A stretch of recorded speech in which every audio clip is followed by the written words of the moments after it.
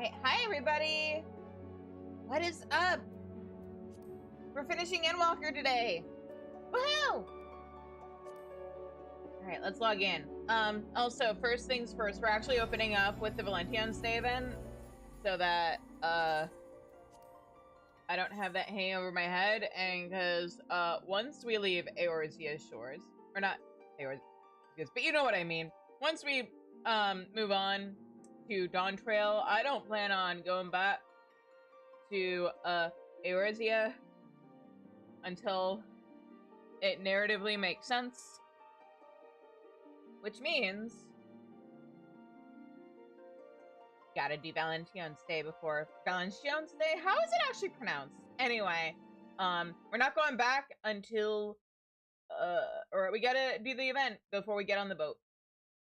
Is what I'm basically trying to say. So, okay, we're in Old Charlian, but we're actually gonna head over to New Gridania first and do the event, especially since I think the very cute sweater that we get from this year's event would make it for a really good healer glamour. I have plans. Okay, amphitheater. Here we go.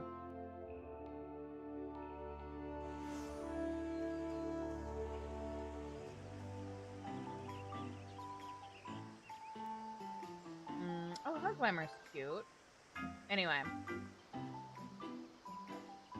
A lot of cute glamours here. Hang on. Oh, that's adorable. Okay. Gotta stop getting distracted. Oh, it would help if I... There we go. Much better. Anyway, event time. Hi, Emily. Whatever shall we do? Astrid's Valentine's Day plans have gone awry. Whoa-oh. Oh, well met, friend. I am Astrid, emissary of love and ardor. Though the Valentine's Day celebrations are underway, I'm afraid that we are still preparing for the main event of the day. Why, if it isn't Shizune! It is a pleasure to see you again.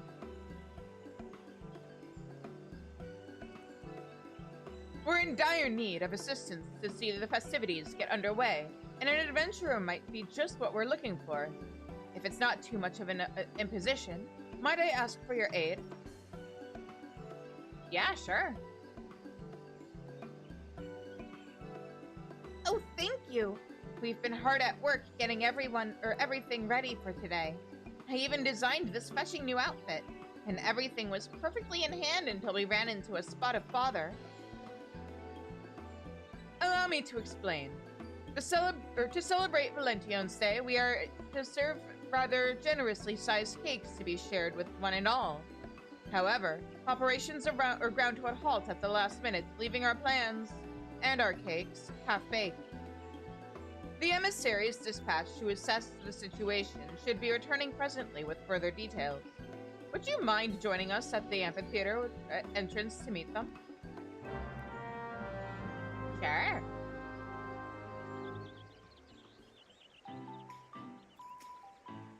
It's almost heartening to have your aid. It's most heartening to have your aid. The giant cakes are the keystone of this Valentine's Day, you see. If you join us at the entrance, it shouldn't be long before the emissaries arrive.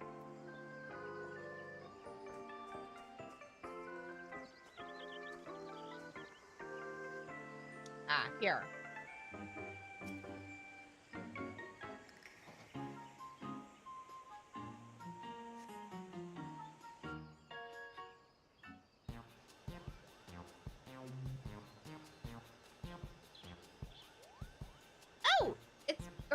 It's bakery bedlam in there, Kupo.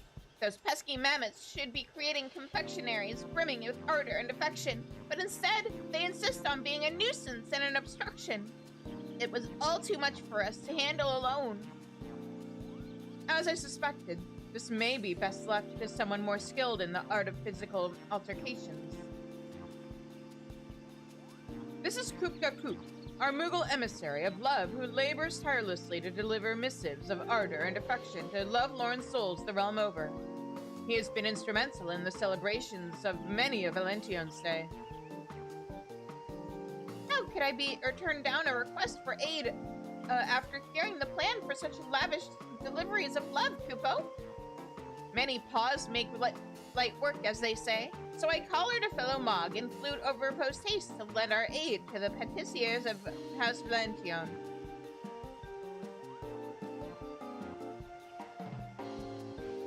These deliveries of love are nothing less than the cakes in question. Valention's Day is a time to foster affection for one another, and how better to do so than by sharing a sweet treat? When we shared our vision with Kupka Koop, oh my god, Moogle names. We soon came to the realization that we would need a facility capable of baking confectionery of colossal proportions. As luck would have it, there was an old manor on the outskirts of the Twelveswood, so House Valention snapped it up and turned it into a grand patisserie. Everything was falling into place until the bespoke mammoth patissiers commissioned from the Goldsmiths Guild went on a rampage. They're so cute. I want them as minions. Why isn't that one of the rewards for this event, guys? Minions, housing NPCs, give me. I would swear they had lost their minds had they any to begin with. Why, the little fiends took us for common cake thieves, Kupo. They all but barred off the kitchen in their ceaseless frenzy. Though we have a whistle to stop the mammoths in emergencies, they were upon us before my little lungs could fill with enough puff. I fear this situation may be beyond my power, Kupo.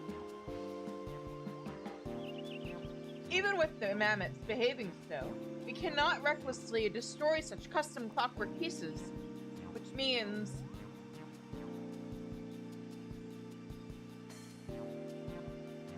Please, Shizune, you're our only hope.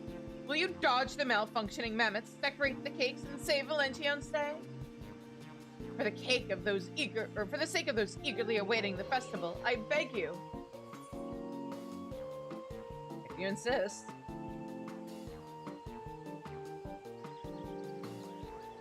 You two no doubt have matters to attend to here.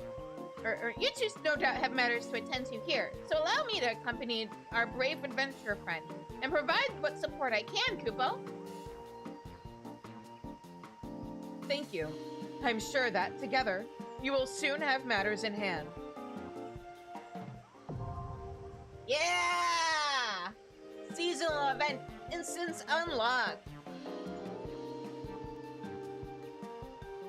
Yeah, I'm skipping over the explanation. I know how this works. I did this on my main last night. Oops.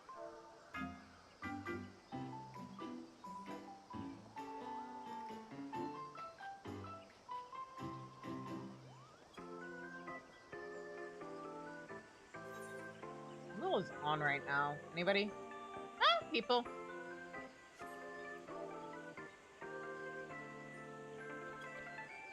I've tried soloing this. It doesn't go well.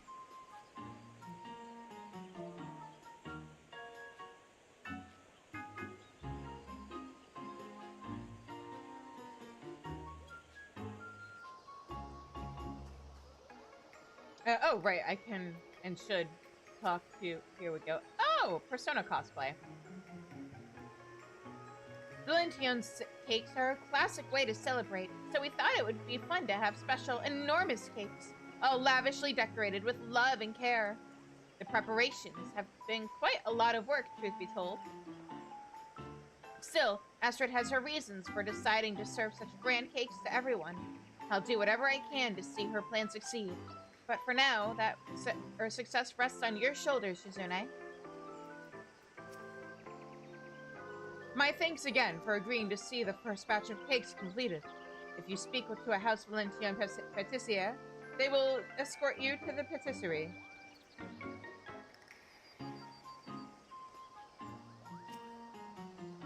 Allow me to express my thanks for your assistance, too, for I am most eager to deliver a freshly baked slice to a dear friend of mine, Kupo. In preparation for the festivities, we used our Moogle magics to ripen an array of fruits, both seasonal and otherwise, which we brought along with other suitable decorations. Feel free to leave the recipe and the design to me. We cannot allow this setback to stymie the celebrations. Not when so many have worked so hard. Come, adventurer, let us show these mammoths the power of love.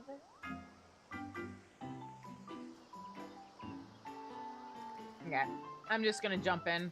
It's fine. Thank you for your assistance. Allow me to escort you to the patisserie when ready. Should you wish, I would be glad to offer my advice as a patissier ahead of your foray. Actually, let me poke the Discord just to see. Because I would feel better if we did this with friends.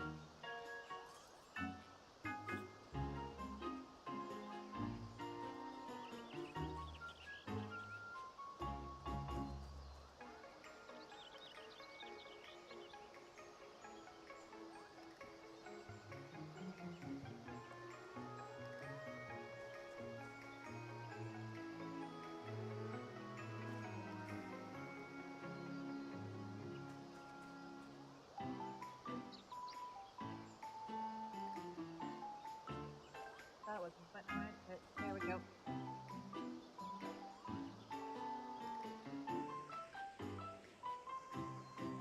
Ugh, so many cute glamours around here, though. But yeah, let's poke the community first and see if anybody wants to join in. This would be why I started this early.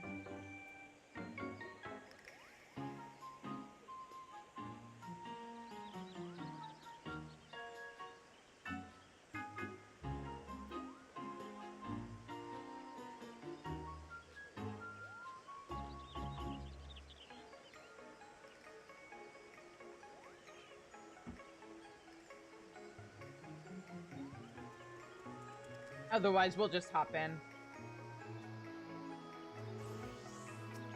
Let's go.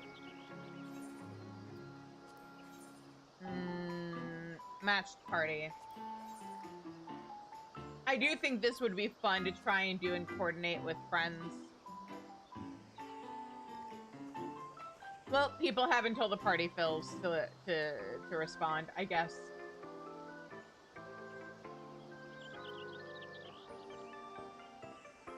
What do you mean we're in a queue?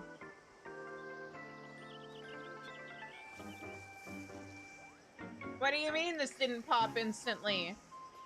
Oh, everybody's probably watching some other big not important, but some other big popular event that's going on right now. Sports. Disgusting.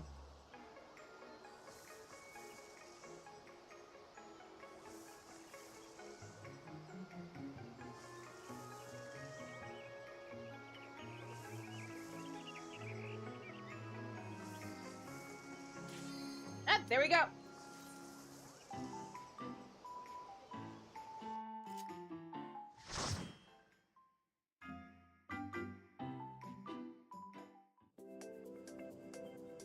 It's so cute. Like, honestly, when they first said, oh yeah, we nabbed a manor in the or like in the 12's Wood, I was like, oh no, are they using Hawk Manor? But this looks new. I don't recognize this from previous events at all.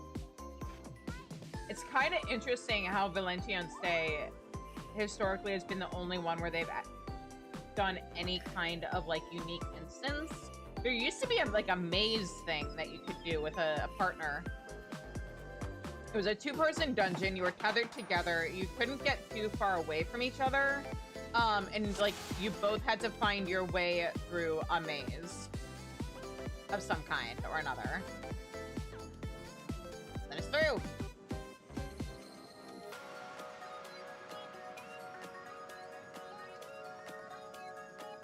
Okay. So, grab the sparkling ingredients, put on cake, avoid mammoths.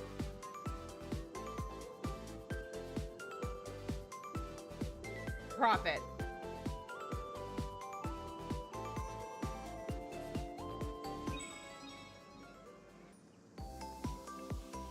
All my years doing deep dungeons and Eureka-like content, including Eureka, is paying off.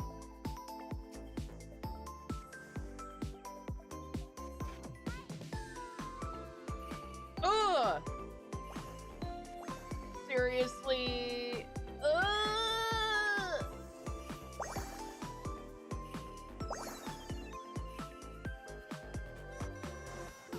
Ah.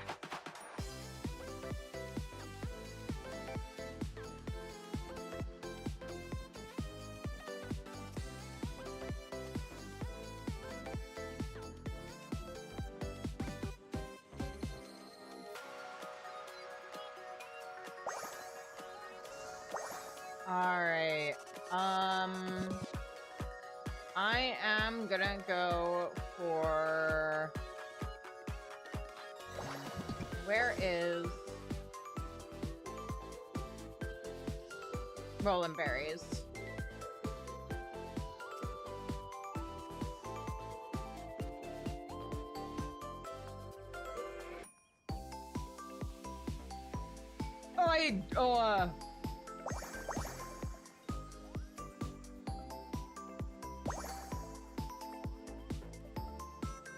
Wait, I missed. Hey, teamwork. Love to see it.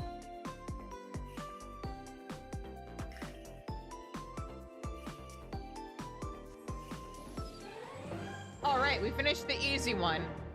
Are we gonna need rolling berries for the next one? I'll wait and see. We do.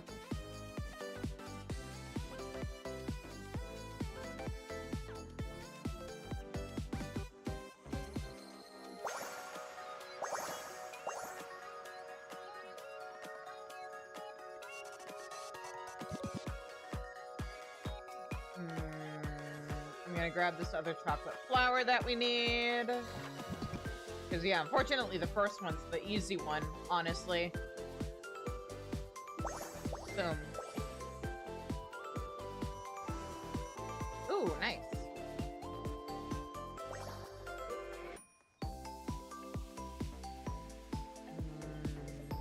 Chocolate. Egg. Egg!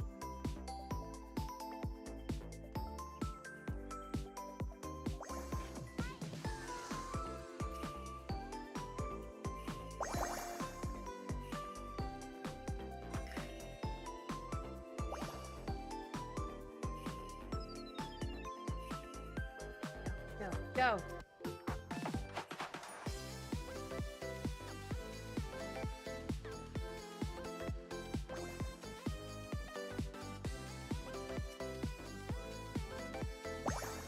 Ooh! Oh, that was incredibly good timing. Oh, that's the last egg.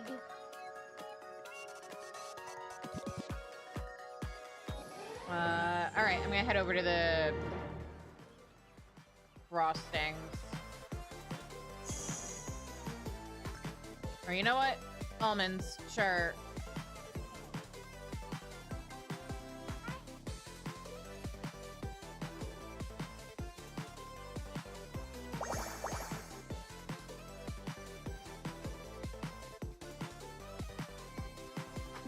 Are you kidding me? Come at me, both of you. Whew. Ash! You're technically late, but I don't mind doing the dungeon a second time with community members because I think it would be fun and chaos.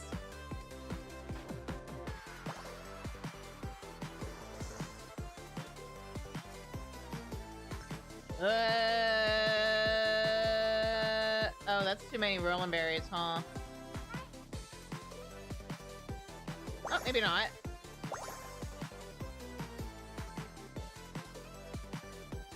cart toppers are over here. You're doing your taxes? Disgusting.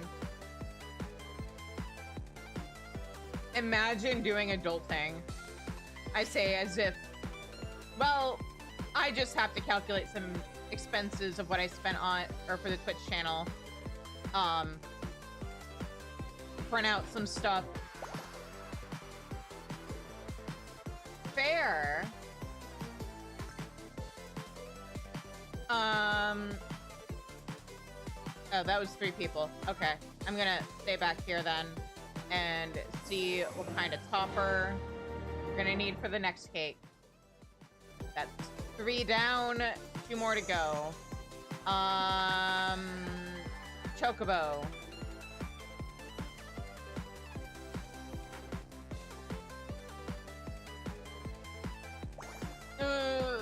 The mammoths have gotten aggressive!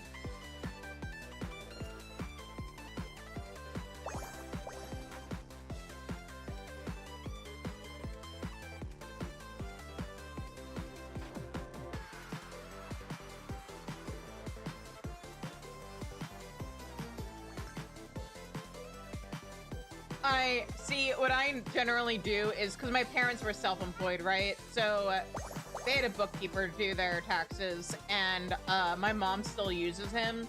So she just has me give my tax stuff to her, and she has him do my taxes as well. But I'm living in constant fear because their bookkeeper is on the older side. He's technically retired. He just still does taxes for some of his, like, his existing clients. Like, my mom is basically grandfathered in. Which means every year there's the question of, uh-oh, what if something happened to him? Or what if he's, like, decided, no, he's, like, done and doesn't want to do this shit anymore, which would be completely understandable, but, like, kind of put me, put me in an awkward position.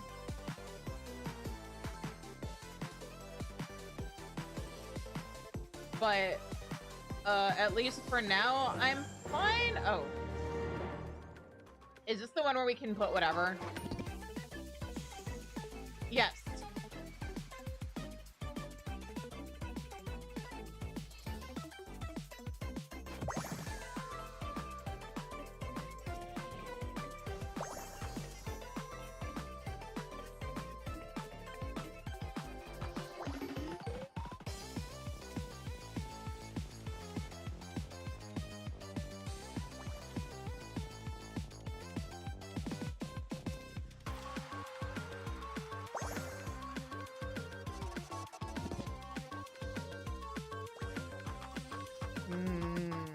I'm gonna contribute my chosen cake topper.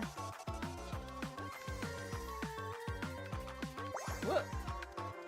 Pause. Yeah.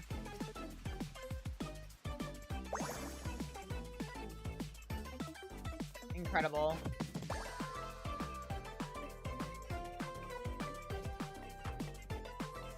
Have we not put any frosting on this thing yet? No, we haven't.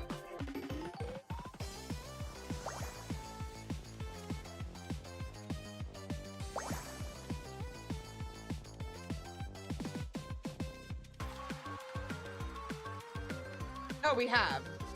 It just, for whatever reason, wasn't showing up. Okay. Oh.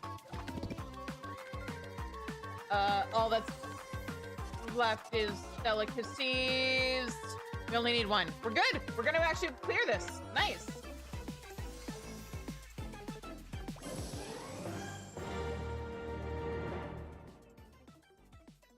Yeah, I have a form from Twitch that I need to submit. Yeah!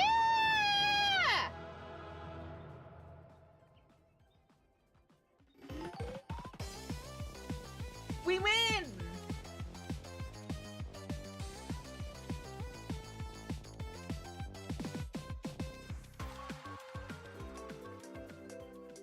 Anyway, look at how cute this is. I wish it was more than just this middle cake that we could... Look at our masterpiece, by the way. Could have used more chocolate frosting. IMO, but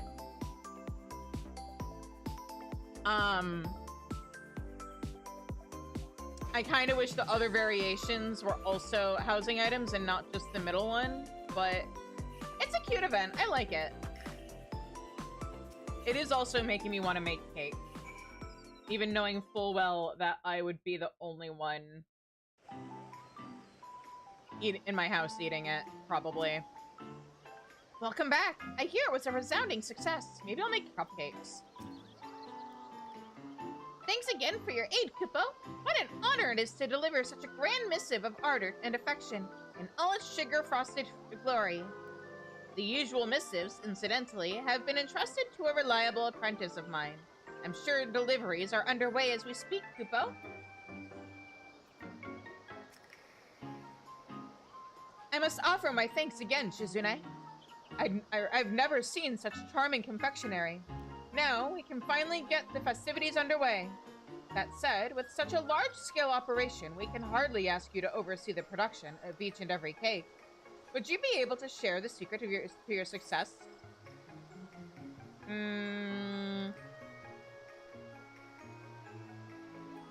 Let no mammoth go unpunished, Kupo. I see. It's important to make sure the mammoths don't cause too many problems, which means carefully considering when to use the stop signal. I'll send a request to the Adventurers Guild and ensure they include this sage advice. I'll see to the appropriate transportation in the amphitheater, so we can get the cake served up. Although I'm glad the celebrations can finally begin, I can't help but wonder what drove the mammoths to madness. Well, it couldn't be Kupo. Something on your mind, Kupka Koop? Kupka Koop seems to have noticed something. Perhaps we can get to the bottom of this. Why would the mammoth suddenly turn on us? It's a mystery. With you there to wrangle the mammoths, I was able to observe them more closely. And what should I see, Kupo, but traces of Moogle magics? Oh no! And the only other Mog who would have had the opportunity to cast magic in the vicinity would be Kupna Kuko, who helped prepare the fruit. Mayhap he knows something of this. Well, it seems our next course of action is decided. We must find this Kupna Kuko and see what he knows. I didn't espy him in the patisserie, so I suspect he may be somewhere in the Gridania. Though, in all likelihood, he would attempt a quick escape should I confront him alone.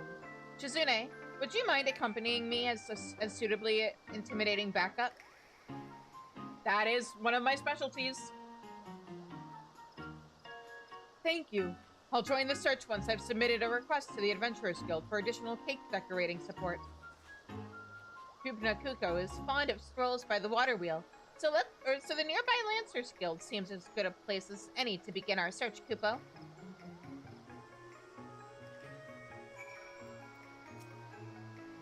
Thank you for agreeing to help look for this Kupna Kuko fellow.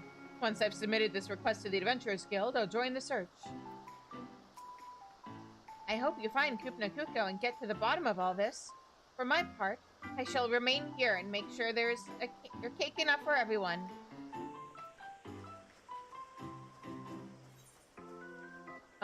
You know what, Lancers Guild? That's far. That sounds like work to walk to.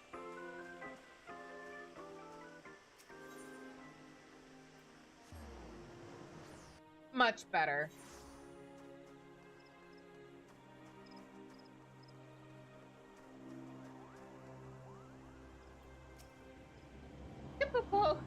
Kipopo, that's him. That's Kupna Kuko.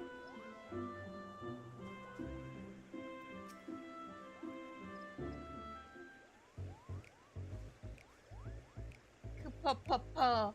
Oh, I can picture it now. Dozens upon dozens of cakes being presented to the adoring public.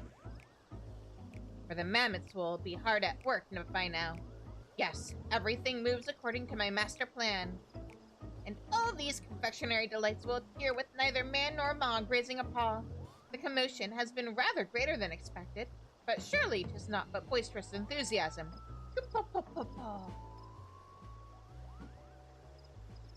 Kubna Kuko. I believe we've found the Mog to blame. Come, Shizune. Together we shall deliver justice. Yeah. Come quietly, or I'll pull off your palm.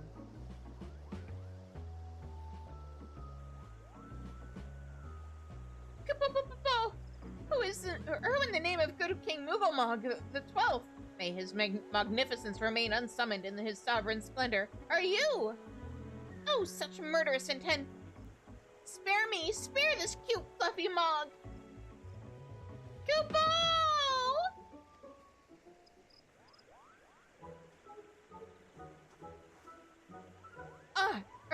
Astrid! Not only did Kubna Kuko know something of the matter, it turns out he's the very maker of the mischief. What? But you said he helped you prepare the fruit. Whatever could he have hoped to achieve by causing the mammoths to malfunction? Malfunction? Great Kupo nuts, you say they're malfunctioning? Oh no. I had such fun helping with the cakes that I returned to the patisserie after delivering the fruit. But Kubna Kupo was nowhere to be found, attending to another of his many duties, I suspect. Then it struck me, Kupo. If everyone was so busy, wouldn't it be better if the mammoths could make the cakes all by themselves? And so, I cast a little Moogle magic, which then caused the mammoths to malfunction. Kubna Kuko, you must undo whatever spell you've woven, Kupo. Well, it may have been fairly easy to cast, but it's not so easily undone. Any attempt to dispel it is liable to end in exploded mammoths. That would be far too dangerous for the mammoths and, perhaps more importantly, the cake. For now, we have a team of eager adventurers helping decorate the cakes, and we've ascertained there was no intentional sabotage. Oh, what a fine mess you've made. Why didn't you think to ask anyone else before deciding on this plan? I'm sorry. I didn't mean to cause problems. I just wanted everyone to have as much cake as their hearts desired, Kupo. Well, as an emissary of love, I'm never one to turn away a helping hand. Any ideas you have, you can always bring them to me, especially if they're about cake. Listen well, Kubna. Whether delivering missives or lending aid, you must always seek the task for the intended recipient with love. Or see the task through for the intended recipient. With love, I can read. With love? Even though I'm not an emissary? As long as one puts their heart into it, anyone can spread love and affection. Just look at Shizune. Thanks to her, the Valentine's Day festivities can go ahead. And I think it's past time we went and enjoyed them for ourselves.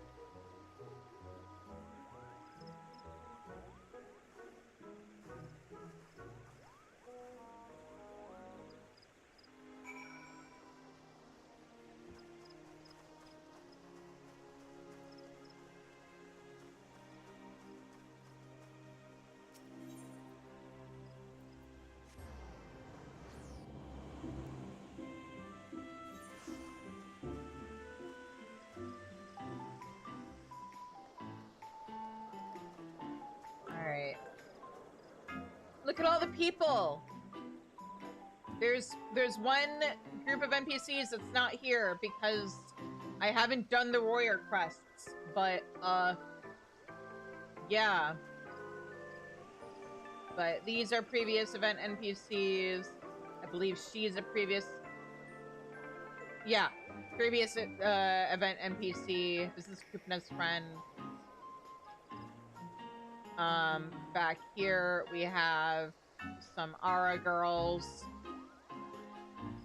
Gaius brought his daughter. I think these are also previous event characters because I don't recognize them. At least not off the top of my head. And Lisette and Hortefons are here. But first, just look at how many cakes we managed to prepare. And to see everyone sharing a joyous moment over a tasty treat. Oh, it's wonderful to see the preparations pay off. Yeah.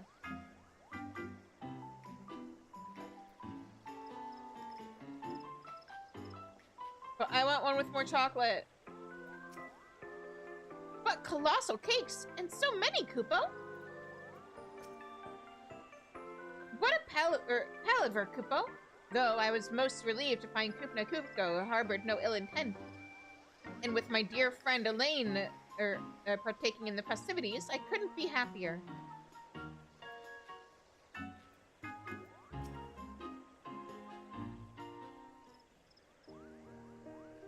As you can see, the day's main event is well underway, and cake has been served to one and all. Once again, allow me to thank you for your assistance. The confectionery you contributed is here, in pride of place. And thanks to your advice, the adventurers who undertook the request to decorate additional cakes were wildly successful.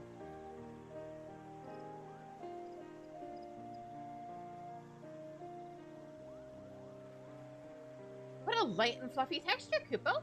It's simply divine. And everyone seems to be having such fun. Is that what being an emissary is? Seeing people bask in these warm feelings? Why, this might even be worth doing the hard work myself, Kupo. Oh ho ho! At last you see. This is ardor and affection. This is the essence of love. It looks like everyone is having a good time. And it's thanks to your help that we made it this far. To think that we were this close to everything falling apart at the final step. Mona! Give Mona boops for me, okay? I couldn't bear the thought. Not after all the hard work Astrid put in to make this happen. I'll not deny I had my heart set on it. Not so long ago, I came to realize that sharing food and sharing a moment of bliss together is but another form of love. While the gifting of chocolate is the traditional practice, a part of me hopes that what we've created here today might become a new tradition. Sharing ardor and affection with loved ones and feeling their hearts answer in return.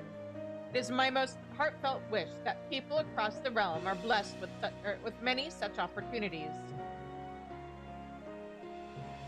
And so, Shizune, if you feel inclined to venture into the kitchen once more, we should gladly welcome additional cakes. Our celebration is just getting started, after all. And I must insist that you partake as well, before you go rushing back to the patisserie. I'll get you a slice right away. And I'll put the tea on. Won't you sit with us for a while? I think we've earned this. Yeah! And then Shizune approaches the cake. And then the event gives me the whole cake. Wait, what do you mean I can't carry more items? What did I do? Oh, hang on. Hang on. Wait, let me shove some things into my... I forgot to clean my inventory after stuff yesterday. Alright, let me just skip the cutscene. There.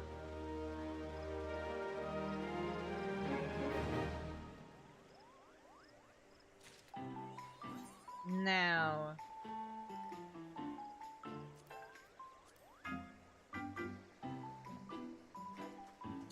Let's see here.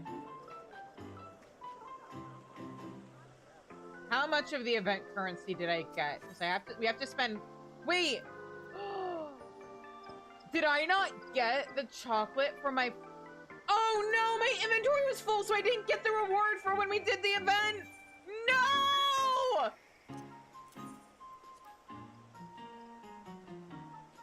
Fuck!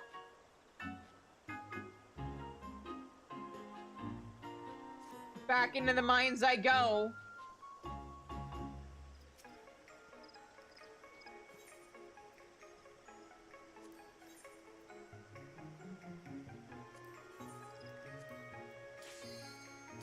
Oh, cool, it insta-pop.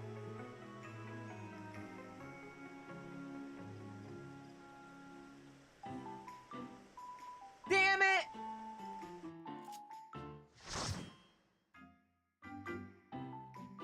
Okay, We've got this. We've got this. It's fine.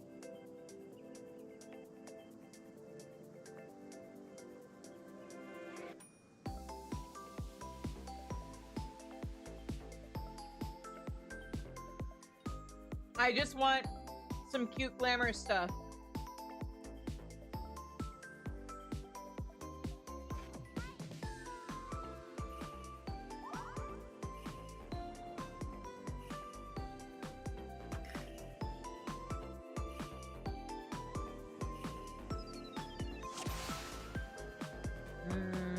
Let me in. Oh no, we all forgot to fix our glamour plates. Oh, I'm still on Blue Mage. I forgot I was still on Blue Mage from recording for How Comfy Is That Floor? Whoops.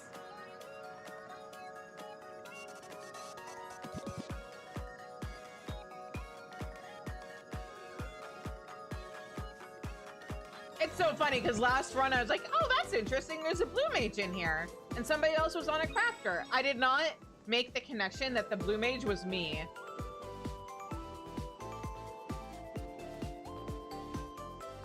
No, but seriously, they better give us these mammoths as minions someday. And I still think they should give us mammoths, including these mammoths, as like housing NPCs. Damn it! No! Get away from me!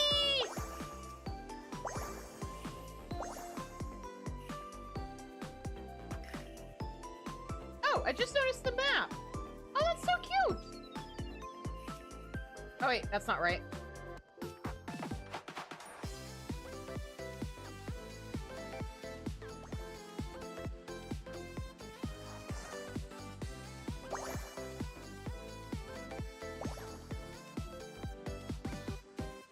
All right, so that's the frosting done. Go away!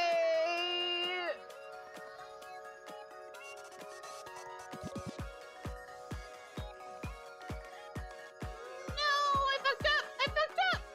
It's okay. It's okay.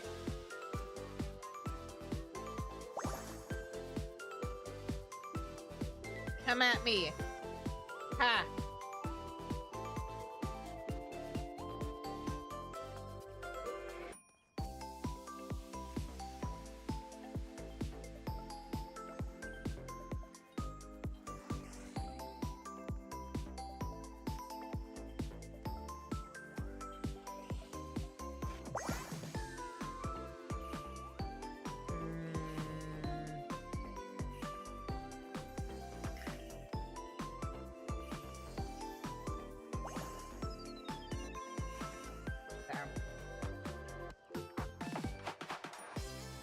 Why?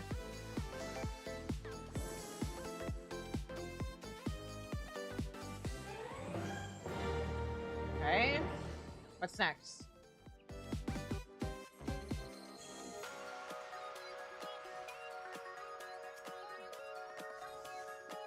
Macrons.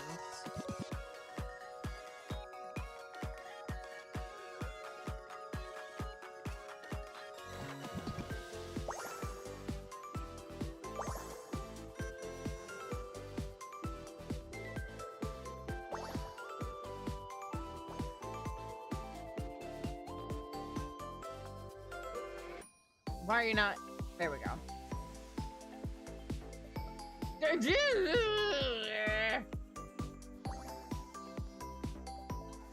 Ooh.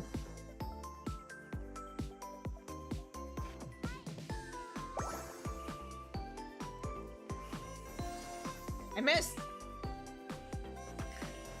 Gotcha.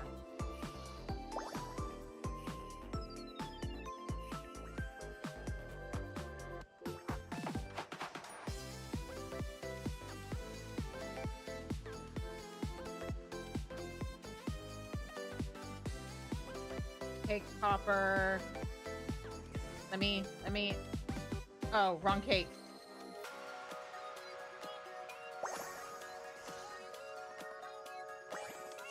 What do we have left? We want to go sugar pearls.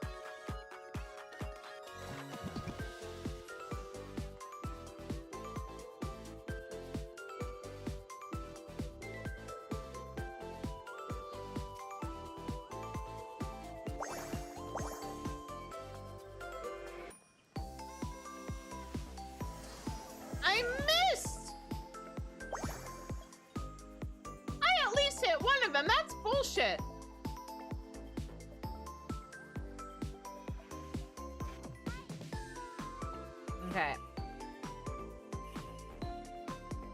We just need somebody to do the last Rollin' Berry. I'm gonna stand in here in position for the next cake to grab its frosting. Whipped cream frosting. All right.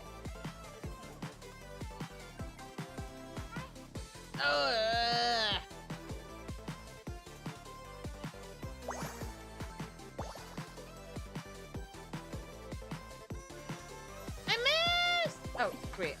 Yeah, she got it.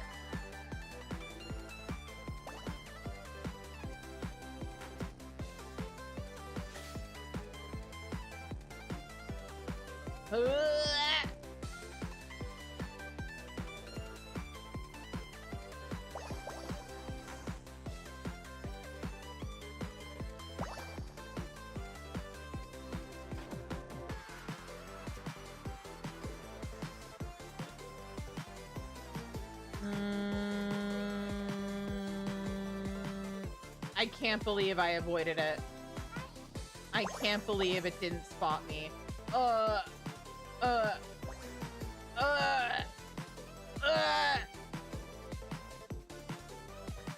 Eureka truly was training for this specifically.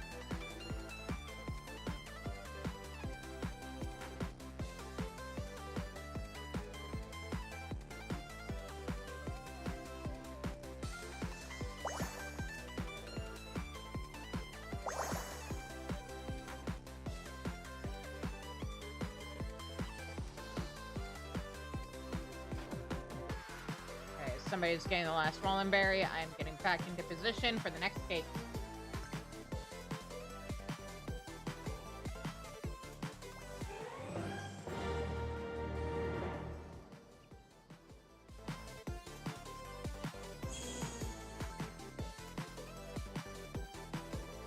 Berry frosting. Let's go.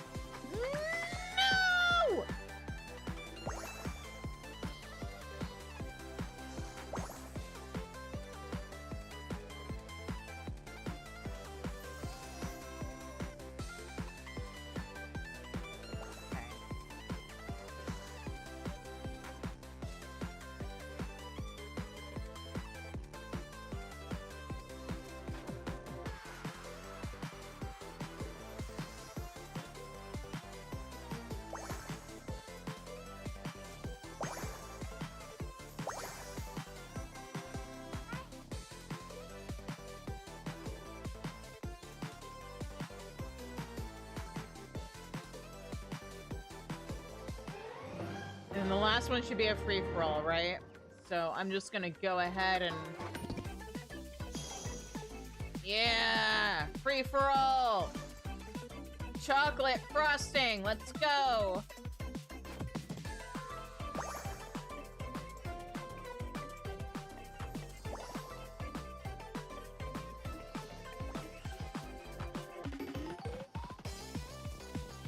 More chocolate!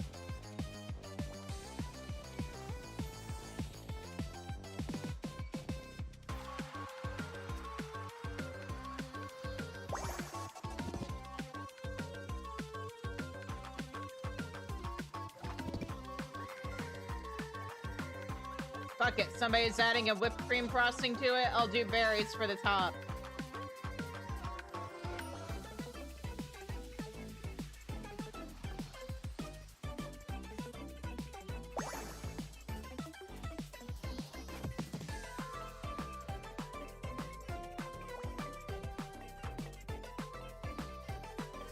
Oh wait, that's a delicacy. Chocolate cubes! I think I just saw somebody run over from delicacies. Ugh.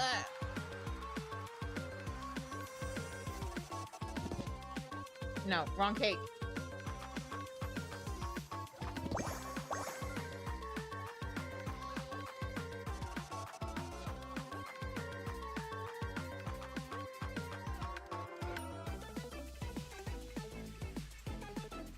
Moogle topper. Or not. No, we ran out of time! How? No! We had a minute and then I blinked! How was that a minute?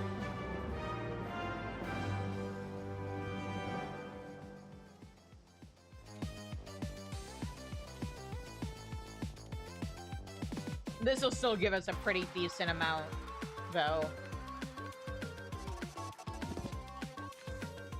Yeah, I got 133 from that. I don't think I'm gonna need to run this event again.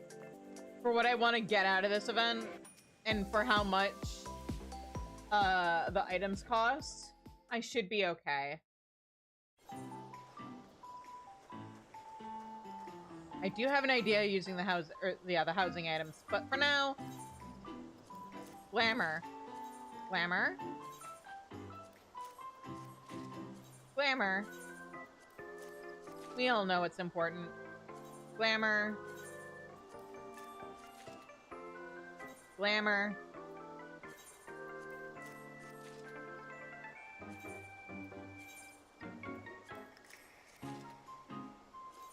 And glamour. Oh, right, and music.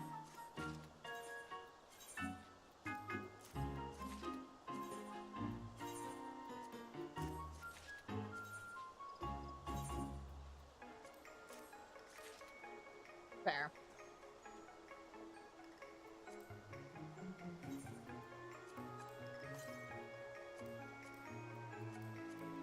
Go ahead. Excuse me. Use these?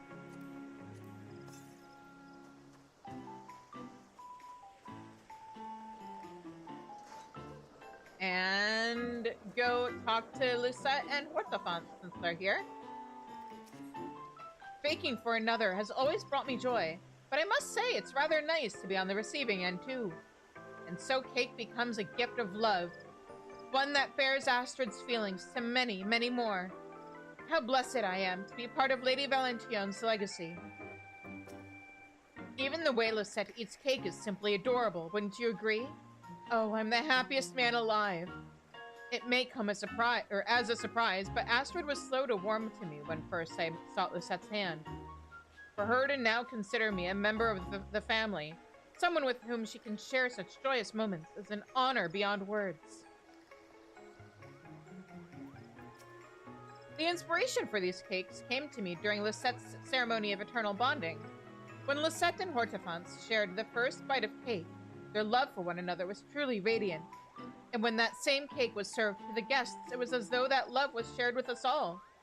I thought it would be wonderful if we could create an opportunity for people to likewise give shape to their affection, which led me to the idea of an extra large, extra loving cake. Won't you have a slice, Shizune? This outfit is simply lovely, wouldn't you agree? Well, you're in luck. We're giving it to those who help bake and decorate the cakes as a way of expressing our thanks. The cake recipes were developed in collaboration with the master patissiers who bake cakes for ceremonies of eternal bonding. We made sure to come up with lots of different flavors to suit everyone's tastes. Which is your favorite, I wonder? Chocolate! Let me at least dye the cake to make it chocolate. But no! It's undyeable.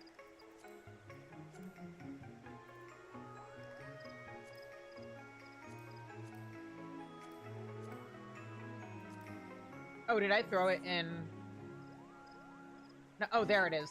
Yeah, it's not dyeable, which is, oh, it's because it's an actual, like, food item, not a furniture item. I see. Should have been a furniture item, should have let me be able to dye it. Wait, there's even some food items you can dye. What the fuck? There's no excuse. I'm Ingy. I demand justice. Anyway, I'm gonna put together a glamour during the ad break.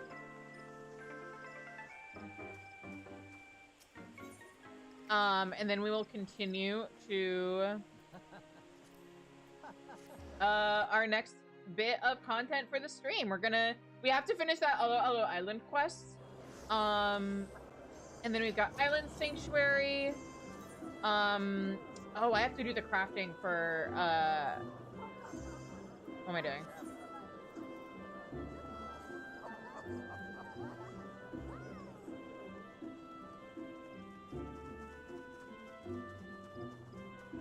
I'll do it during an ad break. It's fine.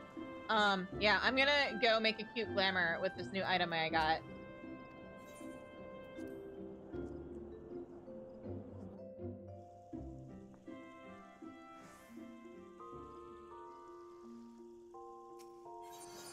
Alright, first of all, armor. Here we go. Store item. Not that. Here. Yes. All of this.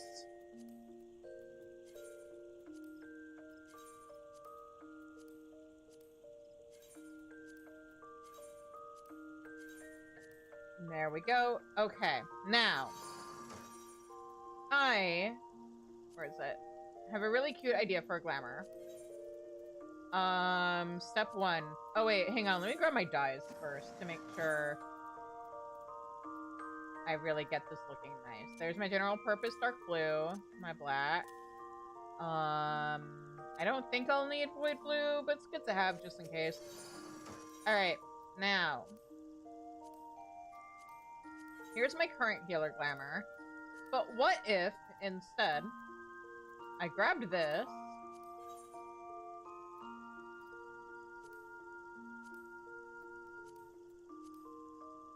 dyed it like so.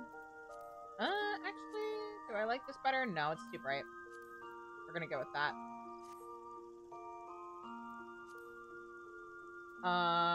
And then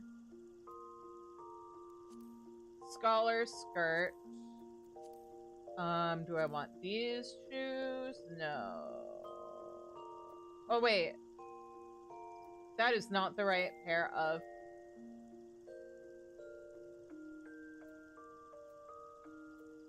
Here we go. Dyeable version. I just really wish that the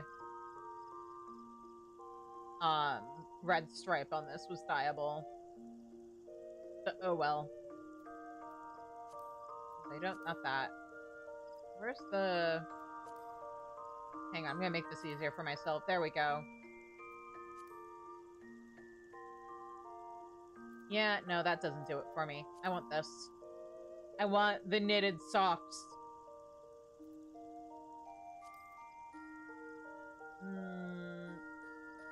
If I could dye this, it would be okay. No.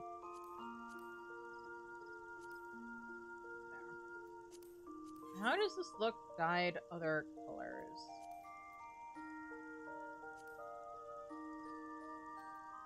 No, it's fine like that. What? Oh, it's because the socks aren't what get dyed. At least from that. Okay. What about these? I don't like how shiny they are. These?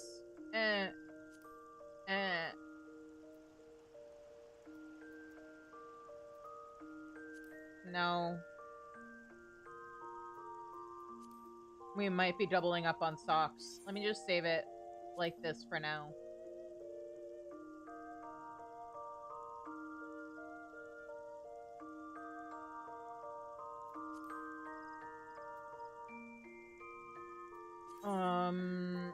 Do I have any other shoes that could work? Not those. Not those. Those are gonna be too chunky, yeah. No. No. What about the shoes I have in here? Those kinda work, but not really. Okay, yeah, we may just have to stick with those. Alright.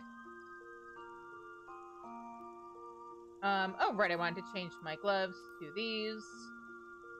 Yes. Perfect. And then, do I want glasses with this? Do I want any kind of graduation cap? Not really. The flowers are okay, but don't really quite work. I think I might be good without a hat. Alright. New healer glam. Obtained. Oh! You guys came back from ads. Hi, guys.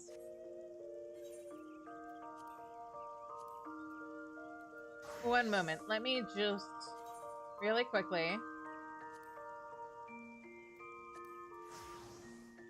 Yes.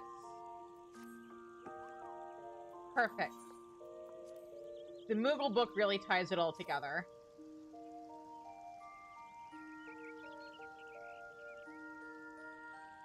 Alright! Now that I have the healer glamour for all no times that I ever heal,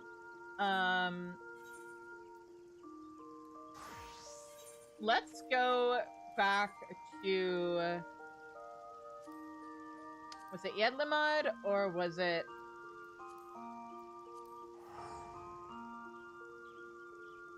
I think it was Yedlamad.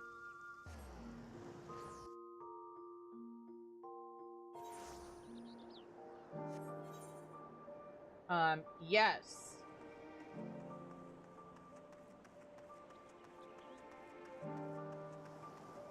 Wait, not that way. Let's finish up this side quest. We never finished.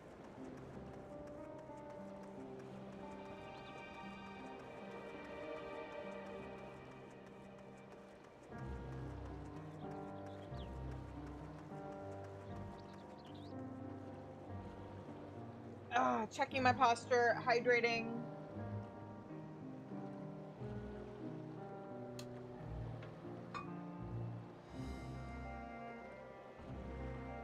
And...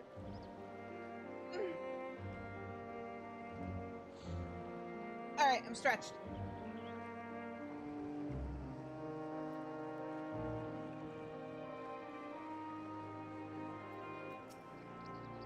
Those unaccustomed to the odor of our alchemical agents can find them overpowering, so I must take care not to use anything too pungent when treating Kalika.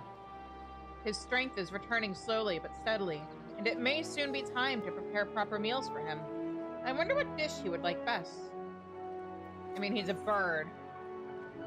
Birdseed salad, probably. Kalika is eager to share news of recent developments. Shizune, good tidings! We have uncovered the true nature of the fish Master Matsuya brought back from the shrine on Alo Alo. Though having said we, I must admit that Pasasune deserves the lion's share of the credit. But he would never have been in a position to do so had I not risked life and limb to set these events in motion.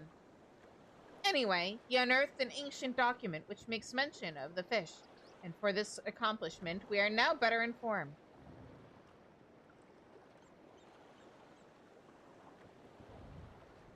Oh, do my ears deceive me?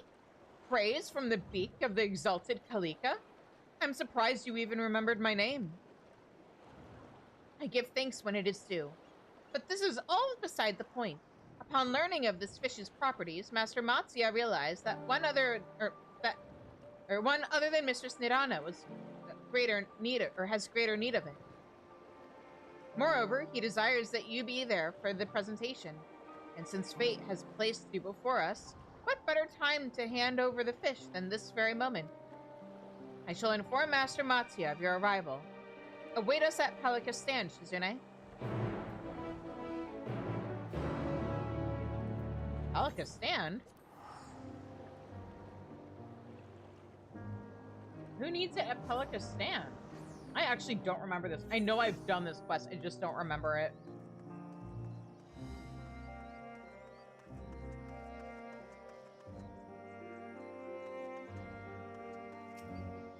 Okay.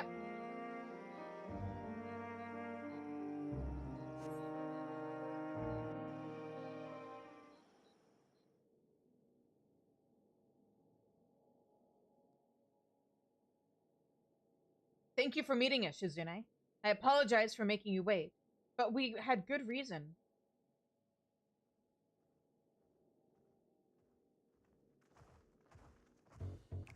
You three!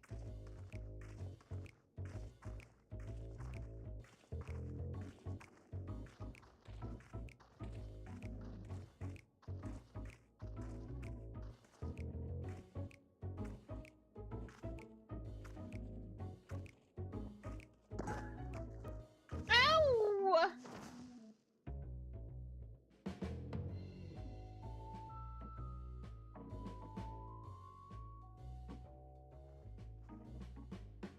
These three were lying in wait for us on the road. Couldn't let bygones be bygones, it seems. Fortunately, the Radiant Host intervened before anyone came to harm.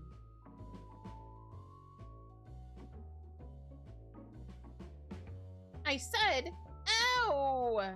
Oh, did you trip on purpose? I mean, I can teach you the true meaning of ow if you want. Wait, you were the one that fought that massive statue. We swooped in to snatch the jewel after you took your leave, but then the bleeding bugger got up and attacked. All because you hadn't finished the job. But you sure didn't pull your punches when you trounced our poor minion, did you? Do you know how long Wasprim spent with his nose buried in dusty tomes so he could learn how to control it? So much wasted effort. Sorry for all the trouble. There were writings in the ruins that detailed rituals. Incredibly complex magics unlike anything I'd ever seen. And my curiosity got the better of me. Keep walking.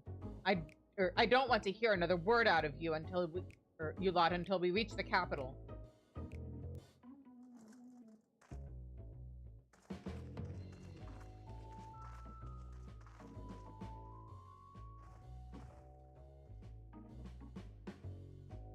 Well, whatever punishment is to be meted out, it will be well deserved. The speaker must have sensed their ill intent and rose to defend the jewel.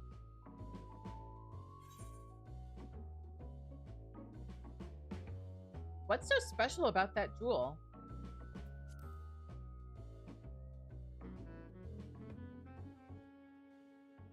I'm afraid I know little more than you. Though I am sworn to serve, the speaker does not deign to share with me its secrets. I can tell you only of legends passed down through generations, of fighting frost that turned seas to ice, which drove the speaker's makers to go forth in search of a haven where light shone bright.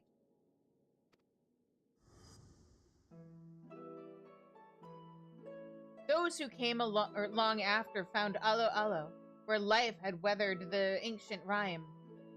At the island's heart was the speaker, its jewel flawless and radiant. 'Twas a wellspring of vitality, they believe, and all who settled upon Alo Alo came to revere the ancient builders and their enduring legacy. Under the speaker's auspices, the people of Alo Alo lived in peace for thousands of years, until the day flame and ash rose from the water and forced them to flee.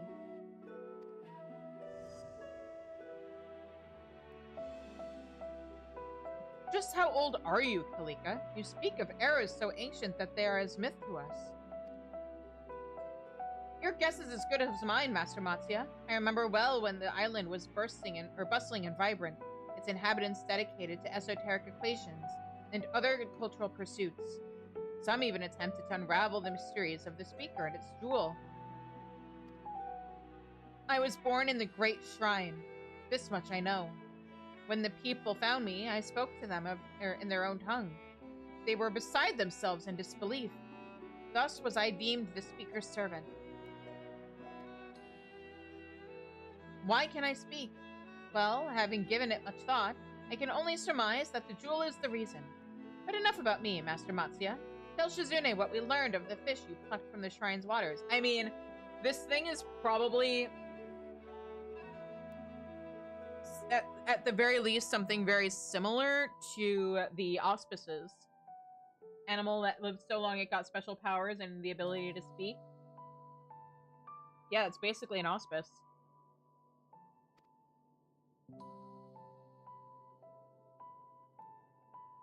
Kalika told me that the fish from the shrine were given to the island's younglings to help them grow hale and hardy.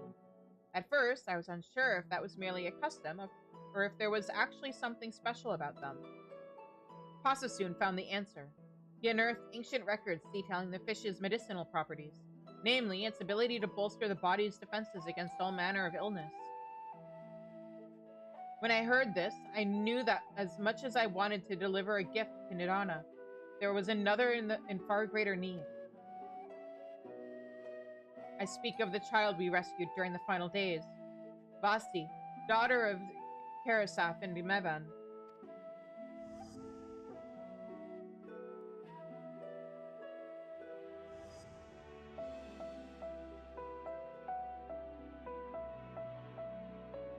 Long had I wanted to gift the child one of my catches, but young stomachs are sensitive. This, however, is exactly what she needs. Without you watching over me, I would never have been able to venture so deep into the island's heart.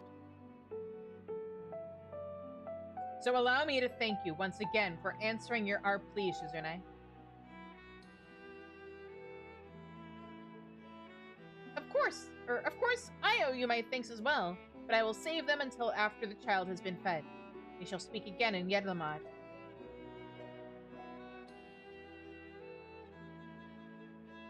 And now I must deliver Vasti's meal. I've made a dish fit for a child's delicate constitution, and I'd best hurry before it gets cold.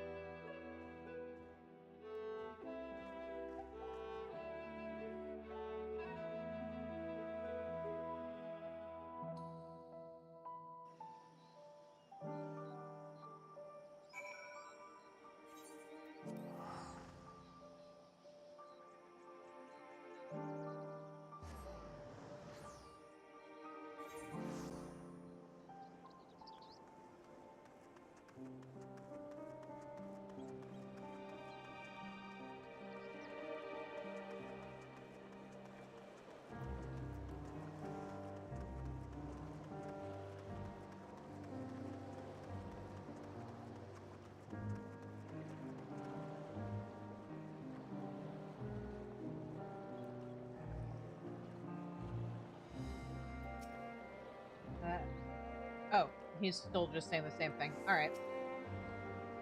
There you are, Shizune. You will be pleased to know that Vasti quite enjoyed Master Matsuya's dish. I can think of no better note on which to end the day. On behalf of all peoples of Alo Alo, past and present and future, I commend your bravery. The island's fortunes are bright, and Master Matsuya is in high spirits. No matter the era or the culture, I believe it is customary to give gifts to those to whom you are indebted. Rest assured, I do not intend to shirk this custom. And there were more than enough fish left over to prepare another fine meal. And so, with Pasasune to handle the more laborious tasks, together we did just that. It is a local favorite, quite similar to traditional delicacy of Alo Alo. May it give you a new appreciation for the island cultures of these fair seas, from our homes to your lips. Why did all of these quests give food?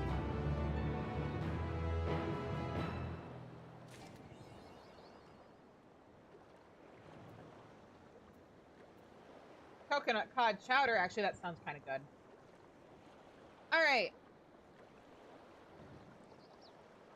So, while we're in mind of the tropics, let's head over to my island sanctuary and finish up those quests. I was really hoping I'd be at rank 20 by the time I finished Dawn Trail or Endwalker, but when the time is right in Dawn Trail, we may have to come back here and do a final quest. We will see. But anyway, welcome back to my island, guys.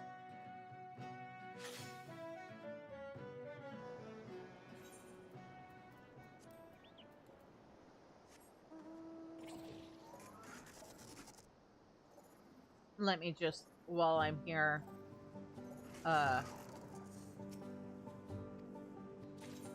there we go. We're slowly making progress. Anyway, Curious Courier, what's up? A Far Eastern yarn. A familiar beeping noise is emitting from the curious courier. Contact! Contact from Mistress Tataru! She's sent word that she's headed this way, and with guests once again. If you wait on the inlet to the west, she should come to interview in no time.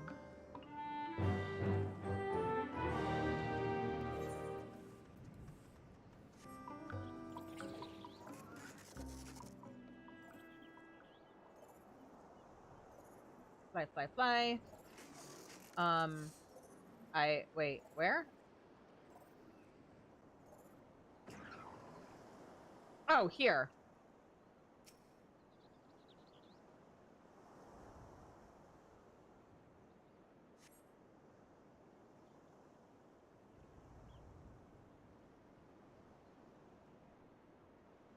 Shizune! Thanks for coming out to meet us.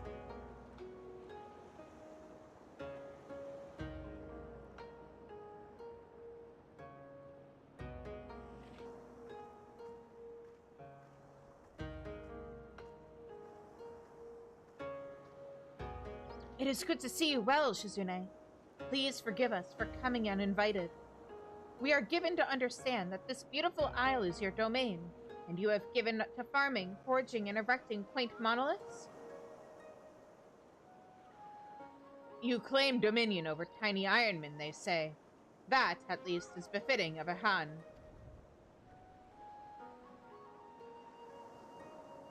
But you are doubtless curious as to how we came to know all of this. In truth, it was Lise who first invited me to Toriorzia. She told me of the many beautiful things that I have yet to see in this land. Sights as beautiful as those found in the steppe. Lisa's hands are unfortunately full with her duties in Garabania, however, so I offered to show off the realm's hottest sights. And there's nothing hotter than an island paradise. Where's your little son?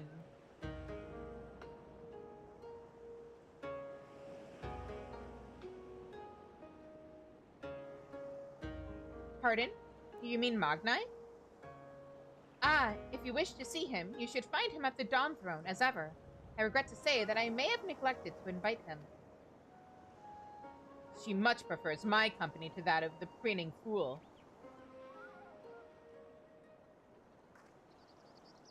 Now that we are here, I should quite like to see the pasture you mentioned, Mistress Tataru. Oh, and the wild sheep roaming the isle. I must know if they are as replete with wool as those on the steppe. Why not show them around yourself, Shizune? That way, they can get a close and personal look at everything your sanctuary has to offer.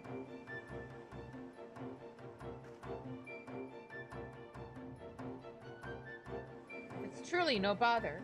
We would be delighted.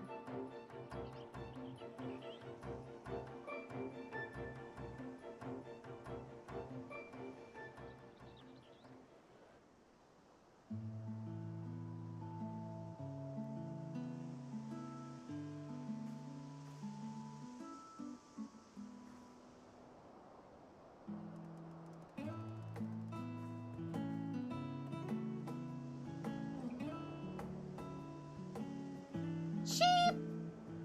Ah!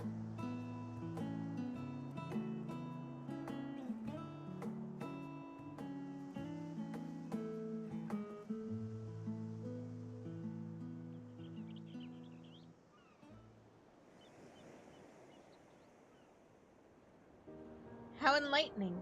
To think sheep can thrive in so remote a place as this. Those inhabiting this isle do appear somewhat lean, with perhaps less fleece or fat than those of the steppe. Yet they seem content with their grazing habits, different though their fodder may be. I cannot thank you enough for the opportunity to meet them. You have fertile land here, a fine domain. If only it weren't so unsufferably humid. I see now why Cyrna insisted on these fabrics. Speaking of which, we brought you something. These garments are of the traditional style, but I did my utmost to make them suitable for hotter climes. I hope you will find them to your liking.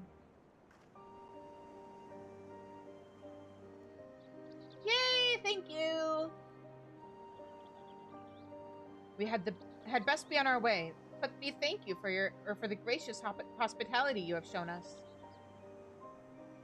You would be wise to invite us again. I will prepare a Dotharli gift.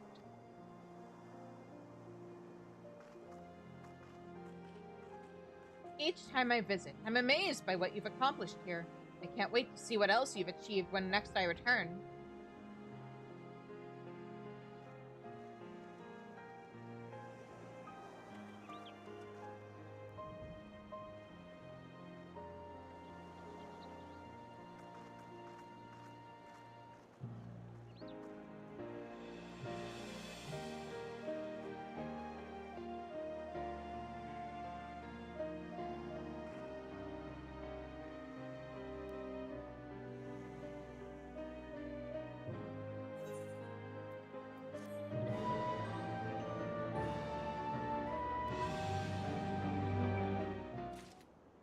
Alright, now I believe I have at least one other quest. As I plot myself down here. Why, our foundations have flourished into something quite spectacular. All thanks to your unflagging leadership. And Mammoth's, of course. Leadership never laid a brick in its life. I've relayed bricks. But I think I speak for all of us when I say that we are truly grateful to be here instead of standing abandoned in a broom cupboard or being repurposed into birdhouses. We enjoy earning our keep. And speaking of earning one's keep, or lack thereof in this case, the Curious Courier wants to speak with you regarding an urgent message. A message so urgent, in fact, that it will do naught but convey it unless you initiate the conversation. Oh, I forgot these also gave, like, experience and stuff for the island. Okay.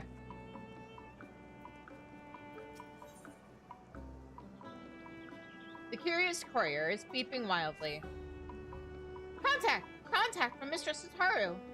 There has been a most regrettable overbooking, and our guests are soon to arrive. Oh dear, oh dear! Parties from South Ilsabard and Limsa Lumenza will be here at any moment. Quickly, you must go and welcome them at the Western Inlet, and be sure not to play favorites.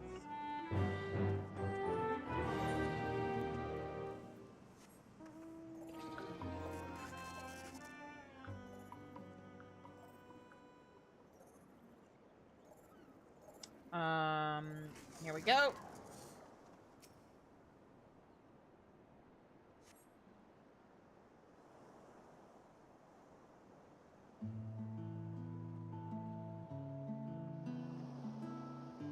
Shizune, lovely to see you as always.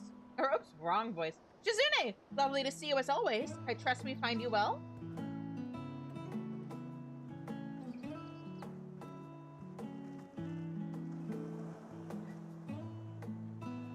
Shizune, old girl! Might I say how delighted I am to finally partake in the luscious fruits of your labor. Planning to partake of some sand and seashells while you're down there licking our boots? Quite the spit of land you've got here, Shizune. Hope you ain't running yourself too ragged with its upkeep. Captain Helfier was saying he could happily spend the rest of his days in a place like this, so I thought I'd come and take a look myself. Poor Honoroi here was left to man the proverbial fort, all on his own, whilst I attended to my duties with the Ilsabard contingent. So what better way to repay his dedication than with a refreshing oceanside excursion, thought I. After sharing a pint or three with my most trusted lumens in contact, it became clear that our destination must be none other than a touring ground of legendary repute, that capital of free enterprise and fluffy sheep.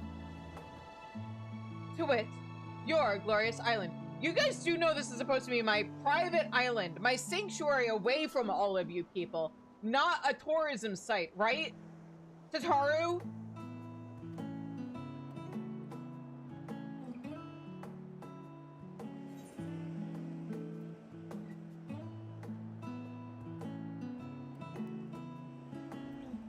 Here we go. I just wanted an escape from it all. Hint! Hint! Hee. Well, in any case, it doesn't surprise me that your settlement is the talk of the town, especially since it was named as an example of pioneering excellence during the midterm review of Merylvib's pet project. And with Storm Marshal Slafferson's personal and glowing endorsement, no less. How generous.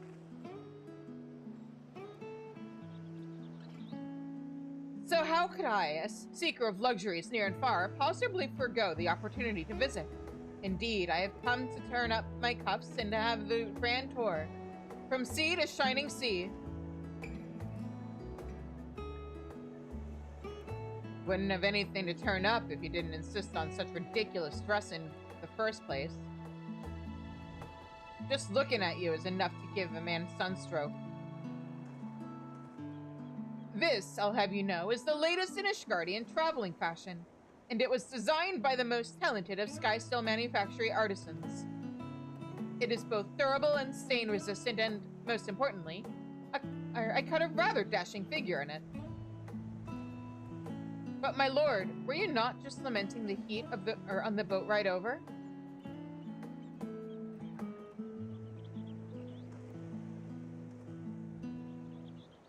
Well, yes, but that was different, Conroy. Or Anwa. That was a controversial remark upon the weather, which so happens to be rather warmish. Look, it's how you know they care. It's also why I don't ship Cyrano and Sadu.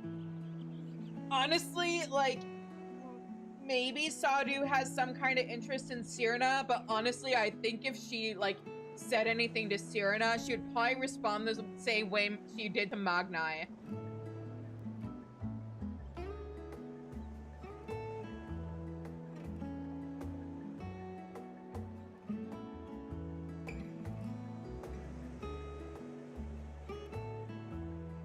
Well, yeah, warmish, here we go. In the meantime, we've got the husbands here. But why am I being lectured about fashion by the criminally ragged? Is that what one wears to the summer home of a bosom compatriot? What does that outfit proclaim, pray tell, but vagrancy, indolence, and body odor? Accusing me of odor, that's rich coming from a perfumed popinjay. So long as my clothes are clean, I wear them. Simple as that. Ugh. And you wonder why piracy is dead. Because there's more profitable, legitimate enterprises now?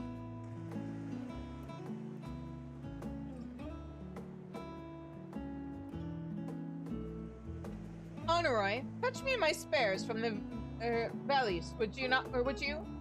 And the spare spares as well.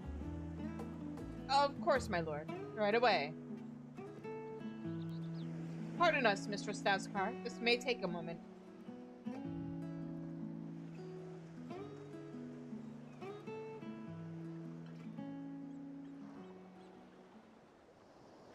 Speaking of boyfriends and lesbians, I tried to find other people. Like, I tried to Google a ship I have for Enfield, and I couldn't find anything. No art, no comments. What the fuck? The internet's letting me down. Now this is the proper way to summer.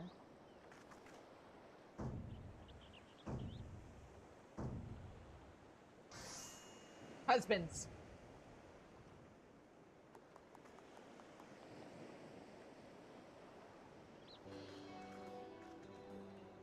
There, you've had your fun. Happy? It looks good on you. Let's get on with this tour already. If I might be so bold, Mistress Sataru, I heard that you submitted a comprehensive report detailing your intentions for this island when petitioning for its acquisition. Whilst a tour of this island's facilities would no doubt prove educational, I should rather like to see your guidance or seek your guidance regarding the composition of official documents, that I might better assist Lord Amanalain in his various endeavors. Why, Anwa, I would be delighted. Grandmaster Tataru shall teach you everything you need to know about collation and persuasion. Go on ahead and show Lord Manolane and Sicard around, Shizune. We'll catch up in due time.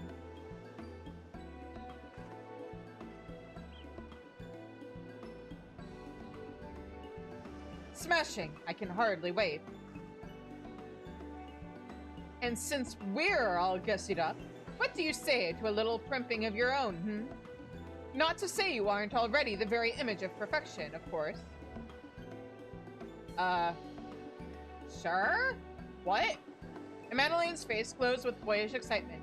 He seems very keen to dress up together. So why not match his island attire with a relaxing outfit of your own? Battle will not be required of you during this quest.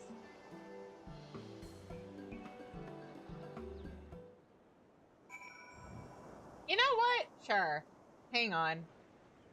I do already kind of have one outfit. Where is it? That's not it.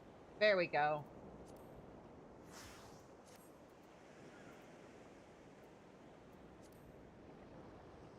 But I have access to better tops now, I think. That I haven't bought yet. One moment.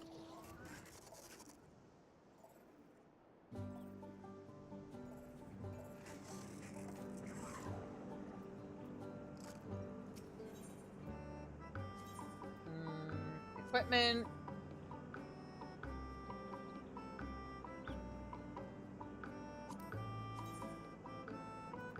Do I want that?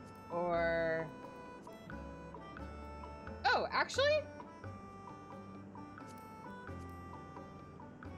A or B, guys. Remember, I'm gonna be dying it.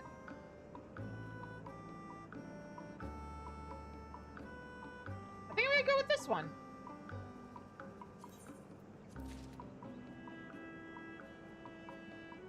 And... oh, there is also this, which is also very cute. But I'm actually here to grab these.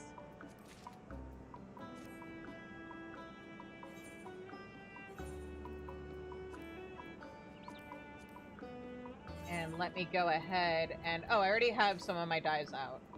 I just need to buy something real quick. Oh, can I buy it with this? No, I can't buy dyes with these.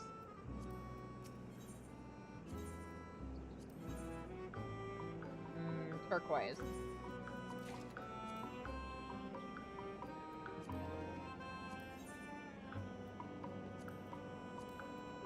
So, I'm gonna go with that. And whoop. And that.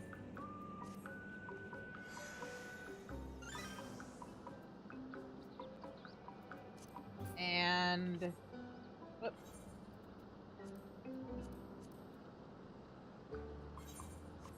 Dye this black.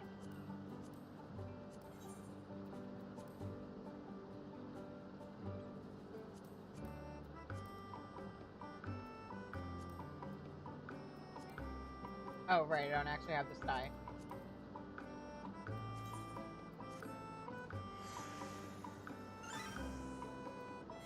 Right? I don't have any... oh, I do have a silver. You know what? For how much I use this item on my main... or, yeah, we're gonna... whoops. Not that one, though.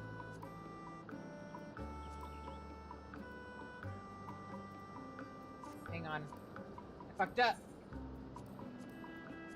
There we go.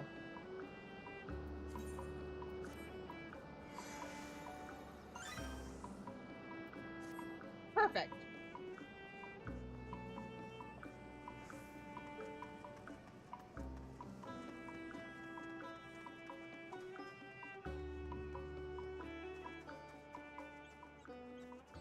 What am I doing? I have mounts.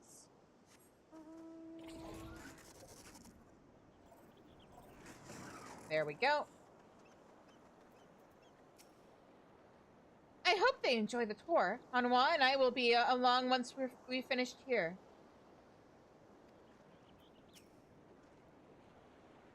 Lord Manolane has been ever so excited to come and visit your island. Please, keep a steady eye on him.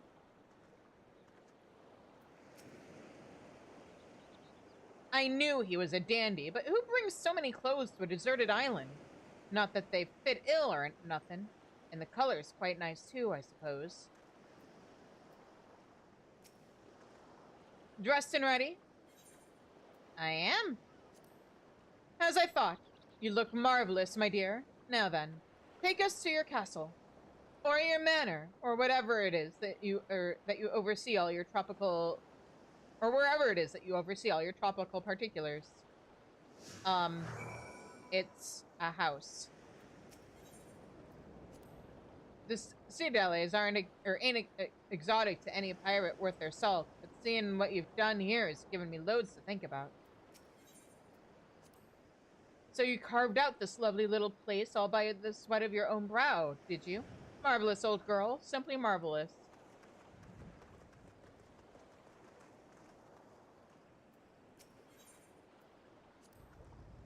Didn't you know? We four tomboys are regular experts of the old kick and float. The weather in Corthus was still rather fair when I was a youngling, so the family would go to Clearwater Lake in the summer. Officially, we were there to hunt or track or fulfill some other undoubtedly crucial milestone of young nobility. But mostly we spent our time splashing about. Oh, if you could have seen Horsefant. He quite liked it. Swimming. Anyway, this is all to say that I'm quite possibly the most buoyant member of the high houses that you're likely to meet. Did I ever tell you about the time I took a dip in the Goblet's night pool? Glorious.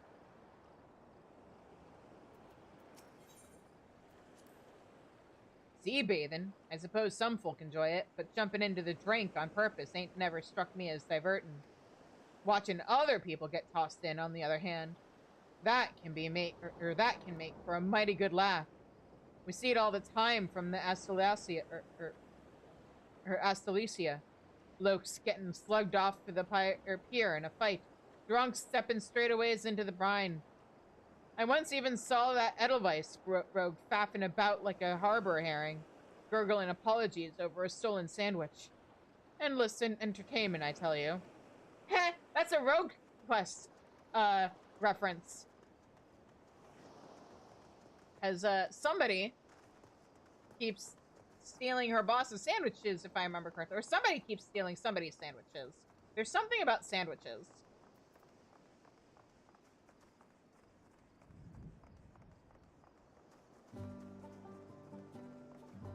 Anyway. Sorry, this probably almost certainly does not live up to your expectations. Oh.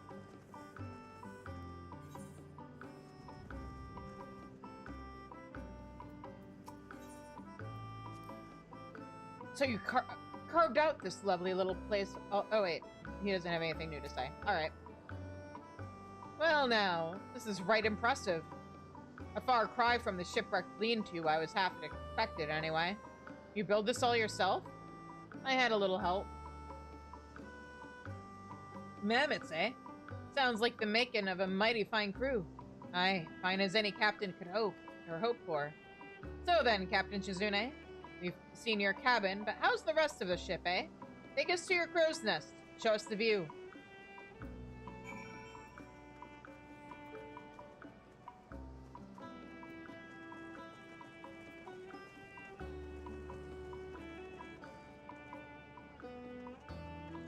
Oh, wait. Where? Okay. I see. Yes. I haven't gotten around to decorating the higher up areas, but... Okay.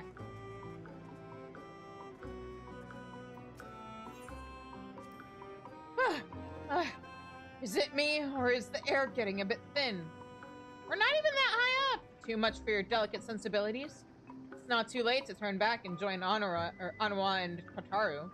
Mayhap you'll finally learn your letters. My, how terribly funny you are. It just so happens that I am already quite proficient at penning persuasive prose. More so, even, than my erudite older brother. So, ha! Say, Ainzar didn't make you drag Captain Hilfear all this way, did he? My fist will be having words with his face if he's pushing the captain too hard. Such tender words for such distant comrade. Are you not moved by my present struggles as I push the bounds of reasonable physicality for the sake of your proverbial crow's nest? What did you expect you were in for? A luxurious little litter ride? Shizune is a businesswoman, not a miracle worker. Maybe you should carry him, Sickard. That might help.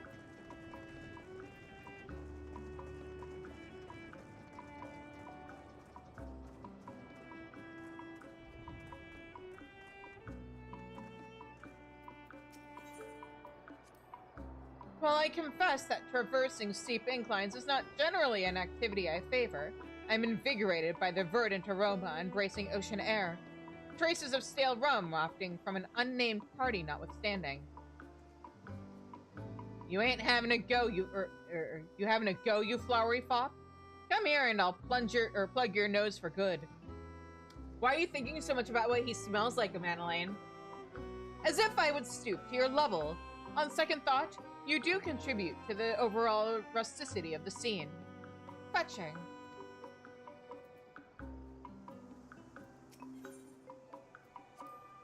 Ah, hold on. Got a rock in my sandal. Reckon I should have changed into my boots for this climb. Really? Boots with those trousers? What would the other pirates think? I don't give half a rat's or what they'd think. And I meant I'd changed my whole outfit anyway.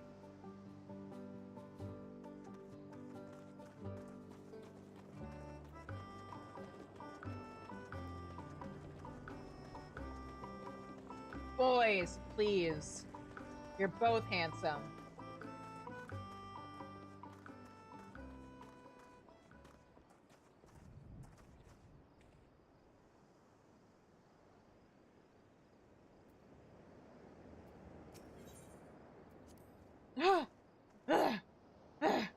We've reached the pinnacle, haven't we? Excellent.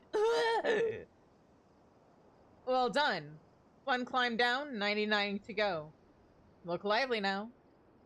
Surely you jest. Oh, Shizune, I fear this villain intends to commandeer my tropical retreat in the dreadful name of Exorcised.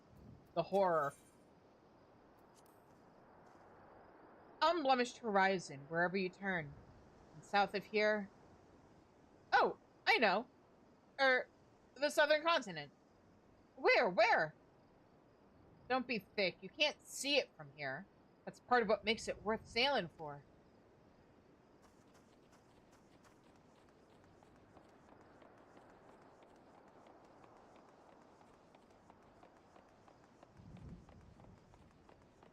And for those who don't know, I put my lighthouse up here.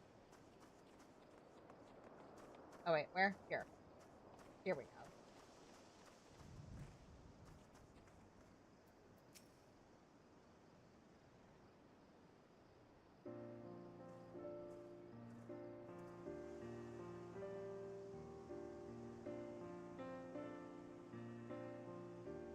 Now this is a view.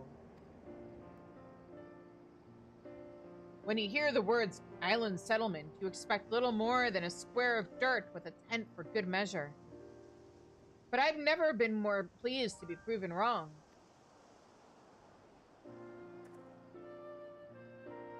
I see what Captain Hillfear meant. An island like this one would be a right good place to retire.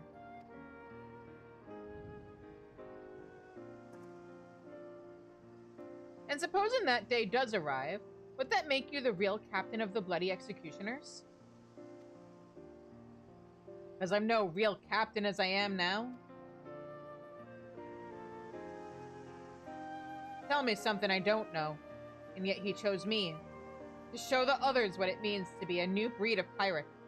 Easier said than done. But I reckon I shouldn't whinge at the burdens of inheritance to the son of an Ishgardian, of Ishgardian nobility. Second, son, meaning my choices in life divide evenly between garnering the approval of my elder brother, that I might subsist upon his generosity, or setting out into the world to achieve something worth bragging about at dinner parties. Naturally, I have no intention of parking myself upon dear Arturo's hearth until the until the throes of time take me. No, I await the ideal marriage of acquaintance and opportunity, and shall continue expanding my range of resources in the meantime.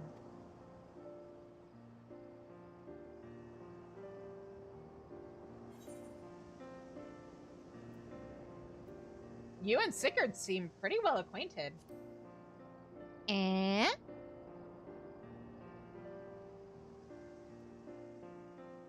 How well acquainted are you boys?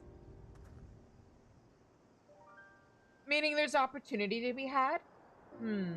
Joining hands with a pirate.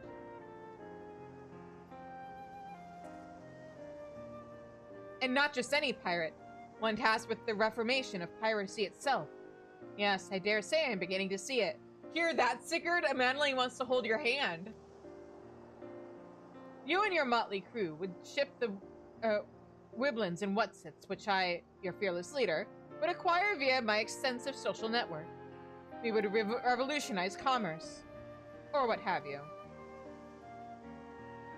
A bloody bleak future, if you ask me.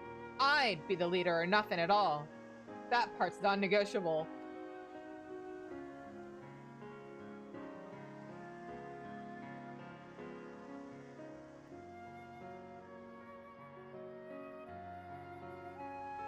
But enough of that.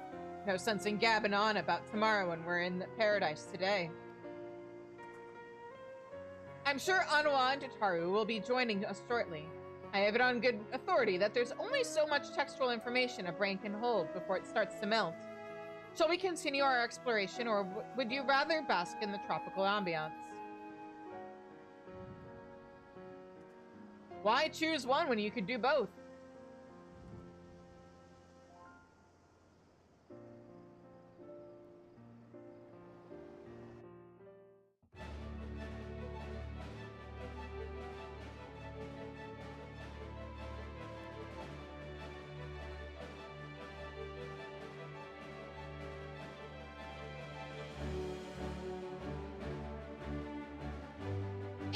Beach games!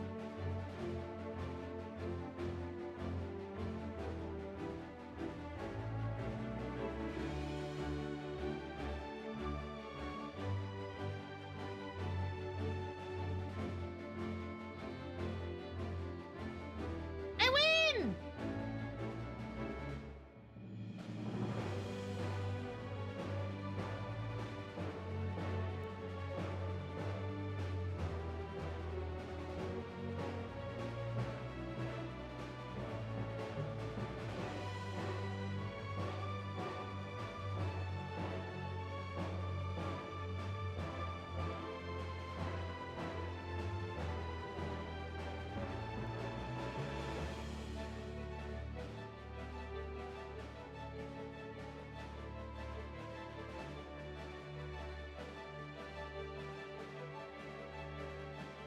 I know. I mean, they were such a huge help to me during the final days. I kind of figured this would be a nice thank you to them.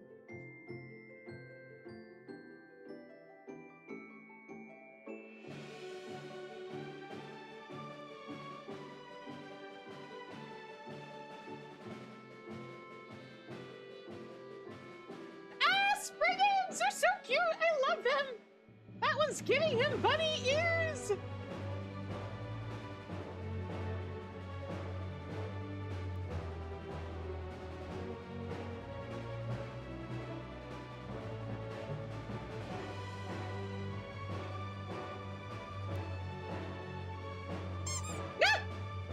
What? Huh?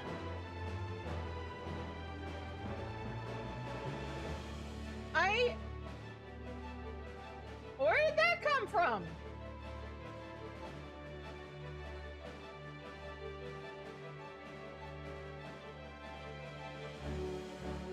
Did someone just subscribe to me and it's taking me forever, or either somebody subscribed or somebody gave me some bits or something?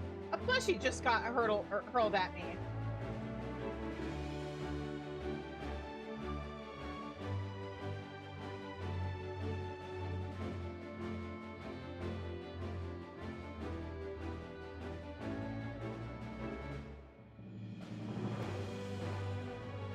Weird.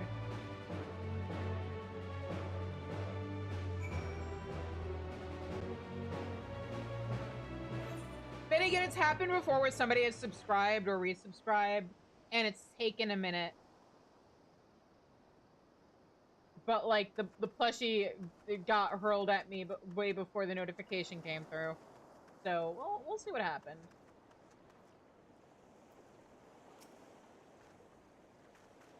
I can't remember the last time I felt so refreshed. The others are just gathering their things. They should be here any moment now.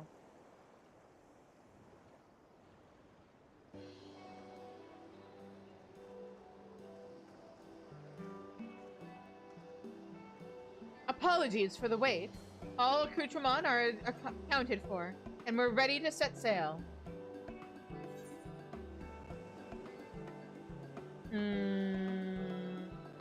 Did you have fun?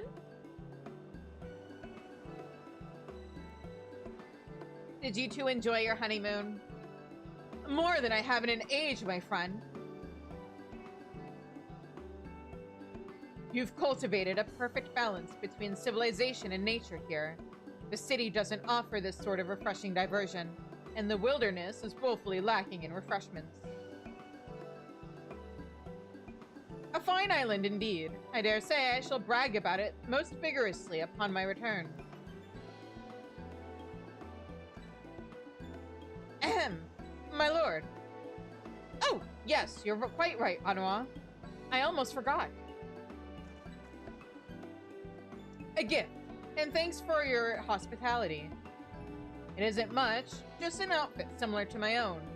Our premier adventurer must have the best in traveling fashion, after all.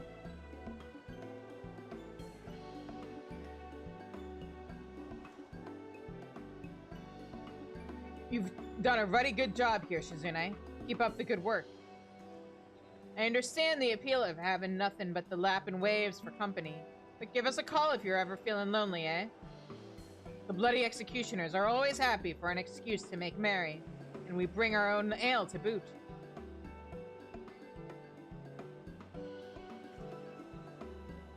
Now that's a party I expect an invitation to. Till next time, Shizune.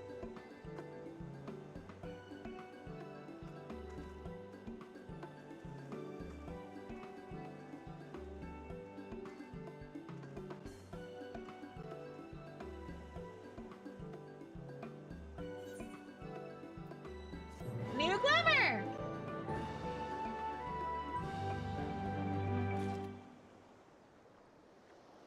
Man, these ants dyed properly are such Kingdom Hearts ass pants. Observe. Let me just make these, maybe I should make them metallic. No, I don't like that as much. There. Look at that. I just can't figure out the right top to, like, complete the look I want to go for with it. But it's got belts, it's got zippers.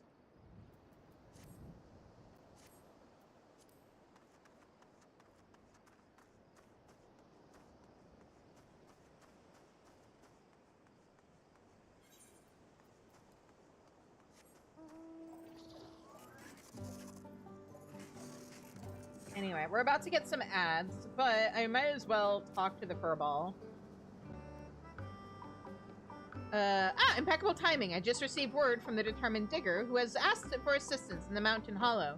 Seeing as I'm not likely to tromp across the wilderness to oblige it, I thought you might, because that's what I do. Wait, what? Oh, was that just because I... Well, there's nothing, because I already dug the hollow. Huh? Weird.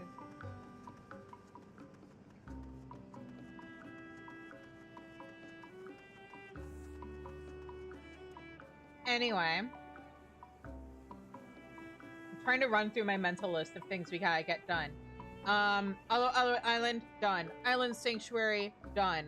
I kind of wanted to do the Beast or the Allied Society capstone before we did Margit.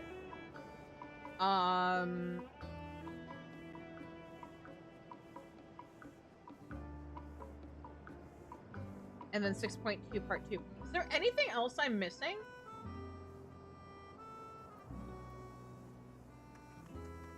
I guess I thought some of this stuff would take longer. Ah, making me check my posture. How dare you? Ah! Anyway, I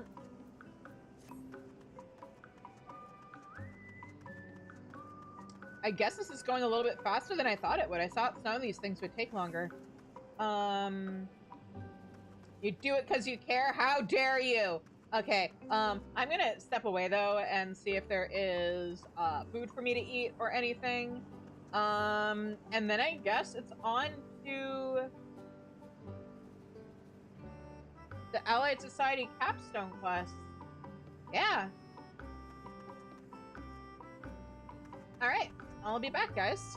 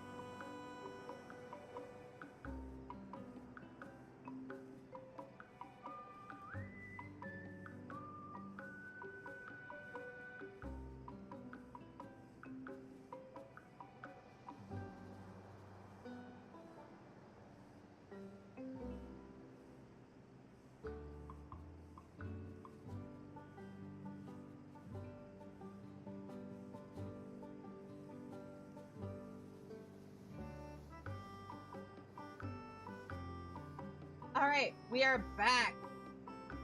And let me just make sure. Yeah, there isn't anything for me to craft. I guess that was just a quest for something I ended up doing on my own without needing to talk to the furball about it. So, okay. I'm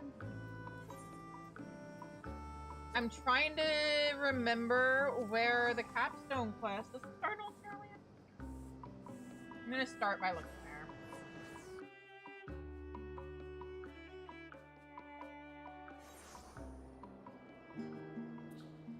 Hey!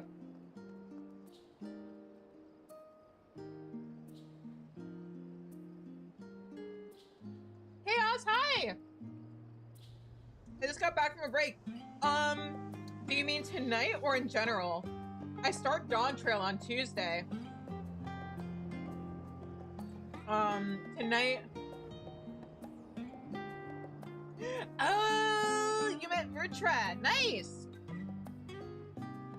Yeah, I'm wrapping up everything that I haven't finished for Endwalker yet. Which means I need to figure out. I think it was added in 6.5. And then we're wrapping up with, because I do everything in order of when the content got added to the game. So I want to get everything else done before I do 6.5 part 2, because I always split the 0.5 patch into 2 parts. Tribal Alliance quest. Here we go. And it starts with, wait.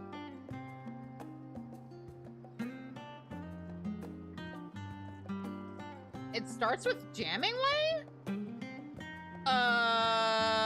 That means I'm gonna have to go to a super spoilery place. Chaos, avert thine gaze. Run.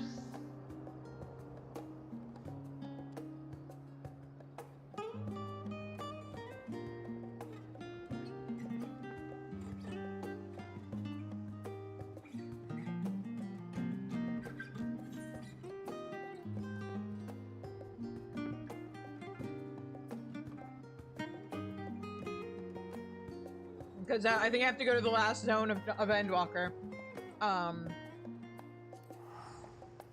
So hopefully Chaos isn't here anymore, because I don't want to ruin Endwalker for him.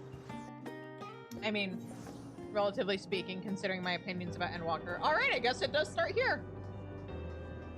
Kind of weird, but alright. That's not where I wanted to go.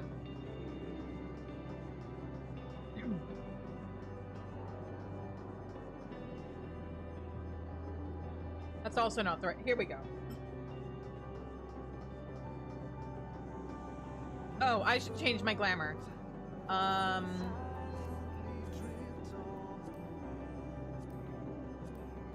Nope. Where is it? Where's the outfit I wanted? Wait, I think it's up here. Not that one. Not that one. There we go.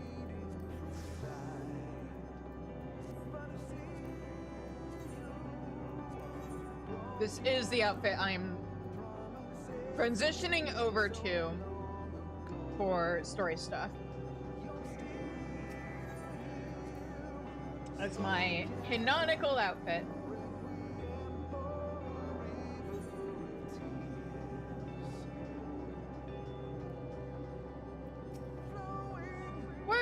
Welcome, Allied Unit Shizune. Are you here to process? Elysion's environs are peaceful today. Or perhaps a barista unit can get you a cup of tea. This unit assures you there are no carrots in the tea. Thank God. Dinner and a show. A manager's work is never done. Or so Jammingway's muttering would indicate. Here for a status report, Shizune? I quite understand. I get terribly anxious whenever I have to step away from the cafe. Why, just the other day I returned to find that a Grebulov had snuck behind the counter to bathe in the soup. Such indecent incidents aside, the last dregs couldn't be more successful. We're bustling with business and Elysion is thriving. Yet, as the manager of this operation, I would be remiss not to ponder new ways to juice a little more happiness out of this carrot. This unit hastens to indicate that the current levels of juice and happiness are within optimal parameters. Any attempts to push either beyond capacity may prove disruptive to the present equilibrium. Of course it would be disruptive, you glorified can opener. A threat to the status quo it may be, but innovation is the lifeblood of business. And think of our patrons' delight should we treat them to, say, thrilling entertainment over a cup of carrot coffee. Whatever we do needs to be truly spectacular, though. So good that even the Nibiruun won't simply stare morosely. If only I had any ideas whatsoever.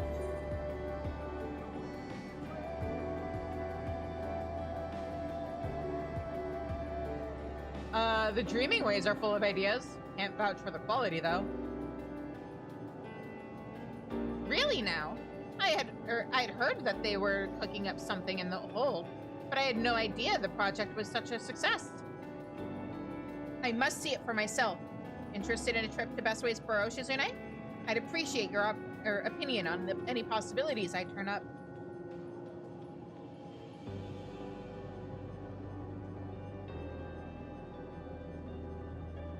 I trust you can mine the cafe in 7000?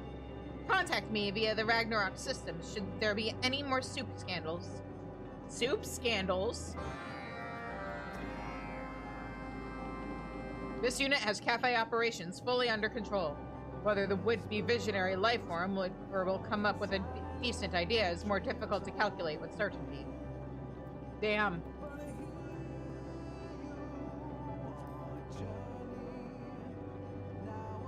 That's not the right one. Here we go.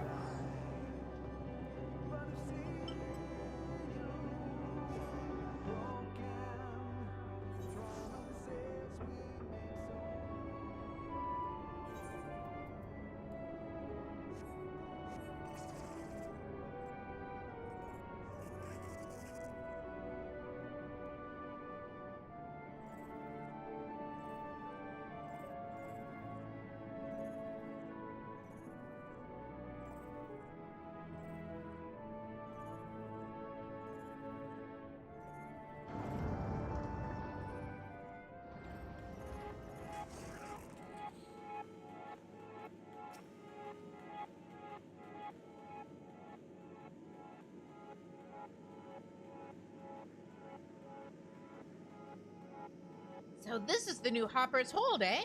I must say, it's a significant improvement over the old crates and buckets. As for these stations that everyone's hopping to join, that one over there is a true work of art. I particularly appreciate their taste in subject matter.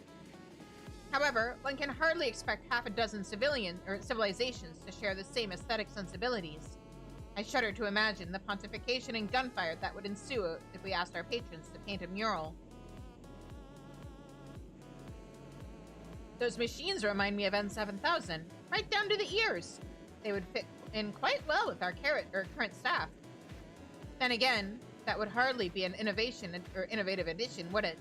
We already have more condescending numerical projections than we could possibly need. I suppose music is another matter of taste, though those Loprits certainly seem to be having fun.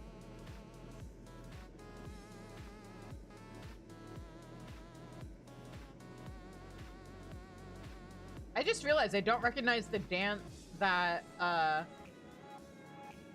the Loprits on stage are doing. Interesting. Do you think a mournful dragon would enjoy being blasted with laser lights while it sings its ancient melodies? No? Pity. A shop! Perhaps our patrons would enjoy a selection of knickknacks sold alongside our regular menu items. Though mining those Omicron coins requires a truly exorbitant amount of processing power. And what if increased circulation led to a drop in omnitoken value? Mother forfend! This station looks familiar. I wonder if Crookingway has any new recipes to share. But there is quite a bit of carrot on the menu already, and 7000 would doubtless whir and whinge about the lack of variety. Is that a broadcasting station? Oh, I do so love a good transmitter. I wonder what sort of messages they're sending.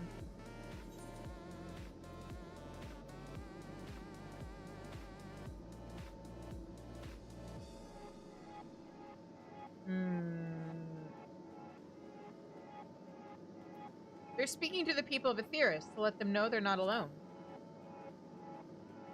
Color me intrigued. Ensuring widespread access to receivers seems like hard work, but well worth the effort indeed. We could adjust the tuning of the Ragnarok's communications facilities to receive this transmission in the last regs. But it still may not provide the level of crowd-pleasing excitement we're aiming for. While each and every one of these stations is wonderful in its own right, I fear none are quite suitable for our goals. Perhaps Dreaming Way can dream up something special for us?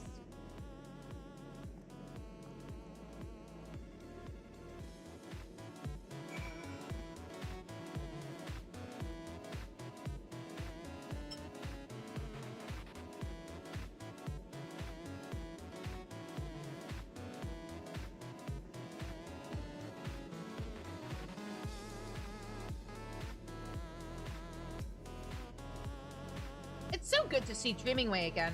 Do you think you can get me in one of those shirts?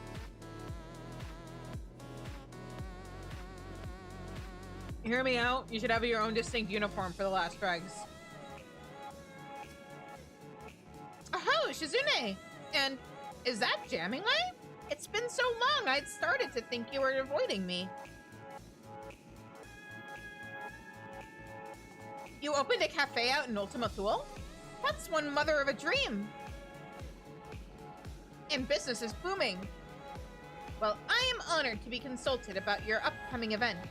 Now we only need to work out what it is. Have you spoken with Talking Way yet?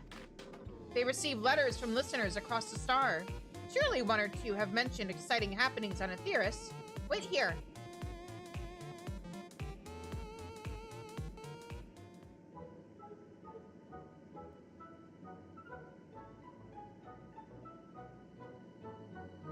I present Talking Way.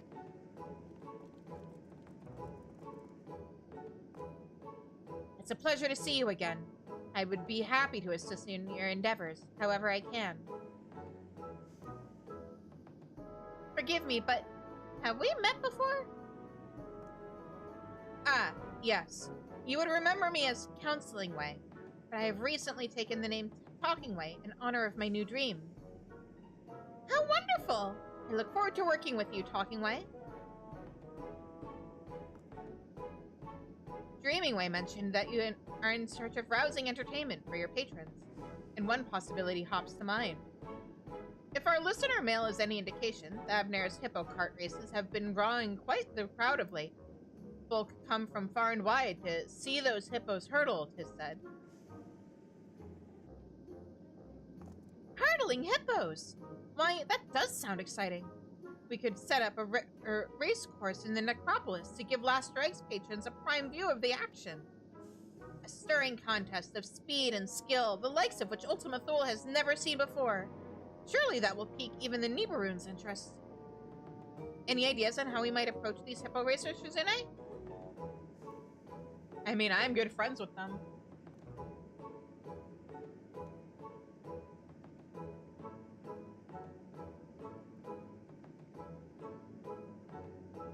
Their leader is a friend of yours? You really do know everyone. I hope we can count on you for an introduction.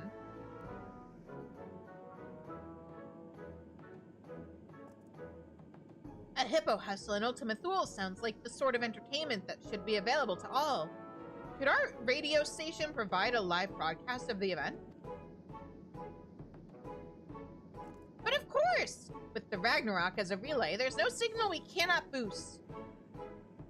I should like nothing more than to share the joy of such an experience with our listeners across Aetheris, and I certainly would be curious to attend myself. Then it's settled.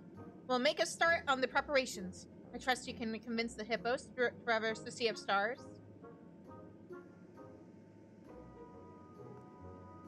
The Fabner! You said we're looking for a woman named Turnai, correct? Oh, I can hardly wait. In fact, I can't. See you there.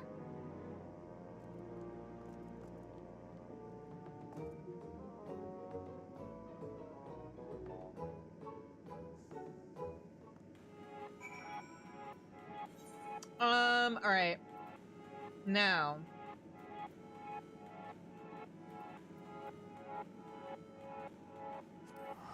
Fifth Avenue. Oh wait, well, too late. I kind of wanted to talk to Dreaming Way, but not that important. But since I'm here, I have my own hippo cart.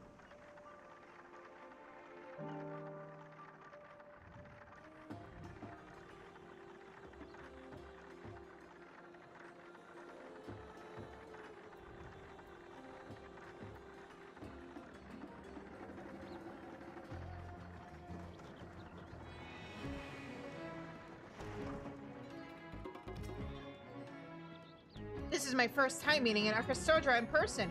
Do my ears look all right? This little one with you? Or this little one with you? They've been here patting their ears for a while now. And staring. Got a lot of staring going on. Sorry about him. We're actually here to talk to you. Radio? Yeah, I've heard of it. One of my crew lugged a radio contraption all the way here from old Charlian. That could be who sent you the letter about the Hunnish hippo hustle, come to think of it. Your races are the talk of the star. We'd love to bring that sort of excitement out to Ultima Thule, though it is a wee bit of a trek from here. Ultima who? Now them I ain't ever heard of. They live across the sea somewhere? They live across the sea somewhere, I take it. Yeah, the Sea of Stars. As buoyant as our hippos, or as buoyant as our hippos are, we can't send them out into the wide world or on their own. You'd need Akala and me to race them safely, and I have too much work here at home to abandon my post. I can't thank you enough for taking an interest in our operation, though. Oh.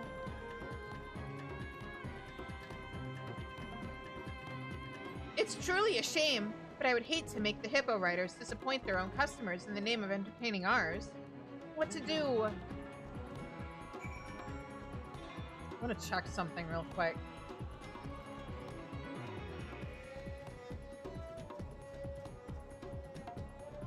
No, it's not here yet. Okay.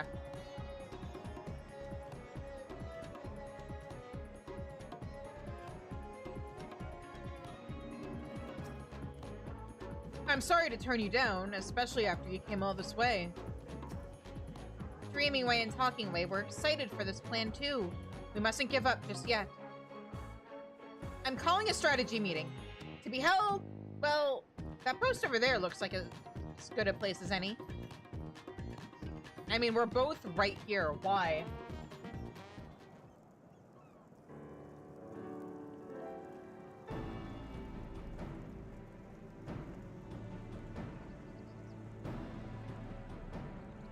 I understand Herna's passion about her work. I feel the same about my own. Perhaps someone else might race on her behalf.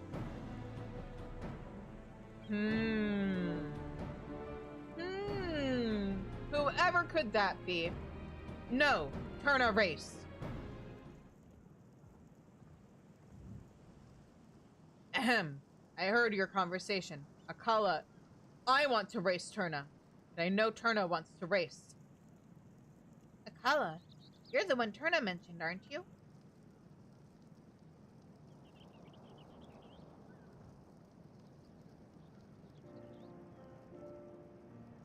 Never Terna's work ends.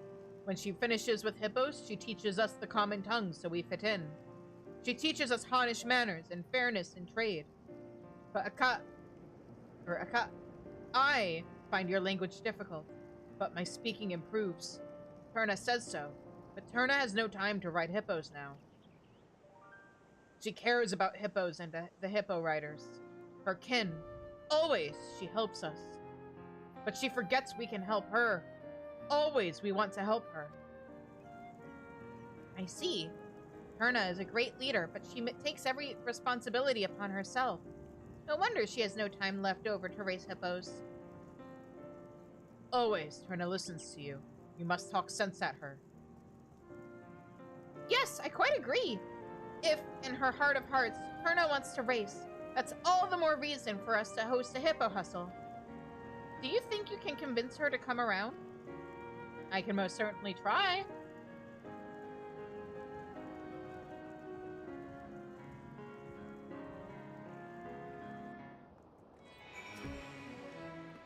Just wear her down until she agrees. It'll be fun! Shizune, what a surprise! Are you here to speak with Turna as well? Good luck with talking sense. You hold it right there. I know that look, but you'll find I ain't so easily persuaded. The following event cannot be skipped. Yep. Good to know.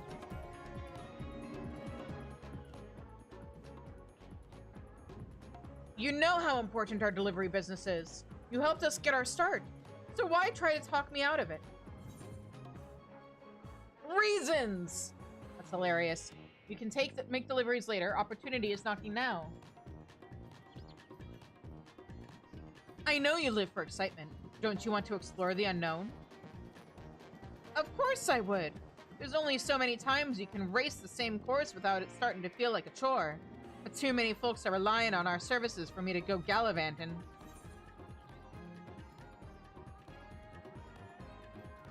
They'll survive a few days without shawarma delivery. Akala's worried about you, you know. Akala's worried about you, you know. I told him there ain't nothing to worry about. I miss racing, to be sure, but the hippo riders come first. Business could be better, or business couldn't be better, and I'd like to keep it that way.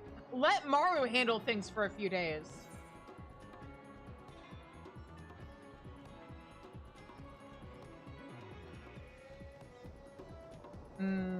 Surely it won't fall apart in just one day. You ain't got the slightest idea how much work we do in a day. I have half a mind to put you on this stable duty so you can see how fast it piles up. Have I ever led you astray before? No, which makes it even more perplexing that you're insisting we let all of our hard work go to waste. Okay, fine. I recall a heartwarming lesson learned during the inaugural Hanish Hippo hustle. That was a race for the ages, to be sure, and it was all thanks to our team here. Like I always say, you can only do so much by yourself. I do say that, don't I? And here I am, acting like Akala back when he first got here. Guess I was right that him and I ain't so different, in more ways than I knew. All right, fine. The hippo riders will pull together to keep things moving in Thavnair, and you'll have your race. We win!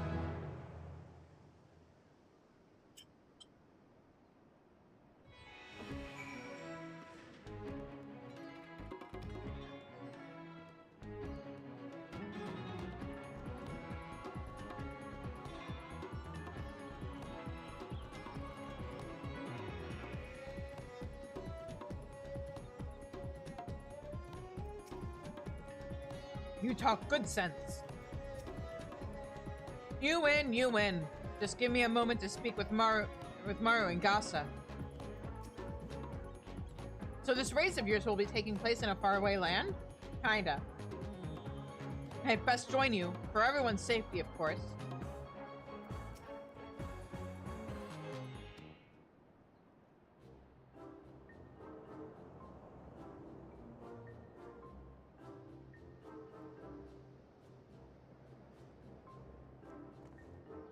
I knew you would come through for us.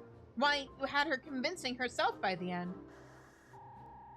N7000, is that you? Affirmative. Several shrill life forms have come bearing word of a hippo hustle to take place in the necropolis. As serving units have automatically initialized the advertising protocols, this unit requests swift confirmation that these reports are accurate. They are accurate. And tell those units that I like their initiative. As for my fellow Loprit life forms, I recommend a tall glass of carrot juice for each. They're sure to place additional orders. Acknowledged. Interference? Testing, please respond. Prioritizing request for managerial assistance on the customer service front. Ending transmission. Don't you terminate this transmission on me! Rude! What was that all about, I wonder?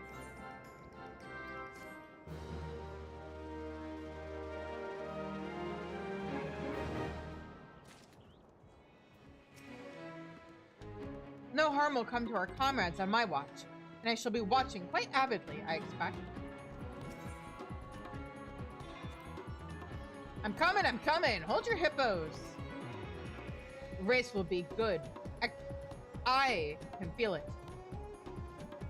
He's trying so hard. Hemingway appears moderately concerned about the unidentified calamity that may or may not be befalling the last dregs at this very moment. Initiating a new call doesn't work either. I doubt that it's anything serious, but perhaps you should check on N7000 just in case. You typically carry at least one object suitable for a light bludgeoning, do you not?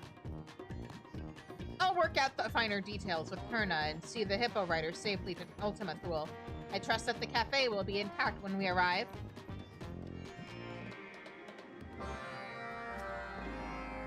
Time to find out how many hippos the Ragnarok can hold.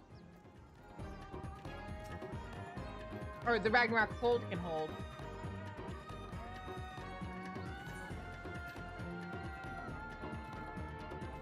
Okay.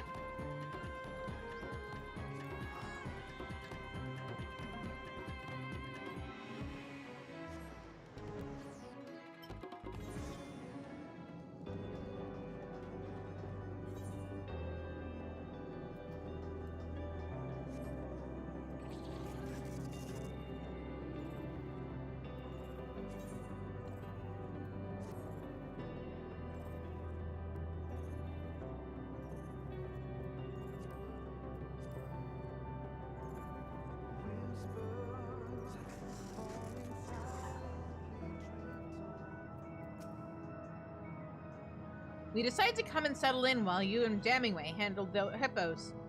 And I'm so glad we did. The carrot juice is simply divine. Talking Way and Inventing Way are off taking this in the sights, but they'll be back in time for the race.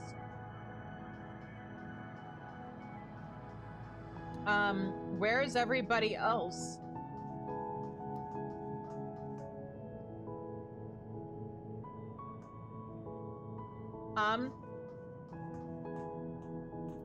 N7000? Explain. Where are all of our customers? Your return is most welcome. However, one managerial lifeform remains conspicuously absent. Understood. This unit will initiate idling protocols until Jammingway arrives. Carrot-based refreshments have already been distributed to the newcome lifeforms. And such refreshing refreshments they were! Furthermore, as your sensory organs will have detected, the usual customers have vacated the premises. Yeah, what's that about? This unit will now convey additional context. Once upon a time code. So to sum up, we no longer need worry for lack of patrons. In fact, the last dregs being empty is quite inconceivable. You were saying? Jizune! Oh, thank the sisters. Wasn't sure we'd make it. Especially after that experimental aetherite.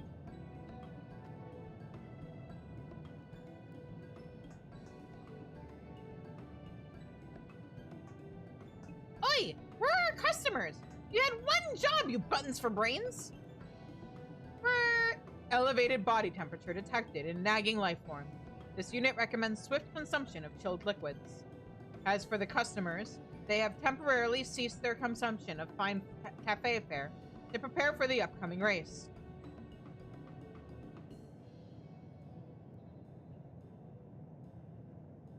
The Corellians procured a transport vessel with the assistance of Stigma 4. Presently, the global citizens and freedom fighters are conducting a joint test drive. Meanwhile, the Grebulovs expressed a long-standing desire to float about within the Miumis, which were eagerly volunteered by their caretakers to serve as steeds. This unit's ethical algorithms are still processing. The dragons, too, intend to participate. Soaring through Elysian's mountains has revived their passion for flight, and they have expressed their desire to see more of Ultima Thule from above. Unexpected, but I'll take it. So long as our patrons reach happiness, the means by which they travel matters not. This unit agrees and hopes that all patrons will be replete with joy upon their inevitable defeat by the superior Omicron vehicle. Artillery may not be involved. N7000, no. Artillery? Artillery is no match for Akala. I dodge. This is shaping up to be a gauntlet fiercer than Bardam's metal. Where? This unit also invited the Nibiru to share the singular experience of losing to the Omicrons, but their registration remains pending. Nevertheless, they have conceded to observe the other civilizations' preparations. We'll have to hope that the overall excitement sweeps them up eventually. For now, we have our own preparations to attend to. But on that note, this unit recalls that the inventing life form wished to speak with the Shizune regarding said preparations. Reports of critical levels of static electricity indicate the likely presence of this ally at base Omicron. Now, this unit must return to supervising Sigma 4's production of racetrack features, engaging enthusiasm protocols.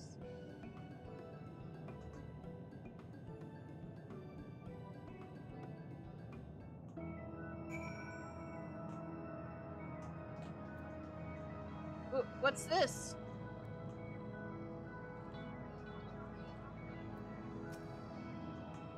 This will be our best broadcast yet. I can feel it. Oh, is it the recording booth or something? Grandmother always said that naught reveals more about a people than their food, and these dishes certainly look educational. Which would Rakashir like at most, I wonder? If Inventing Way is having difficulties with the radio relay, don't hesitate to direct him to me. I have a knack for whacking unruly machines into shape, if I do say so myself.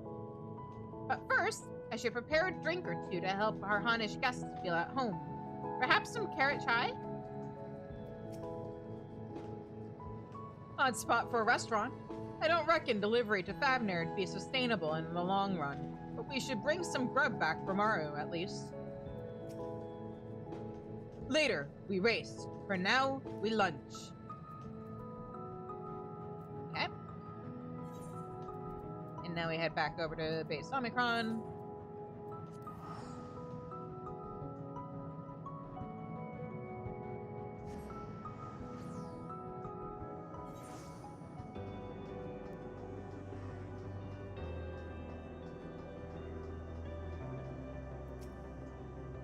Aha! Just the person of Aetheris I was hoping to see. As our Omicron friend doubtless relayed to you, this race is no longer a mere spectator sport. The people of Ultima Thule will be bringing the best their civilizations have to offer, and they mean to win. Should the Archasurdra then be left to defend Aetheris' honor all on their own? Nay, says I. Mother put her face in the myriad peoples of the star for a reason. Fortunately, we brought a number of moonhoppers to help prepare for the hustle. With a little help from good old Inventing Way, there's no reason that one can't haul you to victory.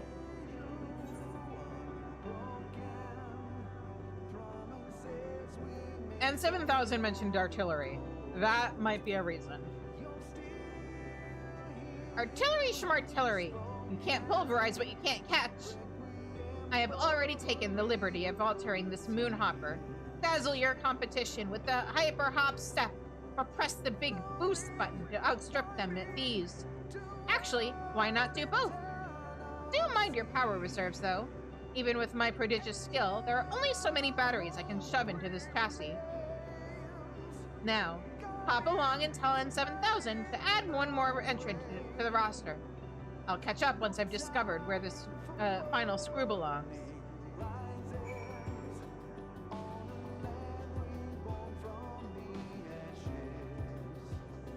All right, let's go.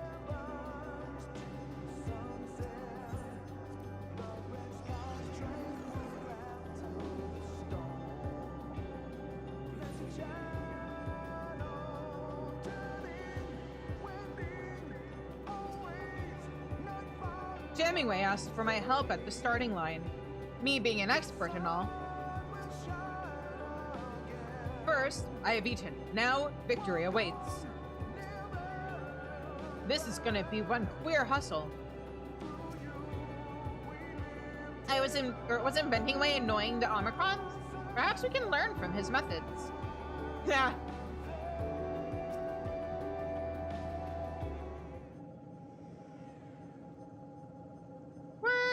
Race preparations continue in accordance with projections. Did the inventing life form raise any matters of note? Yeah, I'm racing now. You have to beat me. You'll be joining the fray? How thrilling! Entrant registered. This unit will now provide supplementary information regarding the course. Please direct your orbs toward this geographical data display.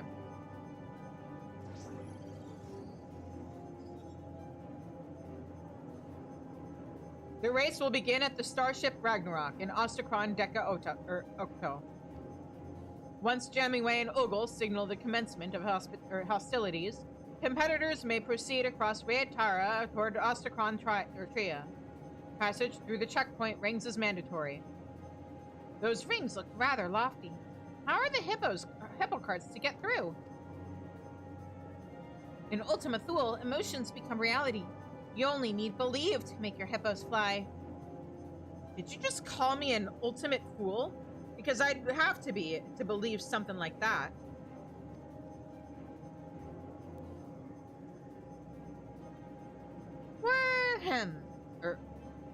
Once in Ostracon Tria, racers will enter the artillery zone, which extends from the periphery of the Ostracon to the abode of the Ea.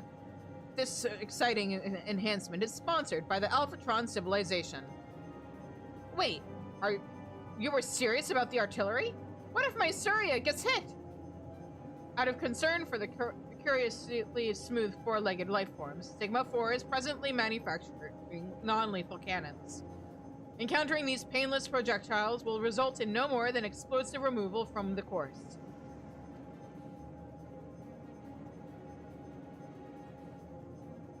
Those who remain unblasted should continue to Ostracon Deca Hexi and proceed through the base Omicron.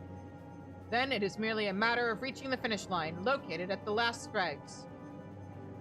I win! Then I feast on tiny desserts. Tiny desserts. Maybe I should make cupcakes instead of a full-on cake. What? Note that, in accordance with Omicron contest protocols, there are no restrictions on contrivances, mechanical, magical, or maniacal during the race. This concludes the briefing. Well, at least I packed my rainbow Gulal. Saria should be happy to run for it, no matter where she is. You brought Gulal? Why you do not share? Sharing is caring. We've been through this, Akala. Your hippo's never shown it a lick of interest. You just like throwing things. Go ahead and make your preparations.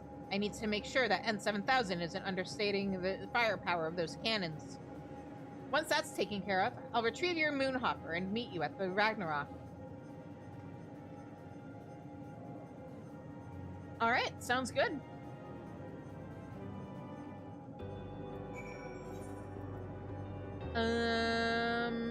Then I want to go over here.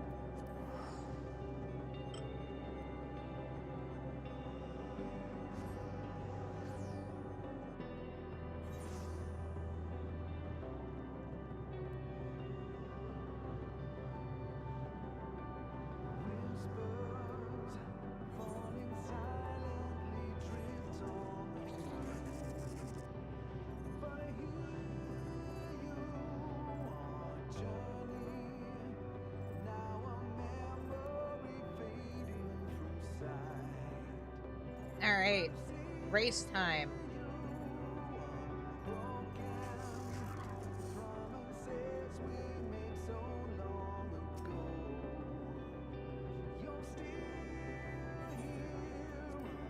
Everybody get comfy. I just got the warning that this is going to be a long one.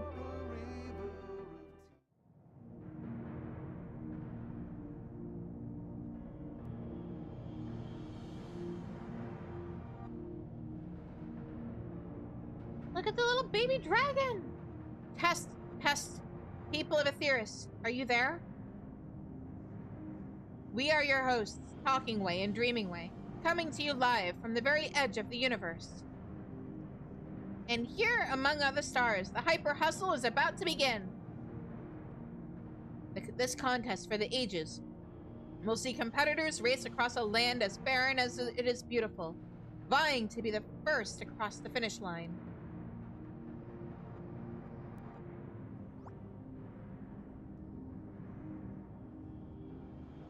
You won't want to miss a moment of this, folks. You won't want to miss a moment of this, folks. Now, let's introduce our racers. Hauled by the speedy Saria, is a courier as fast as she is reliable. All the way from Thavner, it's Turna the Hippo Racer!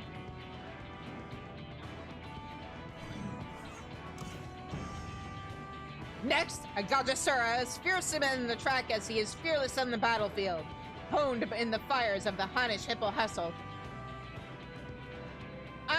Akala!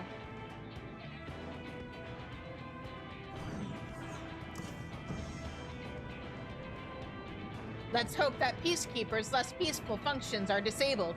Hailing from Carolyn, a team of once bitter enemies turned fast boyfriends. Citizens of freedom!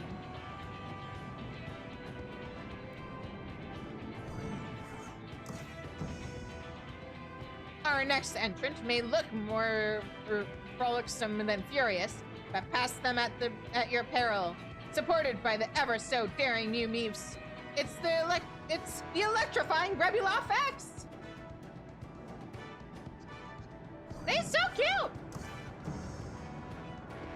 This mean, clean speeding machine is ready to put the Alpha back in Alphatron civilization. Say hello to the lethal Lambda unit, Victory! Or sorry, should I call it V1C70RY?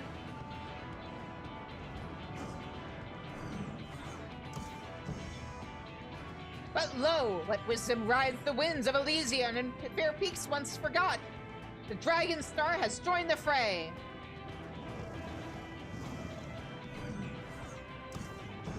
Ah! Last but not least, a sword in the darkness, a beacon of hope. The champion of Eorzea. Friends across the universe, we present the one and only Hurrier of Light. I wouldn't have picked that name, but alright. What's this? A Nibiru Challenger? Are they supposed to be here? There. I thought the Hurrier was our last participant.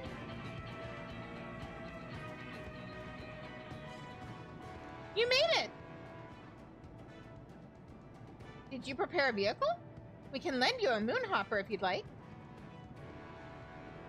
That will not be necessary.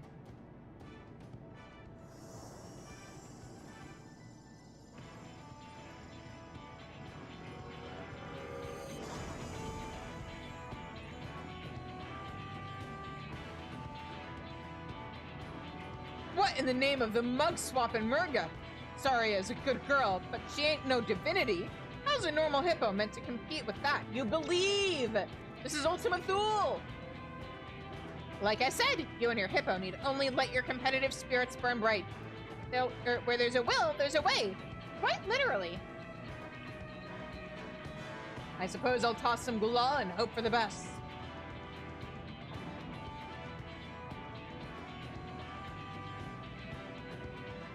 Racers, are you ready?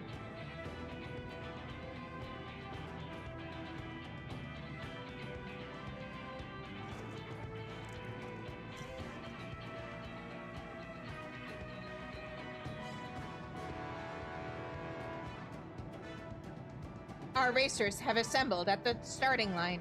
Who will surpass the rest to emerge triumphant?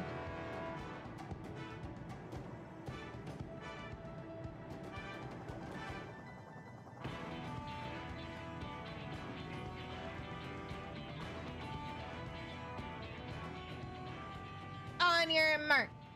Get set. Go!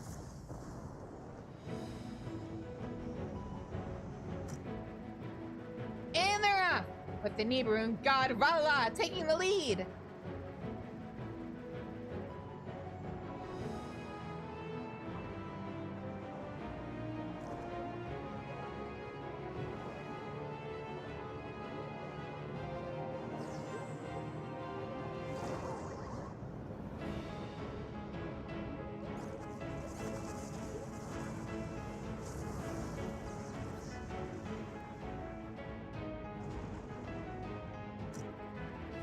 Sweet mother! A juicy jolt from the Mew Meeves has sent the Lambda unit trembling. Oh no, you're going too fast! The other competitors are at race on.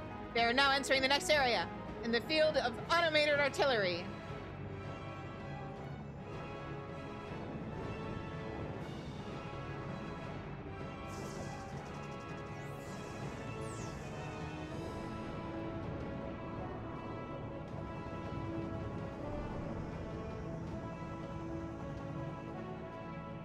The citizens of freedom are going in. We have received a transmission from the Peacekeeper. This is not compared to the carnage of Carolyn. Yeah! You heard it here, folks.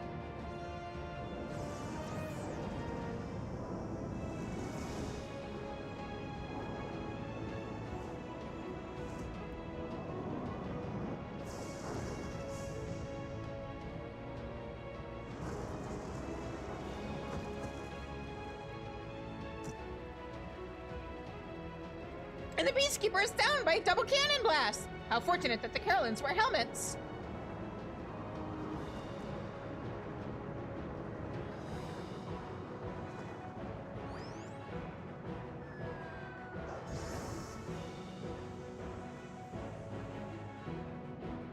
Aye, Akala's cart is enveloped in a cloud of glow! A ploy to distract competing hippos, perhaps? Or did he fall prey to rainbow temptation?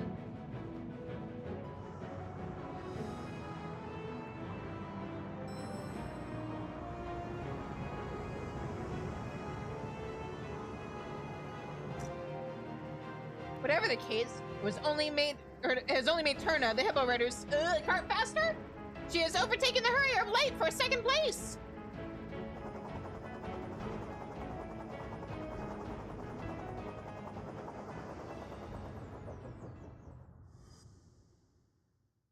To claim victory, you must overtake both Turna's hippo cart and the Nibiru's Rala. I have already taken the liberty of altering this moon hopper. Dazzle your competition with the hyper hop step, or press the big boost button to outstrip them with ease. Actually, why not do both? Do mind your power reserves, though. Even with my prodigious skill, there are only so many batteries I can shove into this chassis.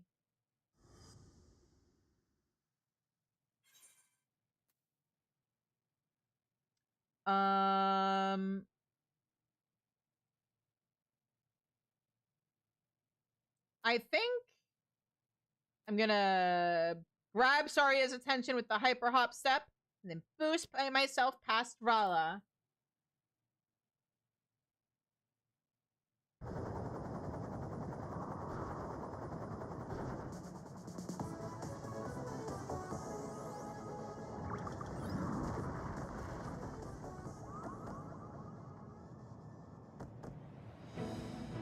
The hippo is halted! Overwhelmed by the euphony of my song, no doubt. And the Hurrier of Light has taken second place! To cries of "This ain't over!" It went too fast again!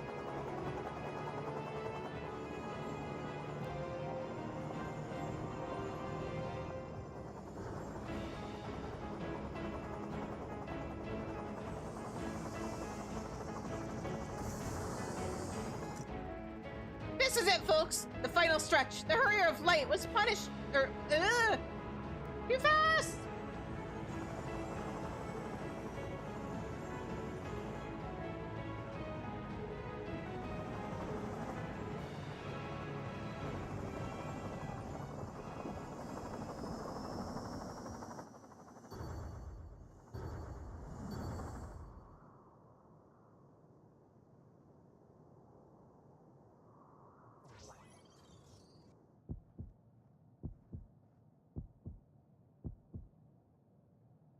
We have word from N7000 at the finish line. The winner of the Hyper Hustle is...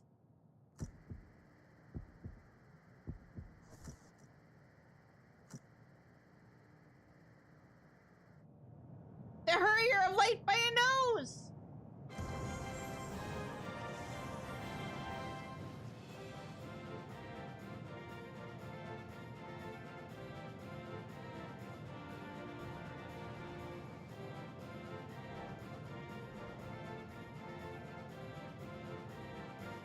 Okay, full disclosure, this quest is a fun premise, but it kind of has multiple things that piss me off that this game does sometimes. One, the accessibility of this quest is atrocious because it has the auto-running. If something doesn't have voice acting, it shouldn't have auto-running dialogue.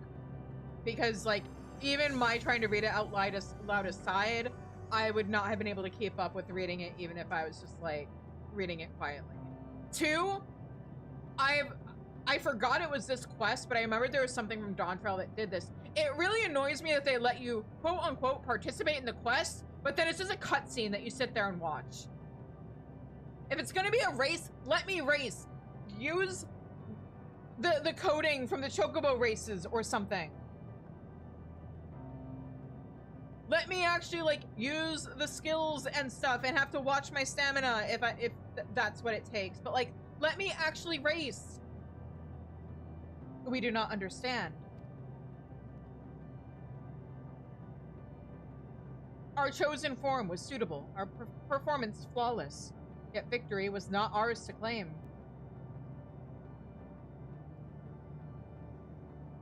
It has been long since we have experienced this quickening of the pulse, this vexation.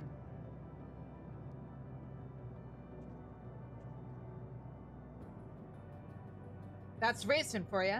Just when you think you've got it, some grinning idiot comes shooting past to take the gold. Then sometimes you get to be that grinning idiot. And that's the thrill of it. You never know if it'll go your way. You just race with all you've got.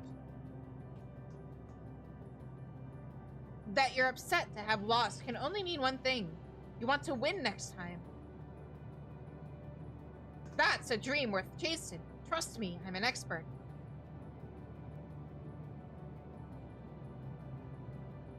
We do feel a yearning to race once more, a desire to triumph.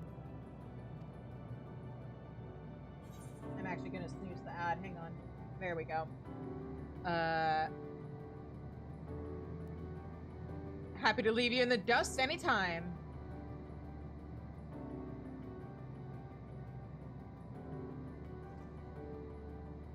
This as well.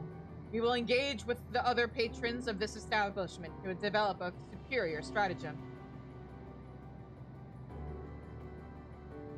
Where Dynamis readings indicate a positive effect on the local environment.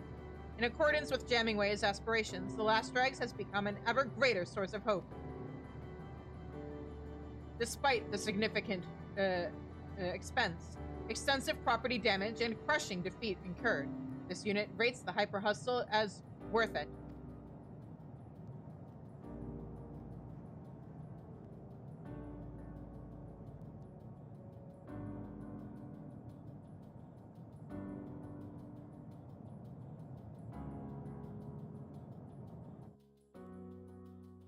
But yeah, I don't like it when, in general, when video games make something a cutscene that could have been gameplay. Oh, look at the Corellian doing the dance!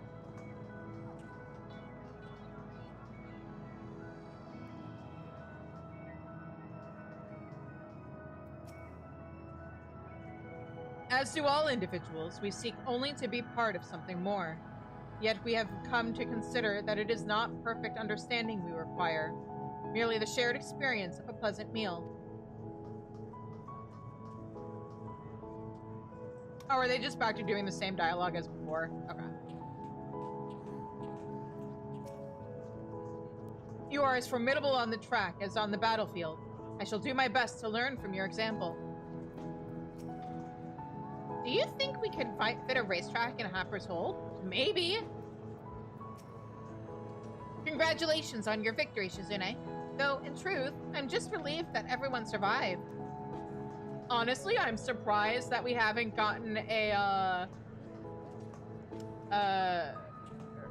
Air Force One track on the moon, now that I think about it. Such pristine... Oh, wait. Yeah, you're just saying the same thing you were before. Okay. But you... What did I tell you? The very universe is in the palm of my paw. I never thought you could be so tricky.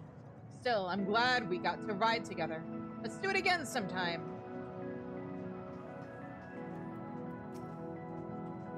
Betrayed!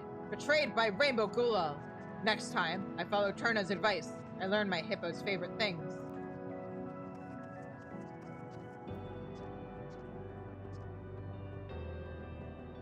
Oh!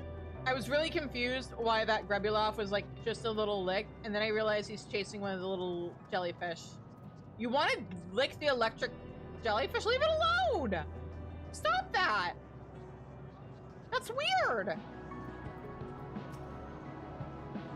To think you did all of that on a Loprit-built craft. I'm delighted that we could play some small part in your triumph. And I'm even more delighted that the Nibiruun have finally found something to work toward. Still, I'll be glad to resume our usual service. Maybe make myself a nice carrot coffee while I'm behind the counter.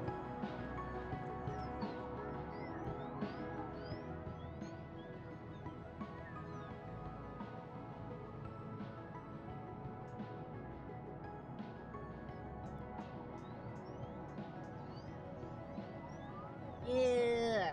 You were right, I admit it. I had a great time racing, even if I didn't understand half of what was going on. But as fun as it was, I need to be getting on home to Favner. Don't want to leave the hippo riders alone for too long, lest some Hamsa heads start getting restless. We've finished packing up the broadcasting equipment, so we'll be heading back to the dreaming workshop ourselves. So soon? It'll feel so empty out here in the cosmic void without you. We're affirmative. But did we not have one more objective to complete before the other organic life forms depart? Objective?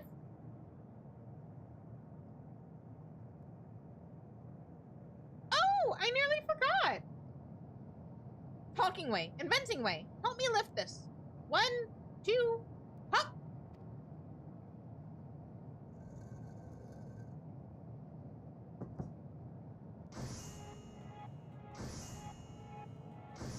Yeah! It's for you, Shizune. A trophy befitting the victor of the Hyper Hustle. As you can see, it was designed in the image of the last dregs, the Hippo Riders, and also the Dreaming Ways. That reminds me, we brought a few commemorative gifts as well. Talking way, inventing way, help me lift these. 1, 2,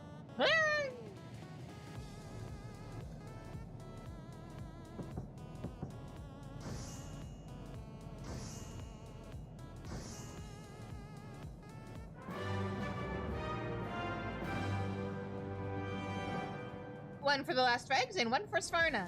You have an eatery there too, I hear.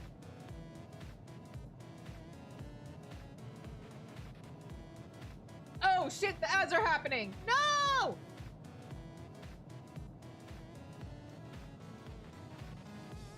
I was gonna do the crafting for Margaret's quest during the ad break. I was thwarted! Alright, fine. I'm gonna finish eating my dinner while it's still relatively room temperature. So yeah, I'll be back.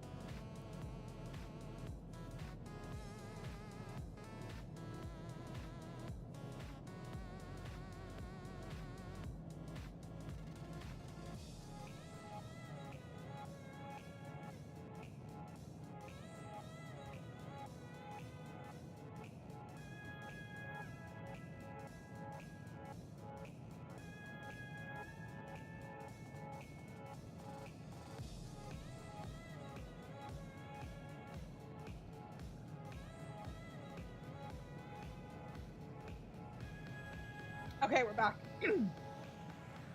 And then, blah, blah, blah, blah, blah. Okay. We're good. Let's get back into this. Then I hope you'll let us keep you company at mealtimes. Whether it's weather advisories, hopping music, or simply a friendly voice you need. Hope FM is here for you. So this is a radio contraption too. Has bigger ears than the other one I saw, but I'll be sure to listen with the crew. I was just thinking we should get one of these. Our patrons are going to love it. Projections anticipate increased customer satisfaction in the ambiance category. Thank you, Shizune. We wouldn't be here if you hadn't brought us together. These radios as orchestrians would have also been nice to get. I think I speak for everyone when I say that this day will shine like a newborn star in our memories. I hope you feel the same.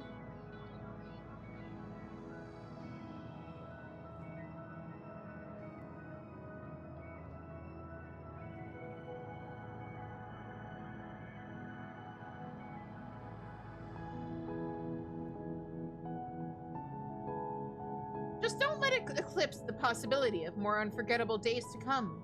After all, look across the sea, up at the moon, or past the distant stars, and you'll find us waiting for you.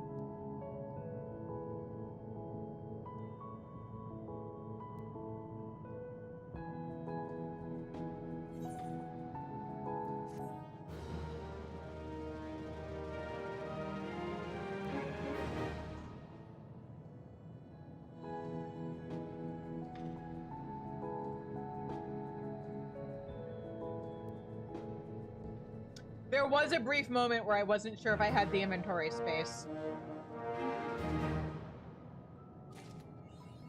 Okay.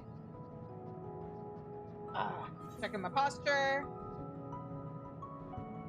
Hydrating. Oop, hang on. Which one of these has water in it? Neither of them.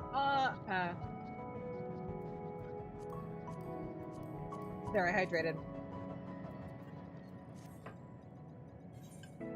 I'll refill in a minute. Hang on. There's a cool thing I want to show off.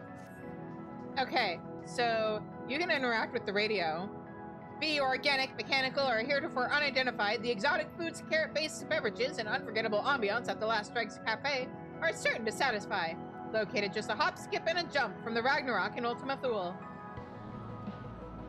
At the Last Dregs, there's hope in every slurp. Here we go. This is a really funny one. In tonight's news, a local operate reports a hair-raising experience. On their last venture to Garlemald to provide materials to the rebuilding efforts, they were nearly kidnapped on the road by a masked vagrant. Fortunately, their shrieks attracted the attention of a patrol out of Camp Broken Glass, who intervened ere any lasting harm could be perpetuated. Nevertheless, travelers in the area are advised to exercise caution and stay well away from any masked Mikote. Yeah! Is there anything else? As a Loperate, I know what it's like to feel bereft of purpose. But remember, in this great, wide universe, you never need to drift alone. If you're in search of a dream, hop along to the Dreaming Workshop in Hopper's Hold. We'll help you find your passion, just as we found ours.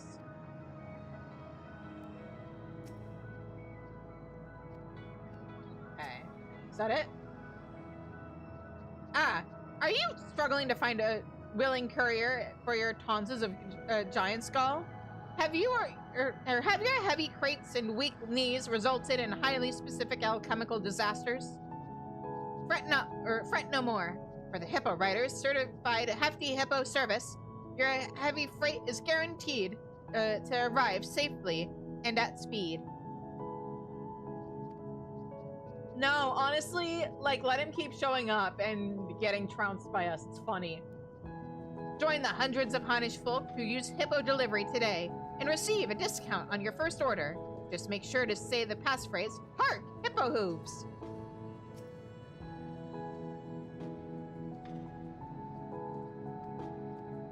Okay, I think that's all of them. But yeah, he gets... It kind of would have been funny if he had tried to, like, crash and by crash I mean forcefully participate in the race. But I guess there wasn't enough money in it for him. Anyway. Next stop, let's head over to the Charlian Hamlet.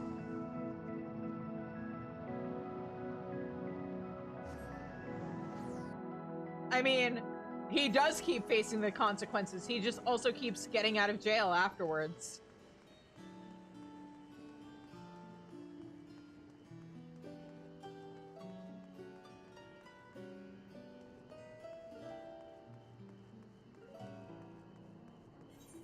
Also, dealing with us is the consequences. Alright. No, wrong NPC. Sorry about this, guys. You're gonna have to watch me do some crafting real quick. There we go. And we want carpenter. Custom deliveries, Margaret. Hi, look, sir.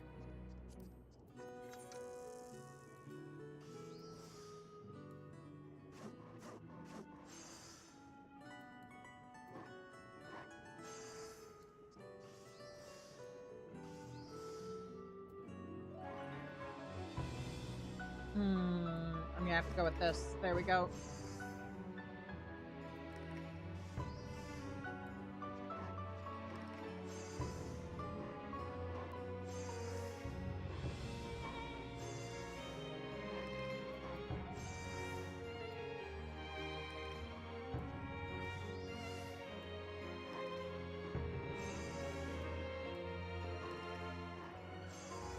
Okay, that's one. Just gotta do 3 turn-ins today.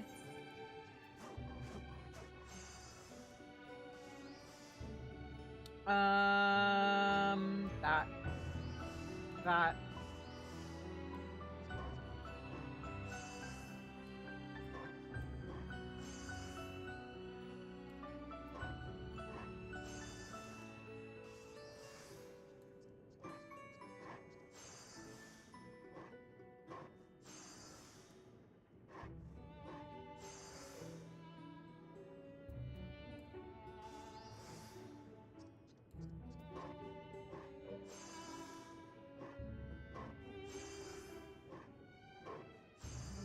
And one more.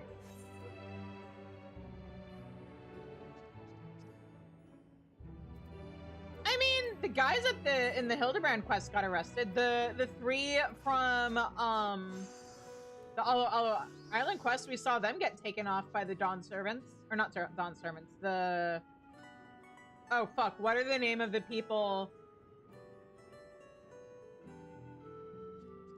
The guards from the Radiant Host. Thank you. Yeah, that.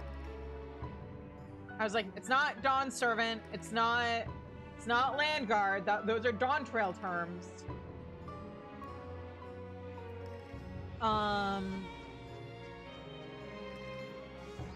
But yeah, those 3 bandits got arrested after causing mischief.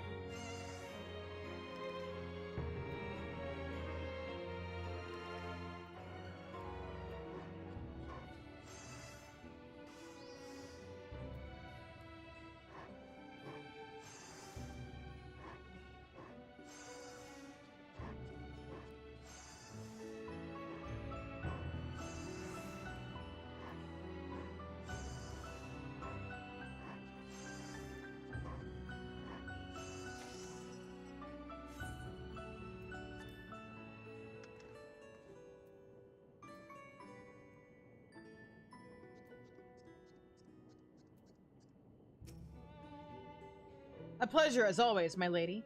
Or my lady of peerless procurement. Have you anything to soothe Grondilvet's tired eyes? Yes. Here you go. I know I'm capped on scripts, do not care.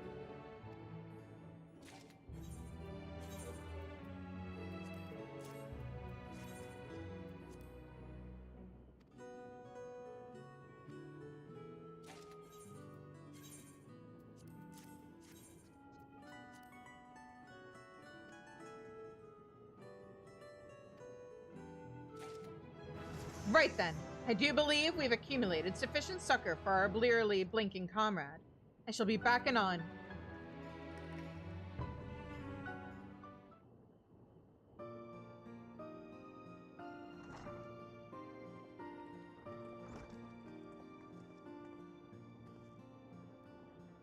Look! Wouldn't you say Grondelve's eyes glimmer with renewed vitality?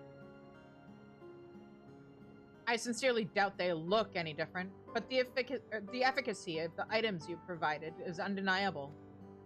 I've suffered fewer headaches, and my vision does seem clearer. I dare say this newfound comfort will enable me to execute my work with even greater precision. You have been a boon to me and my team.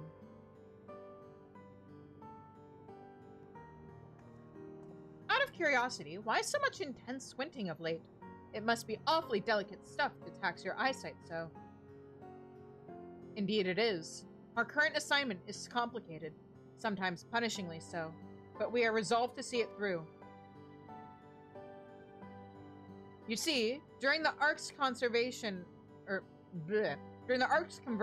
the Ragnarok, I spoke with Lemons and Arcanists who come to deliver supplies. It wasn't long before we discovered, to our mutual delight, the uncanny similarities between Arcanima and systems etherology.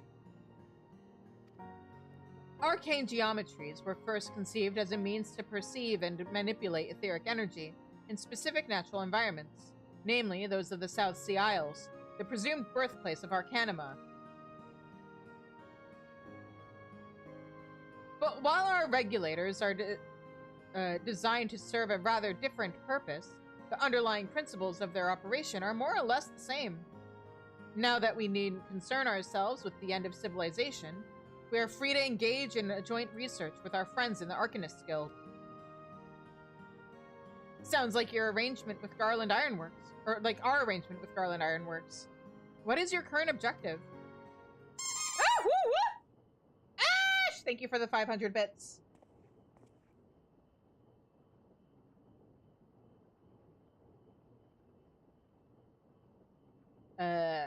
We seek to incorporate analytical and conditional branching functionalities into a framework utilizing arcane geometries. By iterating this process, we hope to produce a single comprehensive system capable of heretofore unrealized feat. To wit, one capable of automatically heating foodstuffs to optimal temperature and for consumption. What did you just say? You mean our days of eating cold Archon burgers would be over? Your arcane whatsit would be able to restore them to their original juicy glory? Mankind need never suffer cold burgers again. Firegod has blessed you with his genius, Grondelve. The world will never be the same after your etheric food warmer is complete. You agree, don't you, Shizune? Sounds incredible. Shizune, why is that name so familiar? Oh dear. About that. I should have mentioned sooner, but Shizune is Shizune Daskar of the Scions, one of the heroes who traveled aboard the Ragnarok to the end of the known universe.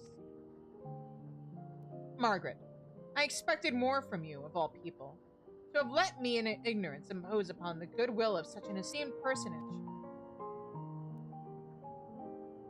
I understand how you feel, I do. But that's why I just wanted everyone to get to know her. Not as a hero on a pedestal whom we would never dare to approach, but as a person like you and me. And I wanted her to get to know everyone too. The nameless faces that worked so hard to make her journey possible, and raised their voices in cheer at her triumphant return. I suppose we would be glad for further donations, should she be willing to and able to oblige us. My laboratory would of course contribute to her due compensation as well. Until next time then, and thank you, Shizune, for everything.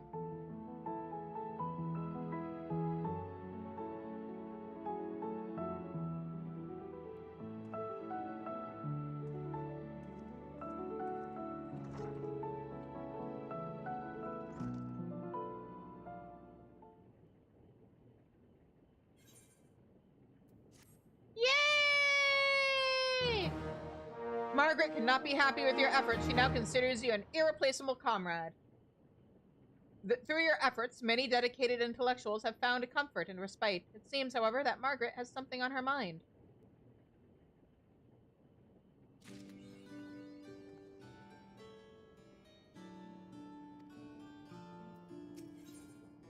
Margaret is thoughtfully observing her surroundings.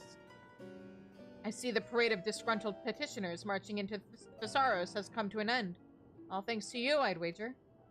Common scripts seem far too impersonal a reward for such a feat, which is why I've secretly prepared you something else.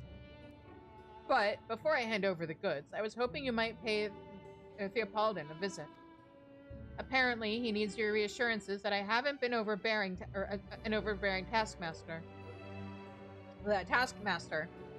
A pity he's never shown a fraction of that concern for how we've suffered under the yoke of, or lifted a finger to reform Thesaurus' broken policies. But what would I know? Anyway, you should be in Arporia if you take a pity on the old man. No rest for the compassionate, eh? That's a long way to go.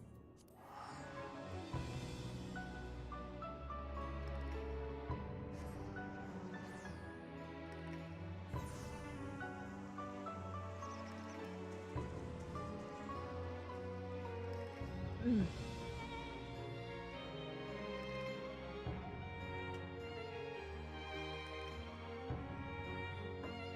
made a mistake.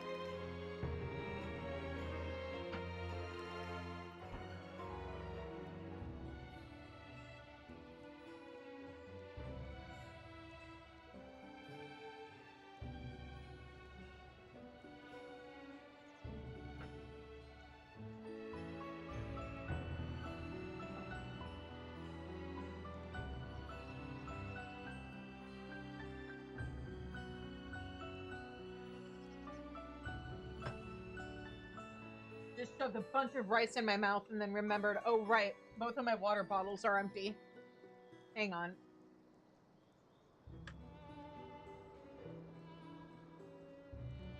Much better. Alright. Hi, Theopoldin.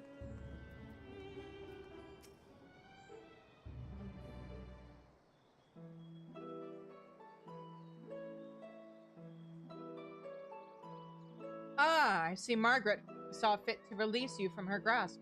Thank you for stopping by. I understand that you ended up fulfilling not only her requests, but those of a number of other researchers in Charlian Hamlet.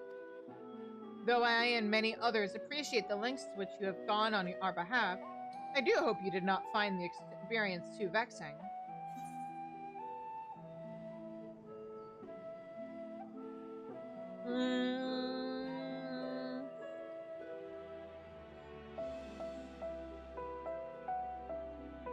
Not vexing so much as taxing, but well worth the scripts. I'm relieved you found the arrangement agreeable. I shudder to think what complaints the twins might lodge should they suspect we were abusing your time or generosity. I suppose I should have known my fears would be unfounded. Margaret would be the last person to willingly aggravate Shizune Dazkar, after all.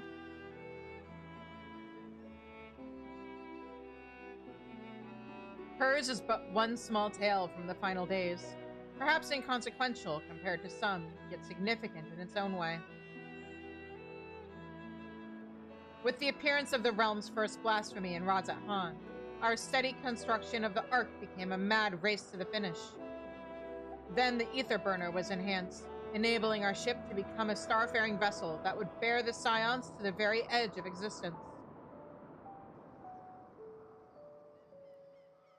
And as our aims shifted to accommodate the escalating threat to our star, many who helped construct the Ragnarok suffered under the weight of psychological burden.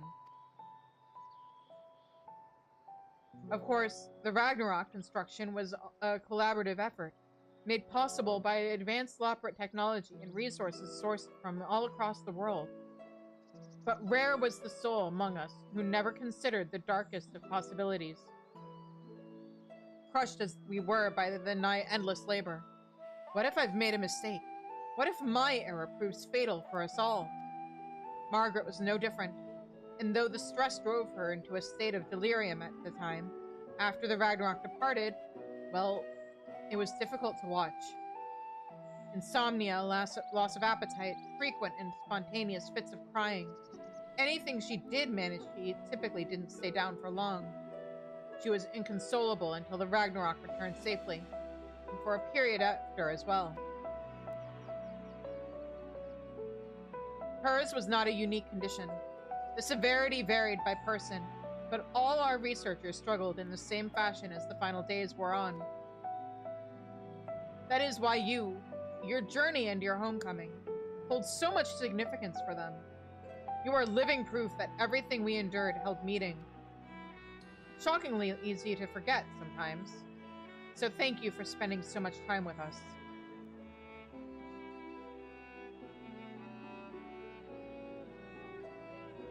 But the past is the past, and our memories do not justify the misuse of your time and energy. Should it ever be too much, I implore you to say no to Margaret and the others. They will understand. Now then, I hope you continue to enjoy the wonders that only Labyrinthos, vortex of unassailable intellect and irrepressible emotion, can provide.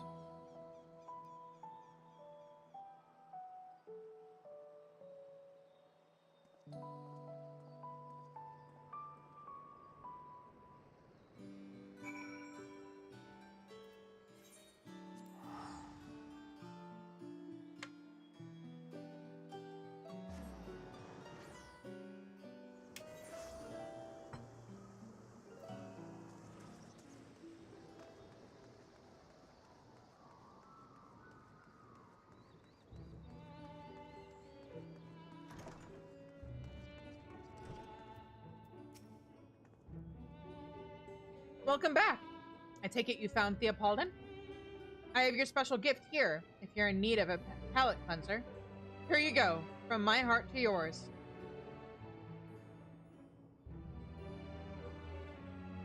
That, my friend, is a gleaner's uniform. Dyed a particularly exquisite shade. I think you'll like it. I wasn't sure what to get you, but since you are my personal gleaner, what could be better than bespoke clothing? So, I leaned on a few contacts, called in some favors, and voila! Fashion! It's not too much trouble, or if it's not too much trouble, would you try it on for me? I'd like to think my measurements were accurate, but you can never be too sure. Use the storage facility when you're ready to change, and come and find me by the Aetheryte when you finish. Alright, let's see them.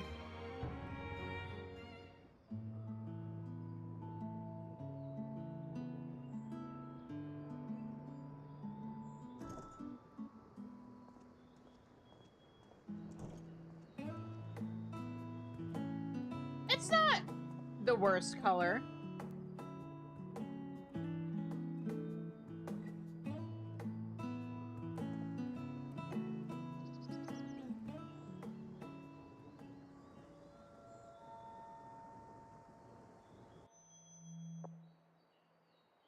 Ahem. Testing. Greetings, comrades of Labyrinthos. It is I, Margaret, Propulsion Etherologist, coming to you with a very special announcement.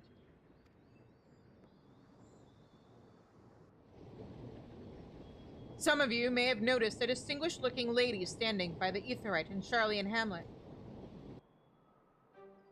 Who is she, you ask? Why, none other than one of the brave souls we entrusted to the Ragnarok. Shizune Dazkar. Now, I realize that some of you may feel compelled to smother her with questions and affection. However, I must insist you rein in those impulses and approach, should you elect to do so, with a surplus of restraint and respect. Look for the lovely Aura wearing the blue uniform. Remember, seize the moment, not the gleaner.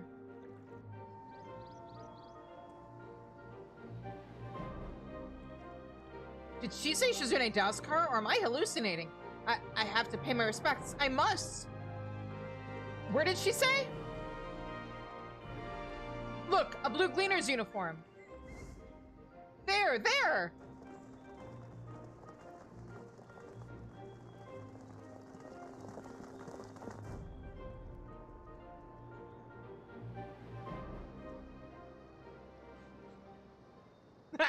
Run, seriously. Don't tempt me.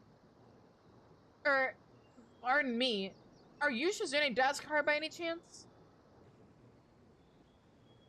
Uh-huh. Oh, you're rather different than I imagined. You don't feel, er, irregular, do you? After your travels? Are you well? Yeah. Oh, I'm so glad. You were doing quite well, or we're doing quite well too. Um, I mean, I'm glad. He's right, though. Thanks to you, we're living out our lives and continuing our research with nary an apocalypse in sight. Our experience working on the Ragnarok has proven instrumental to our current prospects. Once you've set a ship to Ultima Thule, nothing feels too intimidating to try. Not to mention the complete impossibility of pursuing our passions had we succumbed to meteors, blasphemies, or gods know what else. Thank you for your service and your bravery.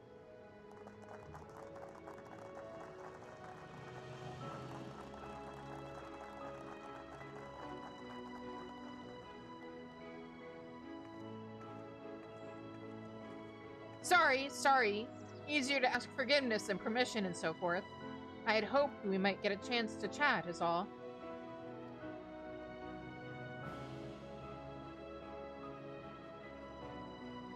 When you and your fellows launched the Ragnarok and took to the heavens, you placed your faith in our work. Maybe you didn't have a choice. Maybe that was truly the last option left to mankind. But you, and the rest of the Scions on board that ship, meant everything to us.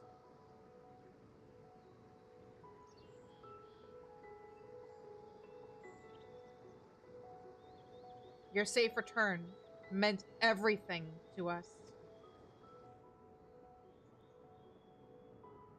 We all gave the Ragnarok strict instructions, you see. We told her to spare nothing in bringing you back, even if it meant falling apart in the process. And the old girl listened.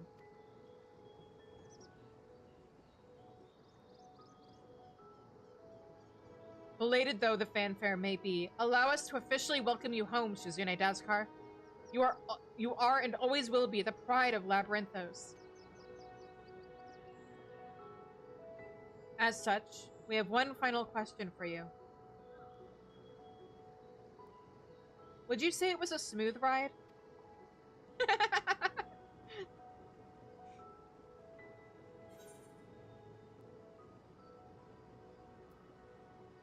We made it home alive, thanks to you. And it wasn't smooth, but it wasn't not smooth because of anything you guys did. Blame Medion.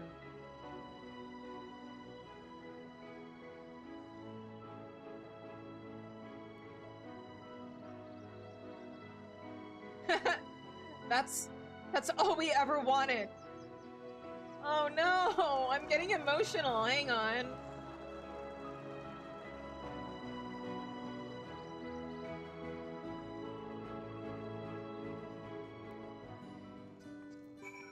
I'm okay. Well, I dare say not even the euphoric thrill of meeting a deadline can measure up to this sublime sense of satisfaction. That uniform becomes you. I hope you'll remember your friends in Labyrinthos whenever you wear it. You know, I think it's past time I tried on something new myself. What better way to cleanse the mind and replenish the spirit? Let me know if you have suggestions, O ye of impeccable procurement. Speaking of, I'm sure the general populace will soon be clamoring for items gleaned by the hand of the generous Shizune Daskar. Since realizing everyone's individual hopes and dreams is too great an endeavor for any one woman, let's narrow our focus to things that everyone can use. preferably for relaxation purposes. We're counting on you, Shizune. Don't be a stranger.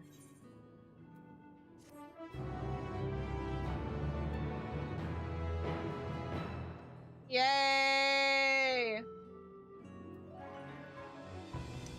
Alright.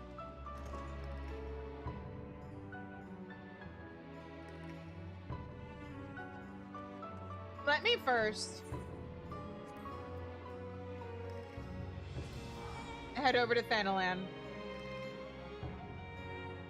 and dump all the glamour stuff I've gotten so far in my dresser.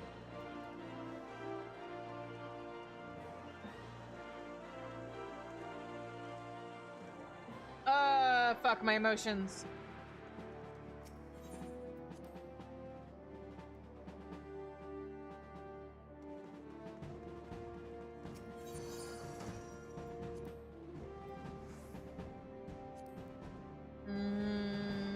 Oh, that's not what I wanted.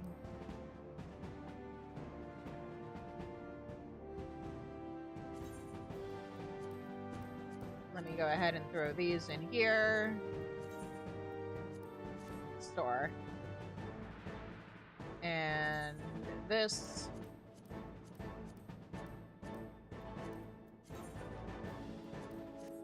Store.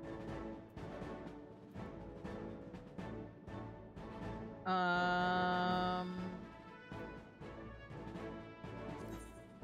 gonna store that as just normal glamour. This can be stored as a set. Oh, maybe not. Hang on.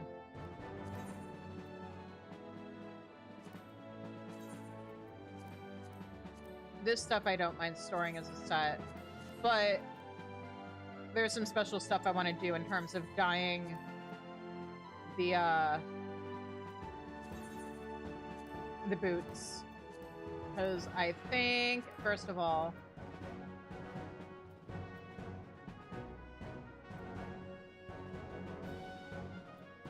oh, where are they? Here we go. Oh, right. Hang on. Let me grab my dyes again. We are never truly done with glamour.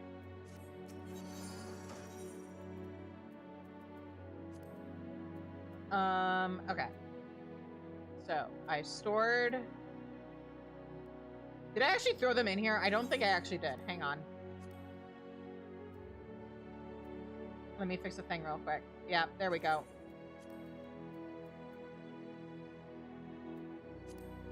It's because I'm probably gonna end up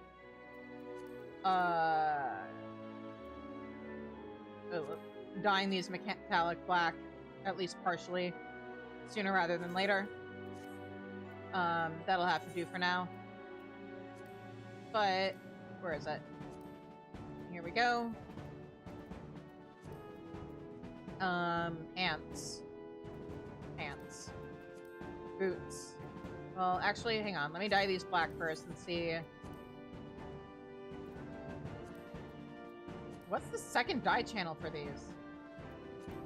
Oh, the buttons? I think we're good. I might dye them black just because.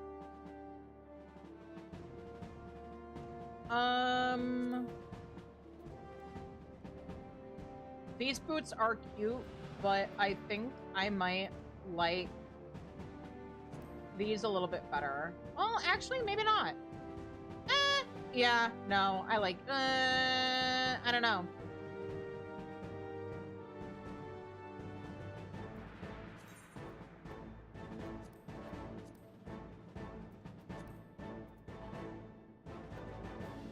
Maybe I do like these boots better. I'll have to think about it. I don't like the way they dye, honestly, is the big issue. Those don't really work, though. Maybe these. You know what? Yeah, those look good.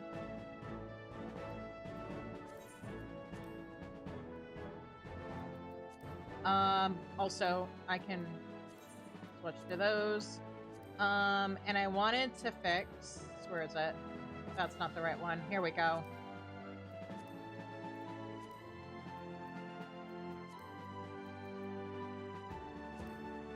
There we go.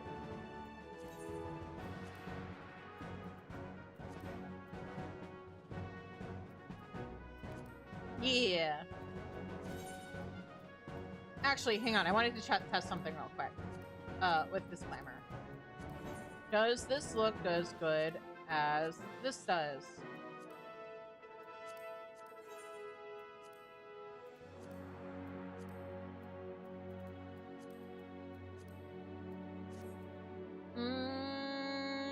Nah. That's better. Those sunglasses don't quite hit the same spot that the sunglasses I have on my main do. Alright. So. I forgot to run enough roulettes to get the tombstones that I'd need for finishing up the Dawn Trail relic. Let's do MSQ first. Oh, other important thing I need to do. Hang on. Hang on. Before we start MSQ. Because I think we've officially hit that point where the only other thing we have left to do tonight is MSQ. But first, where the fuck am I supposed to put... I'm at capacity for housing items. Shit. What am I willing to put away?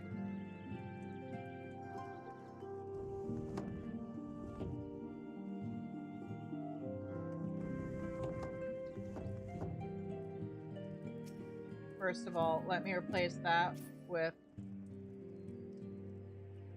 this, I guess. Ash, it's not nice to bully people. I'm gonna store this. Hang on, hang on. I forgot my apartment was maxed out. I really need them to increase the housing limit. Or the item limit for housing. They were supposed to do it this patch, but they had to push it back to allegedly next patch.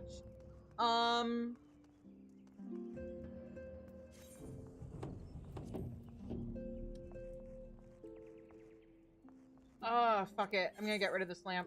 It's not doing anything really anyway. There. Okay. Now. Where am I supposed to put this thing? It's too tall to go on there. Is there anywhere in my room that I can put it?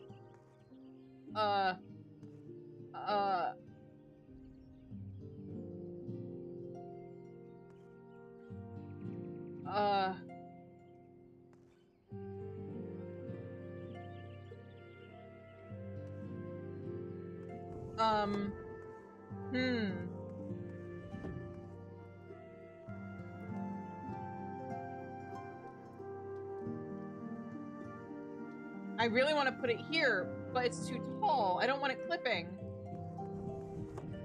Bedroom? Maybe if I... Okay. Whoop, that's not what I wanted to do. Hang on. What if I rotate you a little? And then... scooch some of this stuff over. And whoop.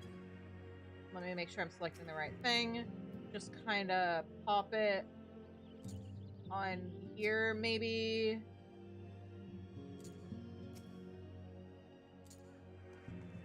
Yeah, that works, right? Yeah. The trophy needs to be on display.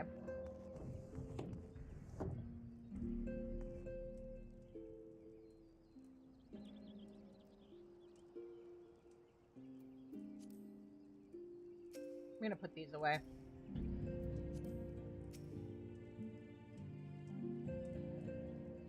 There. There's a housing item I do want to put there. that I think would fill the space nicely, but I don't... It costs orange scripts, so I don't have access to it until I hit 100. But yeah, alright. Oop.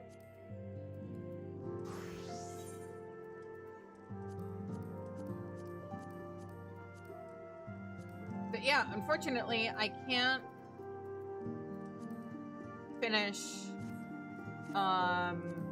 my Dawn Trail relic yet because I need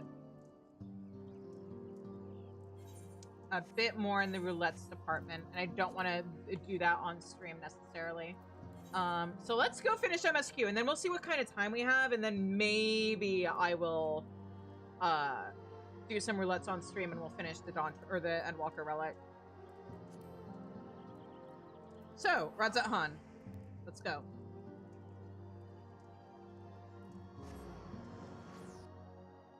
I don't actually remember how long this quest takes.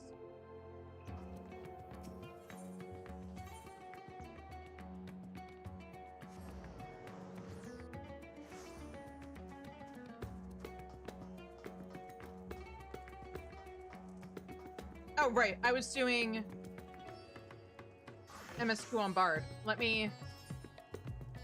Real quick. Nope. Here we go.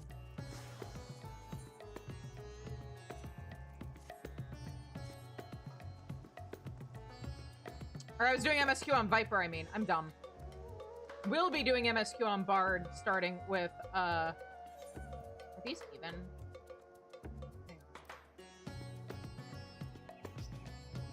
Yeah, Bard and Viper are both level 93. Well, I guess that kind of works out. Varshan has a message from Charlian. Ah, Shizune. One of my clerks was just here with a message for you. The students of Baldesion request your presence in Charlian at your earliest convenience. Indebted as I am to our friends, I had hoped that I too might be of service. But it is you alone that they require. If you've no pressing business, pray make your way to the Baldesion Annex at once. Ojika awaits your arrival. In the meantime, I shall continue showing Ajdaya the city. From notable landmarks to the people's lives, there is still much and more for her to see. Ajdaya, so baby! Farewell to you, or for now, my friend. I look forward to the day we set forth on another adventure together.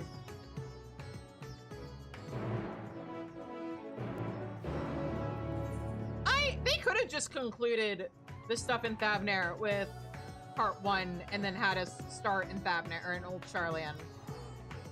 Seems a little weird that they're like, go to Thavnair, now go to Charlian. Without Thavnair having any real consequence on the story.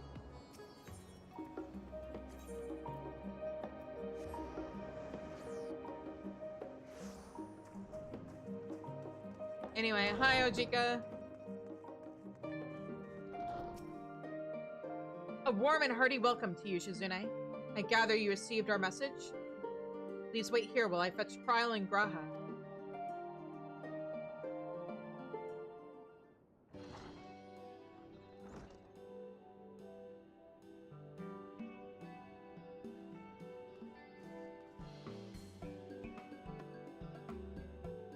Thank you for coming on such short notice. And forgive us for sending you so soon, or sending for you so soon after your trials in the void, to say nothing of your grueling battle against the 12. Now then, we aren't actually the ones who require your presence, but Aaronville. He stopped by recently, you see, and asked us to reach out for you on his behalf, or reach out to you on his behalf. I imagine you're as surprised as we are, given that he was supposed to be away on a long expedition.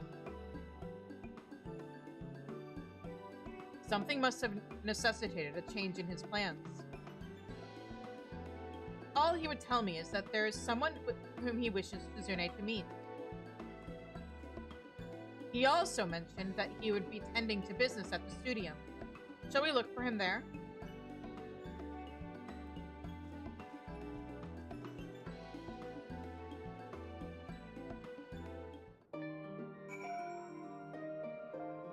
Does he have more dialogue? Am I ready for a nap? I'm always ready for a nap. But that's not why we're here.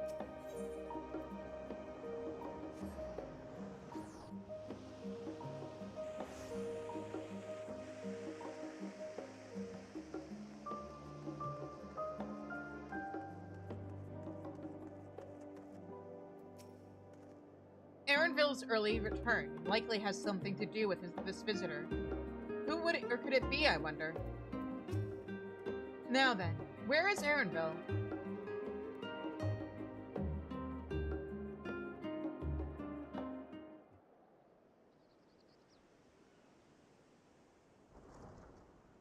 Aaronville!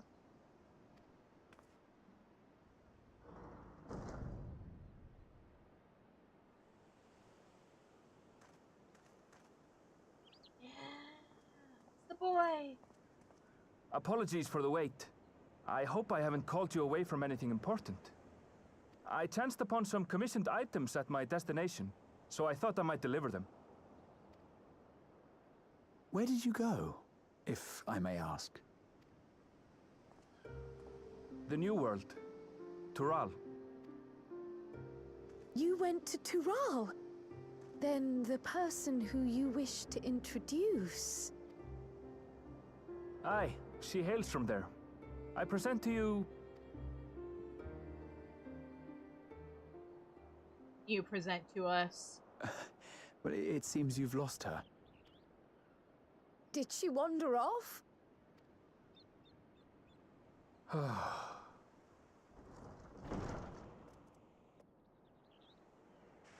Sorry. It's just so different here. I can't help but want to explore. It's the girl! Well, while you were exploring, your candidate came to us. This is her, the adventurer you crossed the seas to meet. Ooh, you weren't exaggerating. It's plain she's no ordinary woman. I'm Wrapup, claimant to the throne of Tulihuela.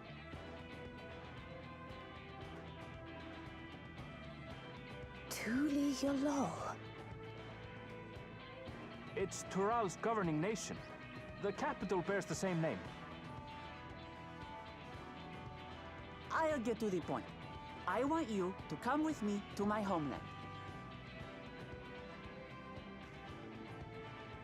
Given the magnitude of the request, perhaps you should explain why you're making it? Of course. Soon, an event of great import will be held in Tural. The Rite of Succession. Taking the form of a contest, it will determine who next ascends the throne. As daughter to its present keeper, I will participate. And I have every intention of winning. I was searching for champions to join me when Aaronville told me about you. A mighty warrior who knows no fear, who sweeps aside terrible fiends as if they were reeds, who flew to the edge of existence and saved our star. Wow, She asked who Eorzea's greatest hero was, and so I told her. Much more elegantly, I might add. Such high praise, Aaronville. I didn't know you felt that way about me. Now you know why. You'll come to Tural, yes? Wait, let's all just slow down. Wrapup, was it? You claim to be of the royal family, but is it not the Mamulja who rule in Tural? Tulihuela is a nation of many peoples. Not only the Mamulsha, as some across the seas are quick to assume. That said, its present ruler is a Mamulsha, and one blessed with two heads besides. He's also my father. Not by blood, obviously, but he raised me as his own, and that's what matters. Oh, That is the way of it. My apologies if I was indelicate. You know what? There's a parallel there to something I was afraid that was going to happen in the patch quests and didn't. about, like, let's just say in 7.4 when Redacted was considered, like, questioning whether they wanted to, like, stay in Redacted or come back to Eorzea, because they, you know, place of their birth and all that. I was really worried that they were gonna write them out of the story because, which would have frustrated, like, I would have understood it if they wanted to just, like, get them out of the story, but I would have been frustrated because, like, you know, the person who raised them was their family, and they spent their entire life in Eorzea. And I'm using I'm phrasing things very carefully because I don't want to go full talking about spoilers. But, like, I was worried that they were just going to throw it all away because birthplace. And here is Wukelmat, who is like, yeah, this is the guy who raised me, so he's my father, and that's the only thing that matters. He is dad. It doesn't matter where I came from or who my real parents may or may not be.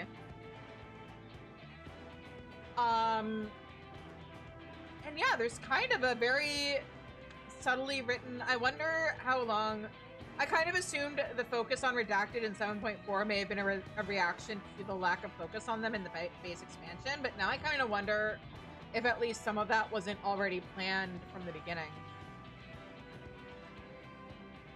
With them kind of being parallels to each other. Hardly. I know little about your land, and nothing about your parentage. But in my eagerness, I've gotten ahead of myself. I can't expect you to agree on the spot when we've only just met. If you have any questions, I'll do my best to answer them. Just know, though, that if it's adventure you seek, you could do far worse than come with me. Now, this is only a rumor. But apparently, the contest will involve the fabled city of gold and the legendary beast, Valiarmanda. Tell me that doesn't pique your interest.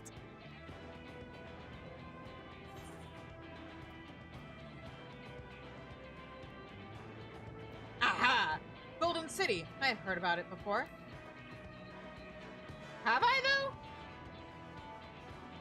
I mostly picked that because So the it's all tales about have fame and reached even fortune. these shores. Can't help but feel proud. I advise you not to put much store by these rumors. Golden cities are not but a dreamer's fancy. Says the dreamer who was bent on finding one when he was a child. Just because you failed doesn't mean it doesn't exist.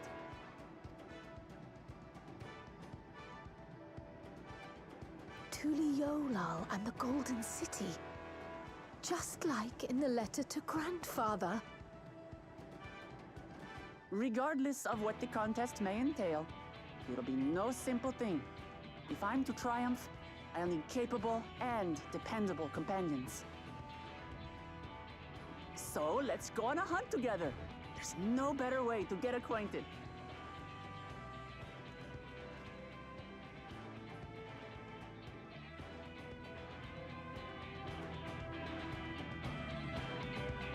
Oh shit! Speaking of hunts, I completely forgot the Viper quests.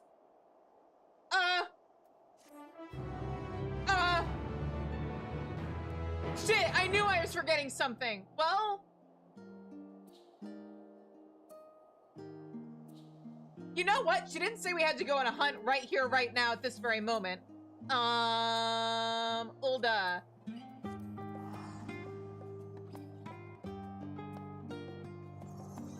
Sorry, Wicklemont. Sorry, guys. We interrupted this MSQ to, do this quest once we get back from the ads. Ha ha ha ha ha ha ha ha. I knew things were going too smoothly. I knew things were going too quickly. I knew something felt off. I think it's here. Oh, where is he? Yeah, Fangs of the Viper. I went to the wrong teleport. It's fine. Everything's fine. I'll see you guys on the other side of the ads. I'm gonna go eat more, I guess, or something. I'm probably gonna wait until after stream to finish eating, honestly. Because otherwise I'm just gonna keep microwaving it, and then it's gonna keep getting cold, and then I'm gonna be microwaving it again. And over-microwaved chicken isn't good. So, yeah. But either way, I'm bringing up the ad break. I will see you guys on the other side. Bye.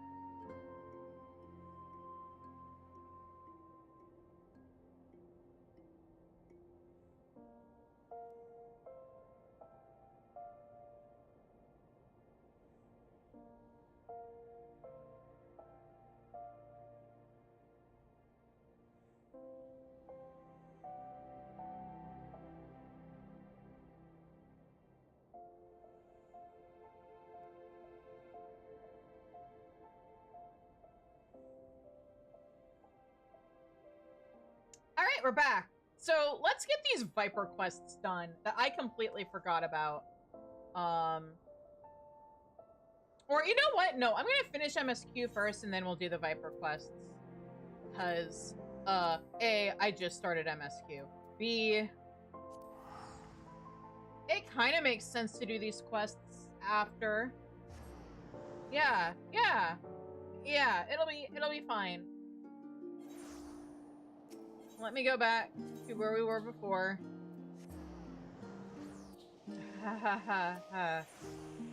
It's fine. It'll be our little prologue to Endwalker. Or to Dawn Trail, I mean.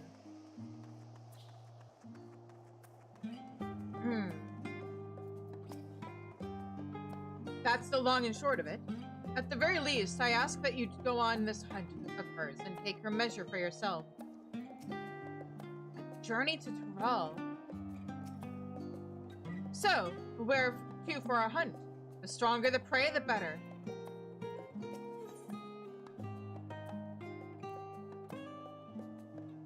Rahatia appears equal parts bewildered and excited. Boy, I can't wait for him to join us on this journey! The chance to see not only Tural, but the fabled Golden City besides. This is the sort of grand adventures, this is the stuff of grand adventures, my friend. Which is not to say you should hastily accept this invitation, mind. There's still a great deal we do not know. So, let us begin to rectify that by first getting acquainted with our visitor in the manner she suggests. I'm not certain what might be a suitable location for her hunt, however. When I was at the guild earlier, I learned about a petition from researchers on the Isle of Ham. We went there not long ago and culled some unruly fauna, of course, but according to recent reports, other ordinarily docile fauna have grown savage. It's believed that they've been unsettled by some manner of predator, and so the researchers seek assistance with identifying and dispatching it. As part of your hunt, perhaps you might answer the petition? The Isle isn't far, and we would also be helping those in need. That works for me! Just so you know, I've honed my skills against some of the fiercest beasts in Tural. Whatever this creature is, it had better be able to put up the proper fight, or it'll end before we have the chance to get acquainted.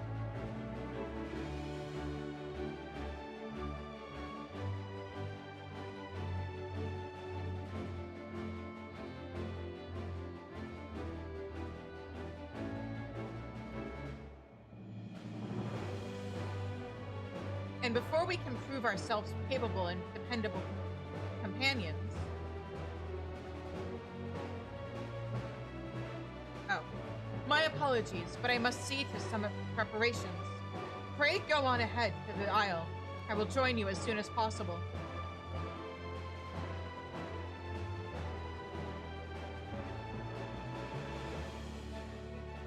If the rest of you are ready, let us head to the harbor.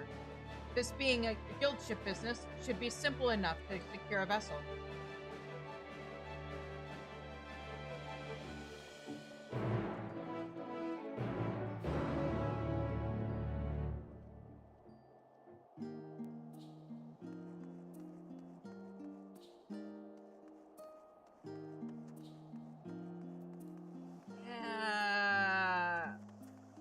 Let's go. Where am I going? Here. They couldn't put an aetheryte at the end of that dock. You guys are gonna make me run along this entire thing?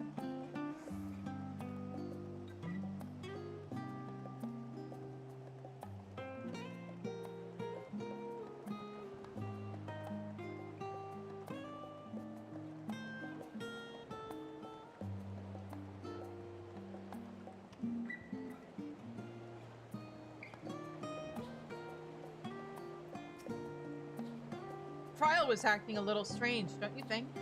This is just a simple hunt. I wonder what preparations she needs to make. We have the loan of a ship from one of the captains, a cheery fellow. I can operate the vessel, so we don't need to trouble him to take us. So we have to take a ship? Ugh. And I barely set foot on dry land. Oh well, I suppose it's for a good cause. A hunt. Come on, let's get going. Cutscene time, everybody. Let's go.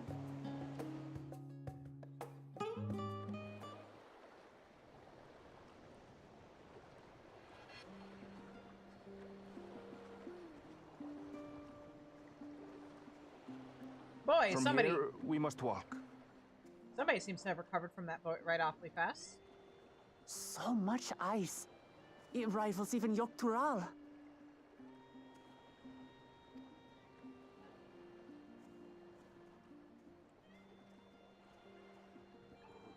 Oh, a white bear. I wonder what it tastes like. Wooklamot, no! Remember, we're here to deal with creatures that have been deemed an unacceptable danger. Do not attack anything else unprovoked. I know.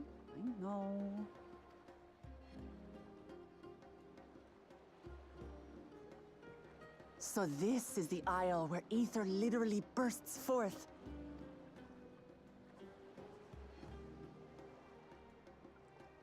Aye, the Isle of Ham. The geysers lie deep inland, however. You really are knowledgeable. Kona told me nothing about this place. I doubt your brother managed to come out this way. He's like to have toured facilities like Labyrinthos, however. The great big cavern under the city. It's amazing that they could make a sky down there complete with a sun.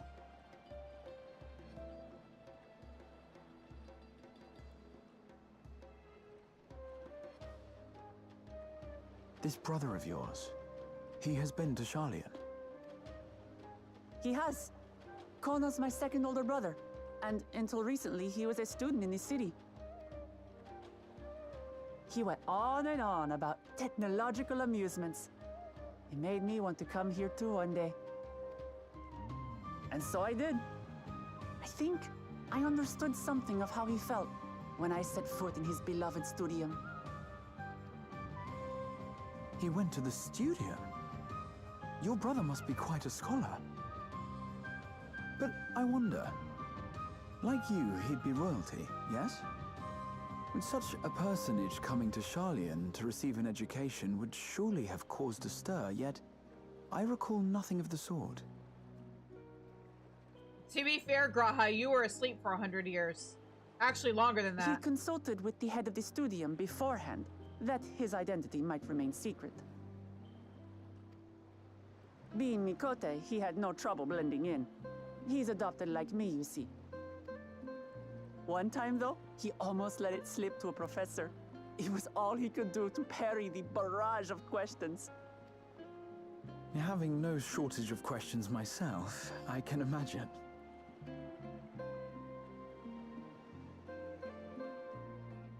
Ask whatever you like. I don't mind. But I maintain, hunting together is the best way to get to know someone.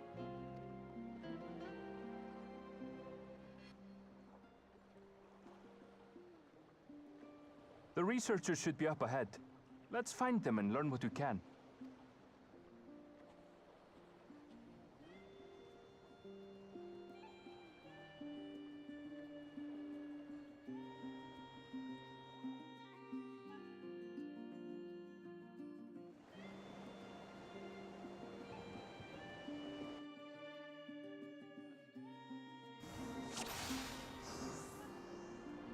Yeah! The researchers should be just ahead. There. The building to the northeast. So, ordinarily harmless creatures have grown savage. Don't know what's got them riled up, but I'll take down any that thinks to try me.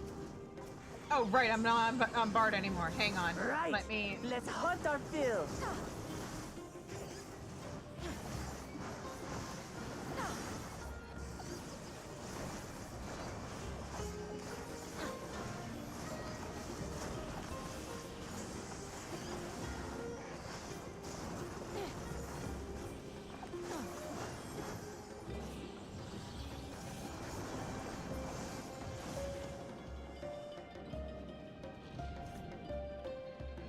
Look!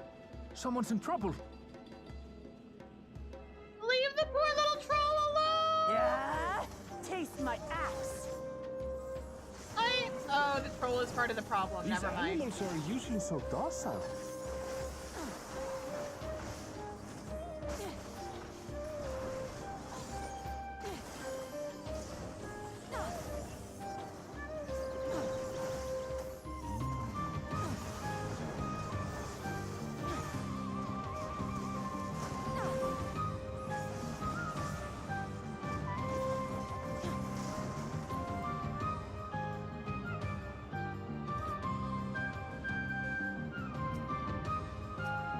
Oh, I can't talk to them. Ooh, okay. Oh, thank goodness you've come. I take it you're the one who answered our petition. Wait, aren't you? You are! Shizune, the adventurer who saved our star. Would that our meeting was under better circumstances. I was conducting a routine inspection of the transporter here when I suddenly found myself surrounded. You'll find more of the same across the chasm. Once docile animals grown strangely aggressive. My colleagues there can tell you more. If you'll give me just a moment, I can finish checking our equipment. You really are famous. And for good reason, as you'll soon see for yourself.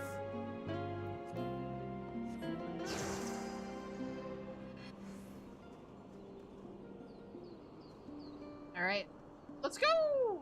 Whee! Quite an interesting contraption you've got here.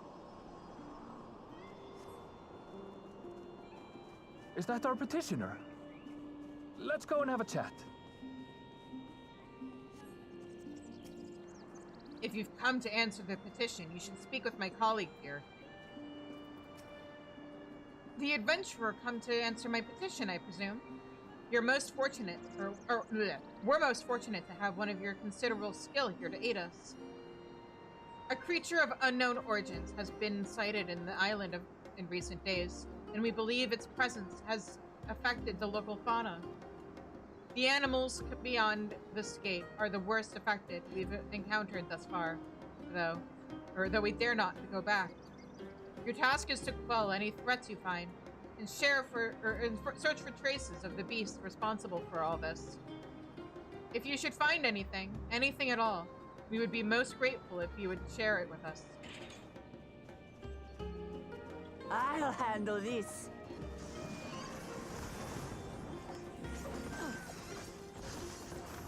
Hold still.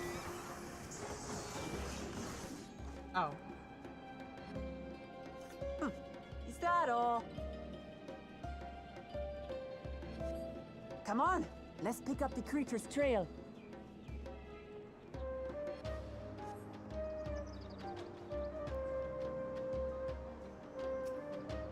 You find ravaged beast remains, torn to shreds by sharp talons. These claw marks. I've seen their like before.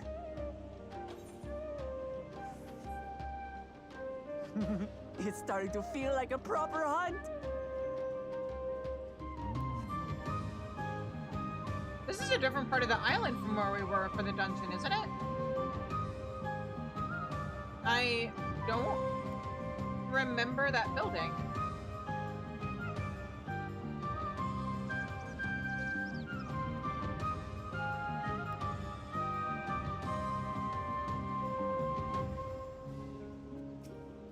You find feathers are scattered about the ground. There are signs of a fierce struggle. Feathers. But did they belong to the predator or the prey? So, how do you prefer our prey? Roasted or raw? Roasted. You presume it's even safe to eat? Look, anything is edible once.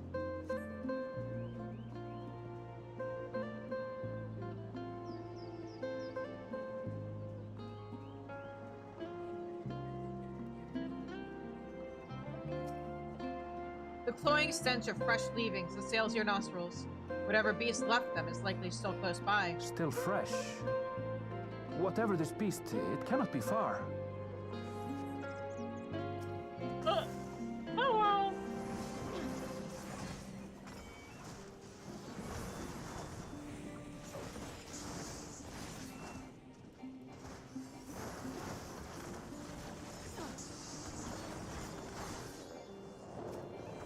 Do you suppose they're upset we disturbed their home?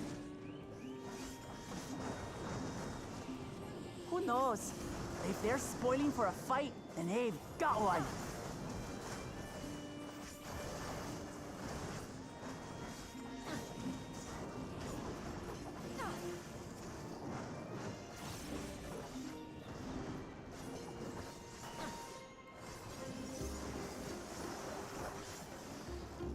Let's head back and report what we found.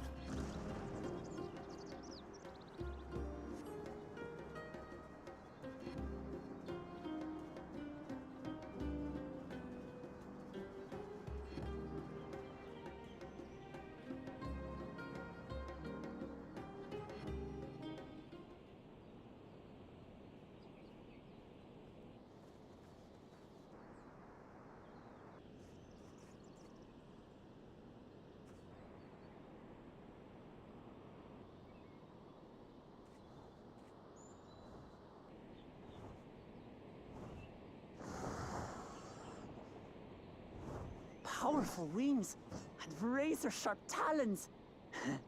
Worthy prey.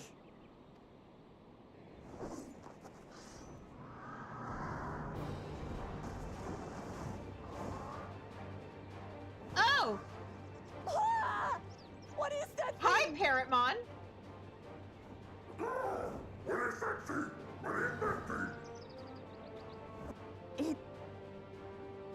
It speaks?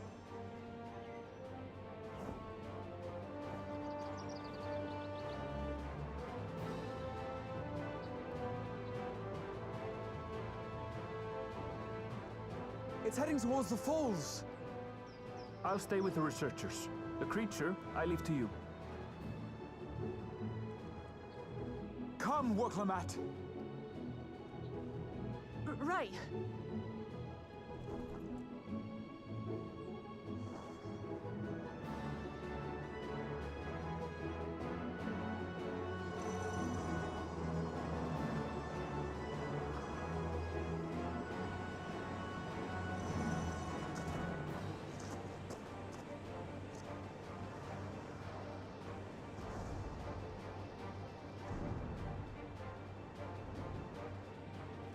Just so we're clear, I wasn't startled by the beast earlier. It caught me by surprise, that's all. Isn't that the same thing as being Forgive startled? me, but I failed to see a difference. Yeah. I'm getting hungry. Let's be done with this so we can eat. Caught me by surprise! Caught me by surprise! Think you're clever, huh? I'll rip off that beak and roast you on a spit!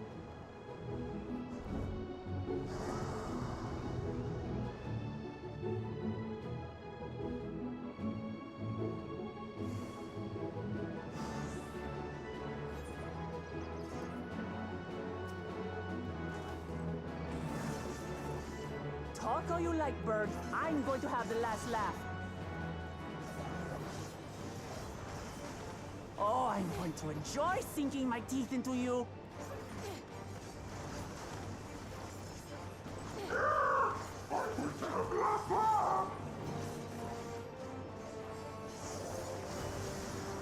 Ah, shut up already, you blasted bird!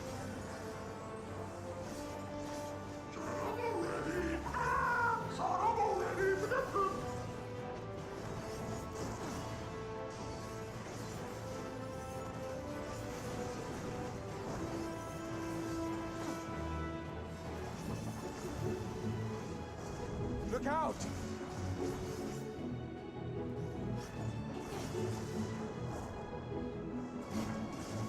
I've never seen such an enormous colibri.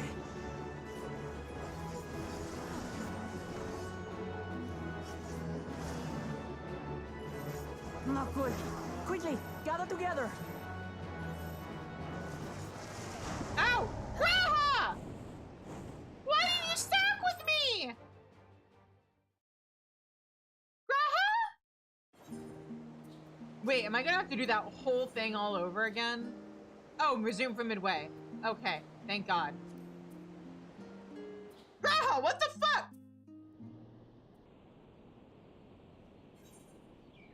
I'm just gonna skip the cutscene, it's fine.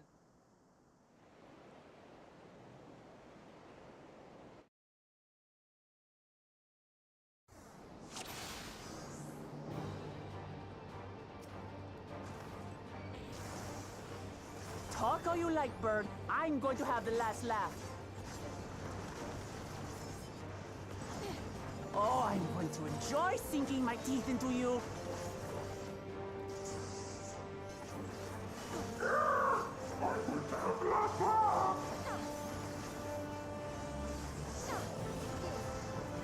Ah, shut up already, you blasted bird!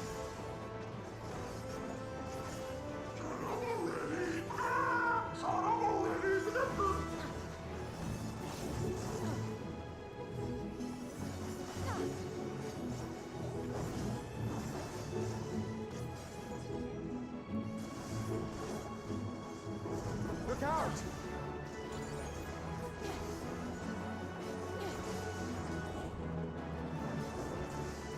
I've never seen such an enormous colibri.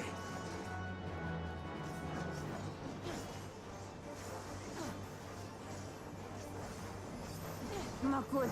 Quickly, gather together.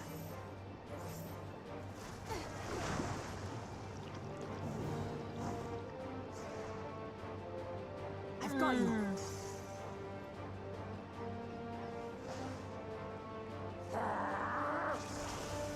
Oh, nice. That was too close. Steady now.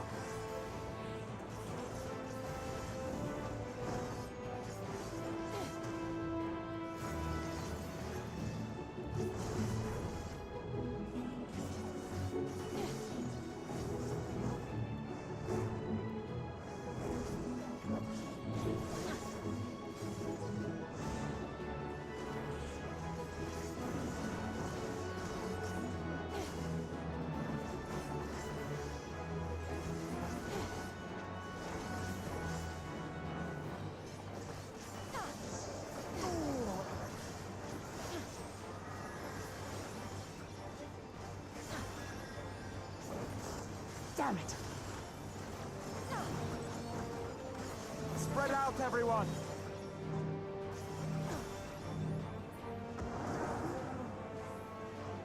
You paid for that. Oh, come on!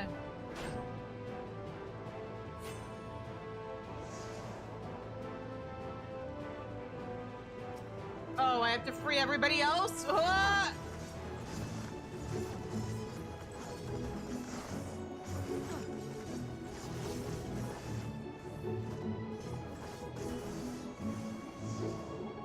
Alright, move them up, move.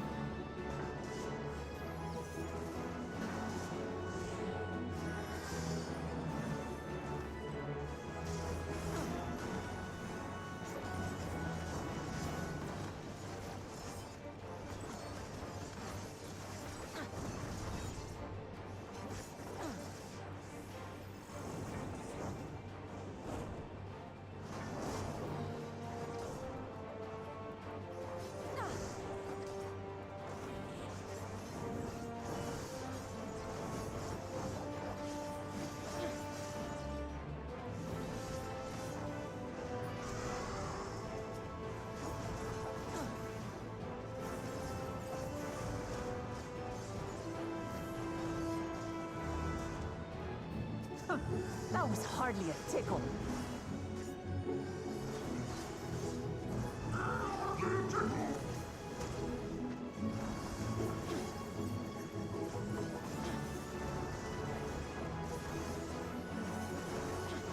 Try this.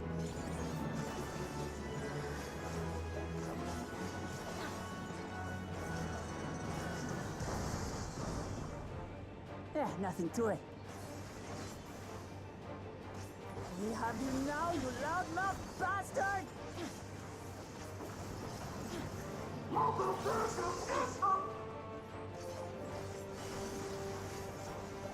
Throw everything you have at it.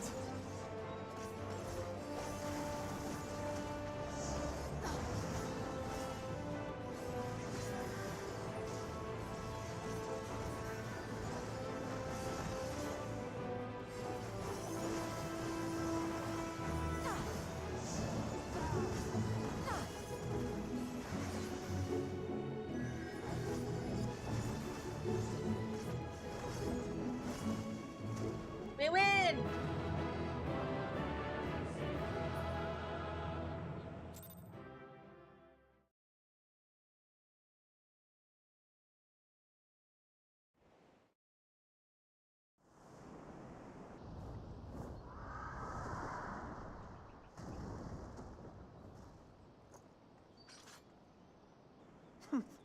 and I had barely limbered up.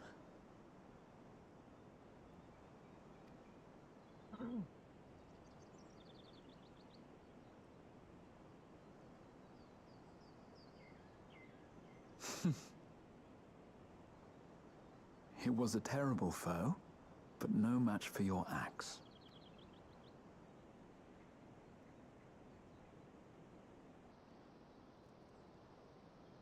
Only to be expected. You were pretty impressive yourselves. I was right to invite you on a hunt. But what a curious bird that was. Though we have similar in Tural, they don't grow so big or use such dirty tricks. Dirty tricks? Dirty tricks? Aye, dirty and despicable. Otherwise, I could have easily...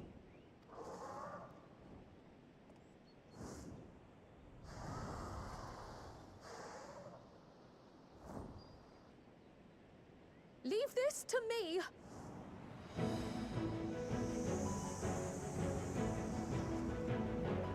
Have at you!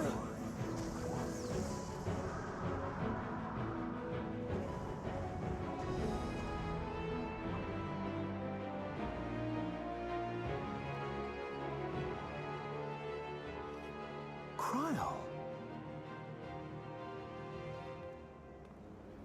I am terribly, terribly sorry to have kept you all waiting.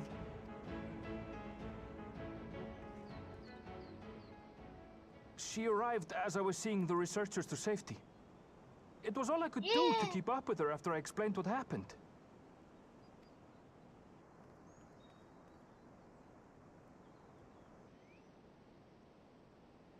So this is what you meant by seeing to preparations?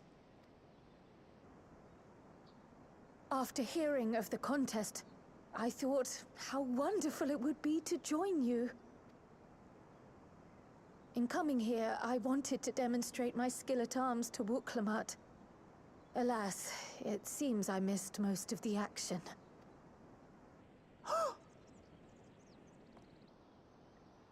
That was amazing! The piece didn't stand a chance! I'm glad to have been of service.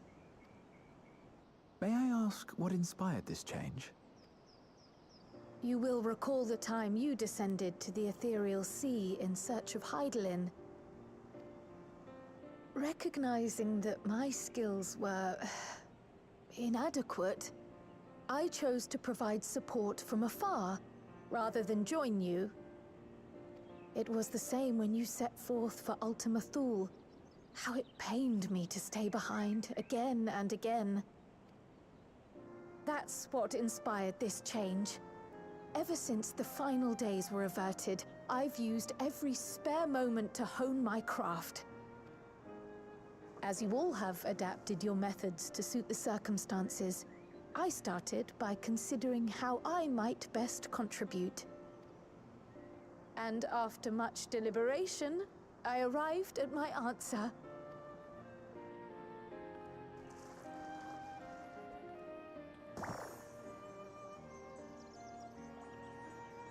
With the esoteric art passed down by the legendary Archon realm, Pictomancy. Okay, granted, I, full disclosure, kind of forgot to finish the Pictomancer quests on my main. But, like, I hope they do more with, like, building out the lore of realms someday. I was like, hey, Final Fantasy VI character name dropped as an Archon in Charlian. That's cool. As I recall, you have embraced versatility to effectively complement a certain someone's style. What I do is much the same. Like you, I don't want to be left behind. No. Indeed. I must say, you appear to be especially keen on being involved in the ritual of succession. Is there any particular reason? Yes, there is. This letter from Tuli Yolal. It was addressed to my grandfather Galuf and turned up among the students' archives. The ink was faded, so I couldn't fully make out the sender's name. Galul, someone. Jaja. Gulul Jaja. That's my father, the Dawn servant. What does the letter say? While much of it isn't legible, it appears to be a request to investigate the Golden City.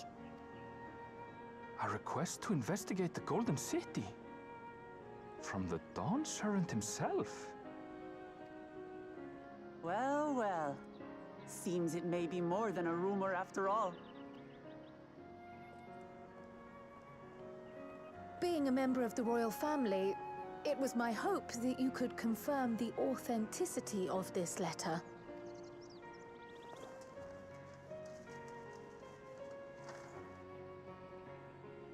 I can say for a fact that my father didn't write this.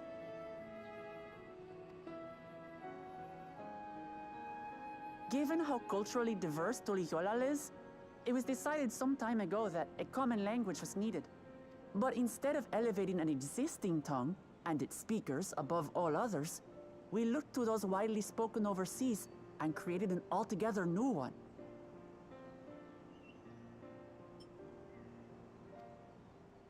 The similarities to your common tongue also make it quite easy to communicate in these situations, no?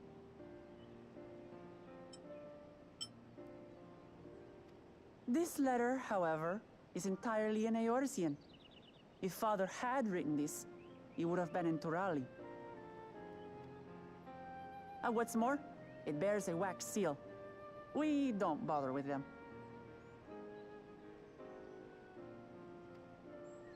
So the letter is fraudulent, then?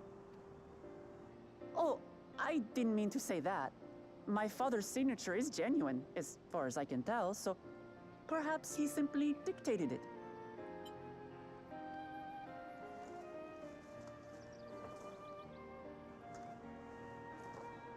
I see. Oh, thank you for the confirmation. It seems my grandfather indeed had dealings with Tuli Yolal. I can't help but be curious as to what exactly he was doing there.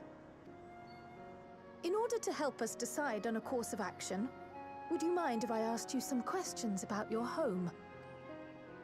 By all means. After all, learning about one another was the purpose of this hunt. We can talk while feasting on this fellow. I, for one, am starving. We're eating that. I mean, hey, if Kolibiri is edible, then why not?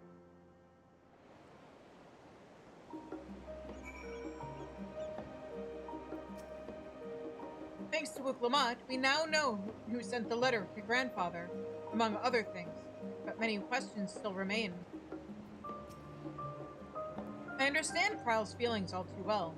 The desire to do one's part. It can be daunting to try and keep up, but nothing will change unless we take the first step. Ah, what an exciting hunt that was! And now, it's time to savor the reward. With the wildlife pacified and the researchers safe, our task is complete. That just leaves the matter of the Kolibiri meat. For better or for worse, there's really only one place we can take it to here in Charlian. The Last Stand. I mean, I'm sure the faculty of medicine would love to fuck around with cooking Kolibiri meat. Come, let's see what Dickon can cook up for us.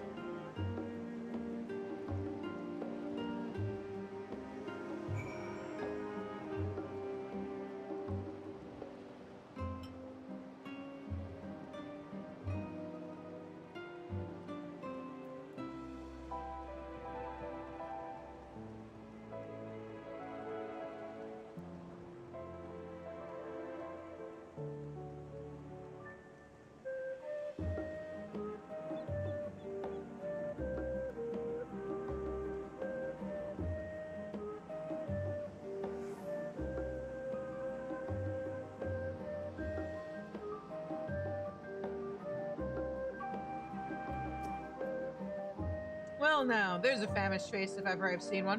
What can I get you, Shizune? A burger, but also can you cook this? Oh, bird meat from the hunt, you say? Leave it to me.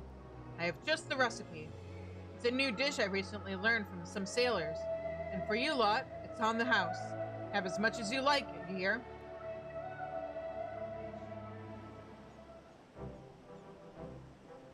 Aw, that looks so good. Come, come. Let's enjoy the bounty of our first outing together.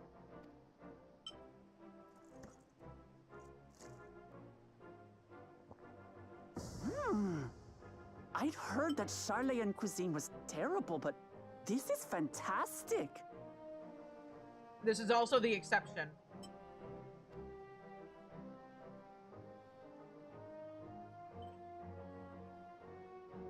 What is this? Oh, it smells spicy.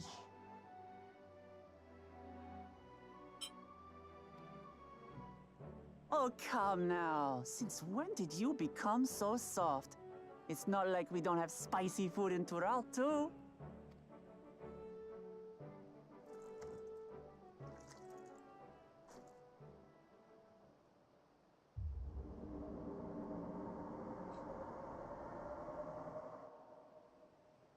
Is she okay?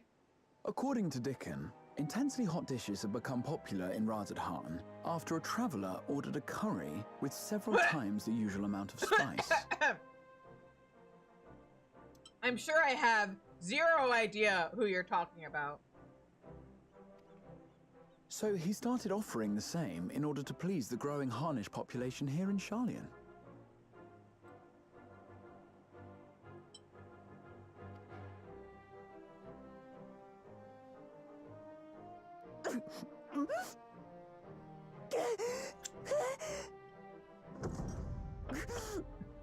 It's nothing I can't handle. Hello, everybody, and welcome to Hot Ones.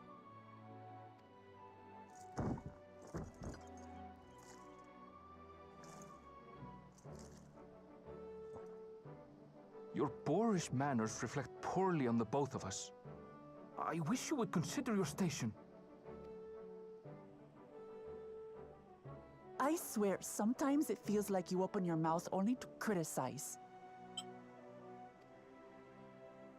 Would I be correct in assuming you've known each other for a long time?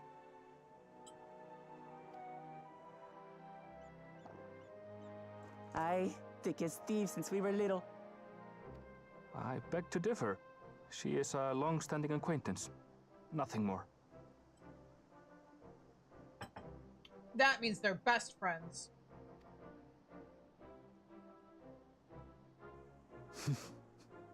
I see. I see.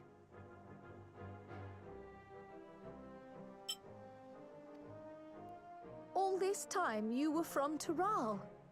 Oh, would that I had known sooner. There's so much I'd like to ask. You and everyone else.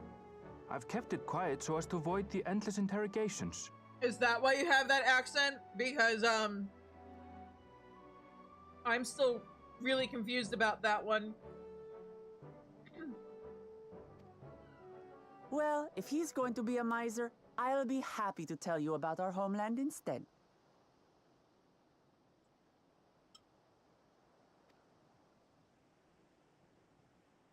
Since ancient times, many peoples have called Tural home, and they've been fighting each other for nearly as long. The fighting finally stopped some 80 years ago, when the reigning Dawn Servant unified the disparate communities and founded a new nation. And that's how Tuliolal came to be.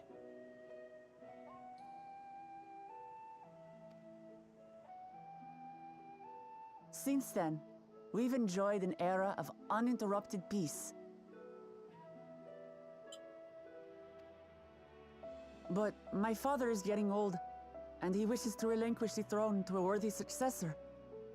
One who can preserve his legacy. Including myself, There are 4 claimants to the throne. But while we all have the right to participate, one among us cannot be allowed to rule.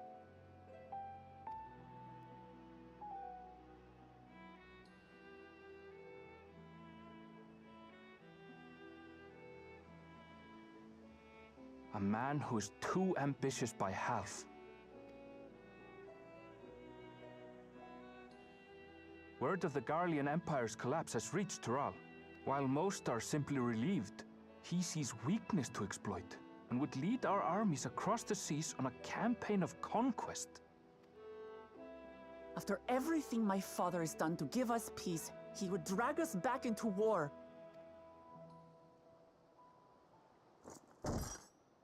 I can't allow it. No matter what, I must win this contest.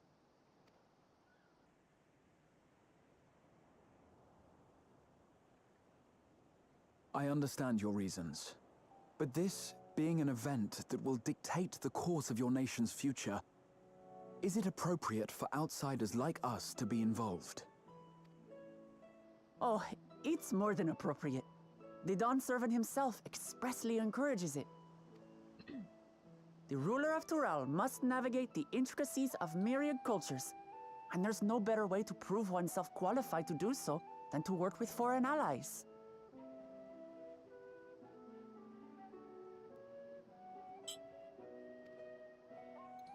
That's why I sought you out. Through our hunt, I've confirmed that you're a warrior of considerable skill, but more importantly, one of good character as well. And so I ask you, will you lend me your strength and help me win the throne of Tulihualal?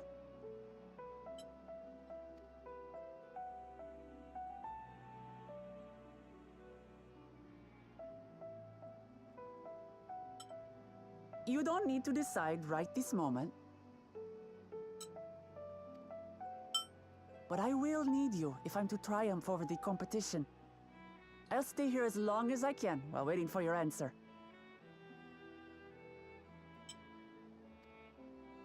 In that case, allow us to prepare a room for you at the Baldessian Annex.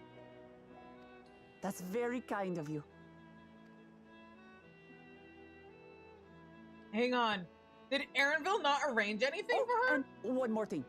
Once we finish eating, would you mind if I took the rest of the meat?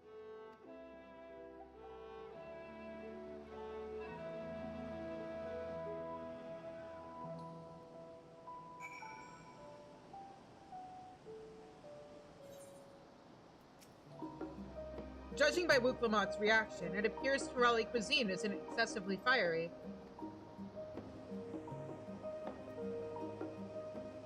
I mean, we're talking... I don't know about that, Raha. I think we're just talking the difference between South American food and Indian food. Whether Wuklamat has the makings of a ruler, I couldn't say. But I do know that she deeply cares for her nation and her people. Whether you choose to help her, though, is for you and you alone to decide. Think on it well. Now then, it's past time I reported our mission's success to the guild ship. I would have done so sooner, except Her Highness needed to have her royal meal. I shall come by the annex later. Till then...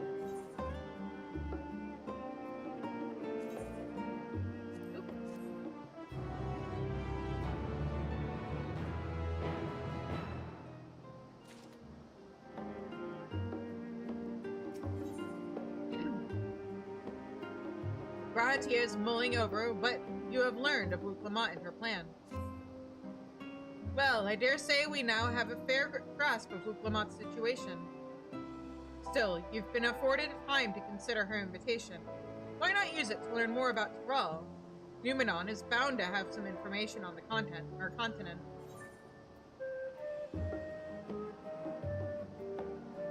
It certainly wouldn't hurt to be better informed.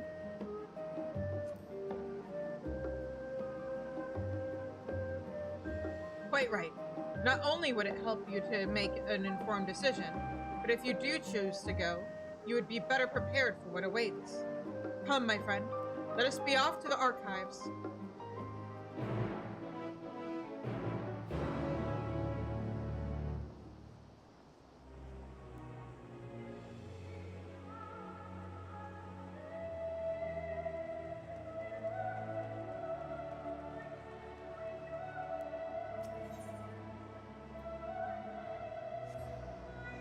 All right, to the library.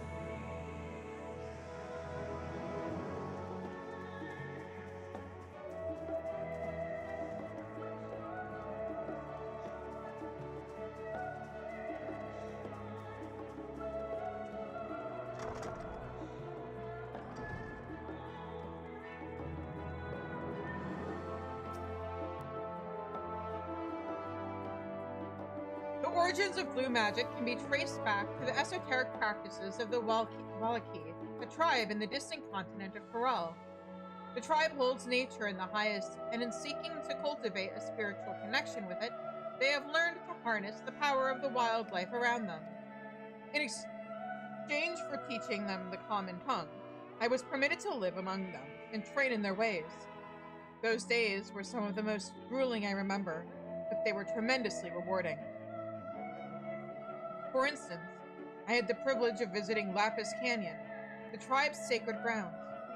It is so named for the ceruleum deposit that wells up to the surface, turning the entire canyon a vibrant blue.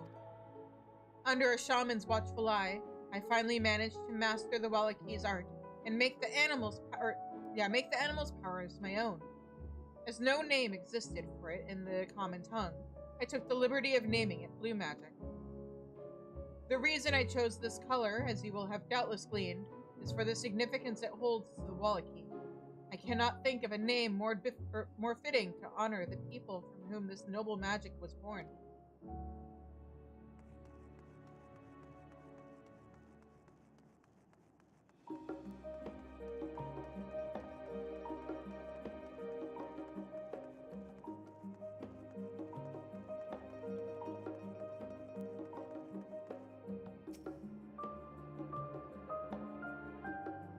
Let us begin by comparing the geographical characteristics of the three great continents and Coral. Also, lines in the sand, geopolitics of Heidelin. The former stretches from east to west and lies entirely within the northern hemisphere. In contrast, the latter extends to the far reaches of both northern and southern hemispheres, and a difference immediately presents itself in the form of climate variance. Shifts in climate tend to be gentler when moving east and west, but harsher when moving north and south. Owing to this fact, longitudinal migration is far more common in history, whether it be by men, animals, or plants. A case in point is the Alligans, who rose to power in Aldenard before advancing east to Ilsabard. Their movement would be mirrored thousands of years later by the Garleans. Meanwhile, although the disparate tribes of Tyrol waged war with one another for generations, stymied by the climate, none could make any great headway north or south. Tribes hailing from frozen lands withered beneath the desert sun, while those that thrived in open plains could not pierce dense jungle. Such was the way of it, until the leader of the Mamulja succeeded in bringing the continent under one banner. Given the land's divided history and the reason thereof, one cannot help but be in awe of this feat. Truly, it is a testament to the autarch's greatness.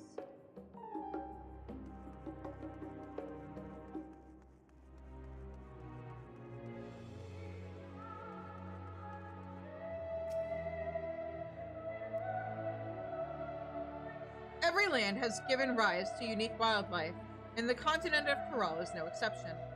Yet while some of her creatures have become familiar sights in Eorzea, many and more exist that are rarely seen this side of the Indigo Deep. This tome introduces a select variety of species as described in testimonies of sailors and adventurers. Alpaca! Accustomed to Tyrol's craggy mountain ranges, this four-legged beastkin has been domesticated for seemingly hundreds, if not thousands of years. Their soft white fleece is highly prized by weavers, while their strong legs and sure-footedness make them capable beasts of burden. Wyver, this ferocious scalekin, is native to the dense jungles of Coral. The Mamulja have succeeded in taming them and utilize their prodigious strength for manual labor. It's so interesting reading this and having actually encountered these creatures now on my main.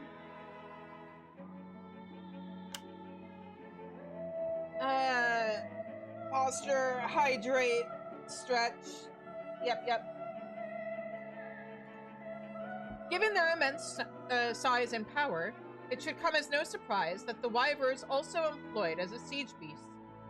Enemy and fortifications cannot long withstand this horned brute's rampage. Vali Garmanda.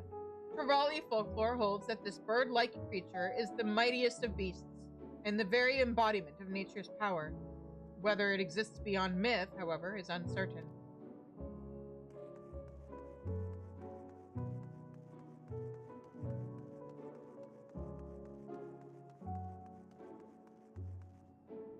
Oh, Braha's here. Hang on. History, geography, botany.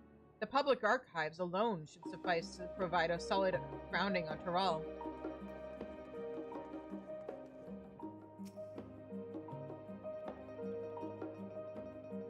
It is impossible to adequately discuss Eorzean cuisine without speaking of that land from which many of our modern-day staples hail, the far western continent of Tiral.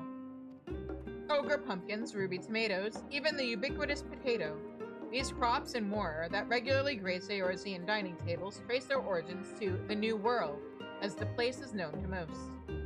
The tale of this culinary immigration begins in the year 1498 of the 6th Astral Era, when a Lominsan sailor named Ketenram successfully traversed the Indigo Deep to arrive at the heretofore unknown continent. Ketenram spent several moons exploring inland, in the course of which he encountered the denizens of the sprawling nation of Mumulja. He was even granted an audience with their supreme leader, whose confidence he won along with permission to roam freely. Ketenram would return to Tiral several times, but during his first expedition, he charted the land and gathered myriad root vegetables and seeds to bring back to Limsa Lominsa. The most notable of these was the potato, whose ease of cultivation and nutritional value saw it quickly spread to all corners of Eorzea. Produce was far from the only bounty of Ketenram's expeditions to Tiral. Many tantalizing recipes, such as the bean-filled burrito, and gripping legends, such as that of the Golden City, reached our shores by way of his ship. To those about or outside of Ketenram's circle, Tiral largely remains shrouded in mystery, yet its influence on our cuisine cannot be overstated. Many scholars, myself included, would relish the chance to immerse themselves in the culinary culture of that faraway continent.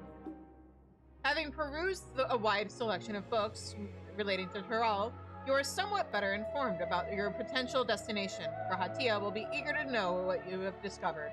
Okay, do you wish to read these books again? Speak with the rep. Okay, hang on. I need to...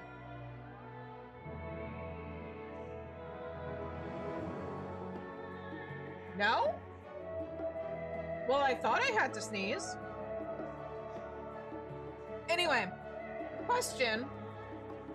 If Beluljaja was the leader of the Mumulja before he took over, or like united what eventually became Tiral, how old is he? Because that was 80 years ago, and I doubt the Mumulja, regardless of how many heads he had, would have put somebody who was a teenager in his 20s in a leadership position.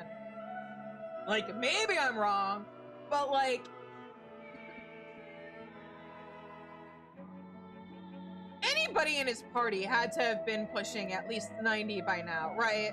Because like, they would have had to be at least, no, pushing 100, sorry. Because they would have had to at least be late teens or in their 20s to even be qualified to be,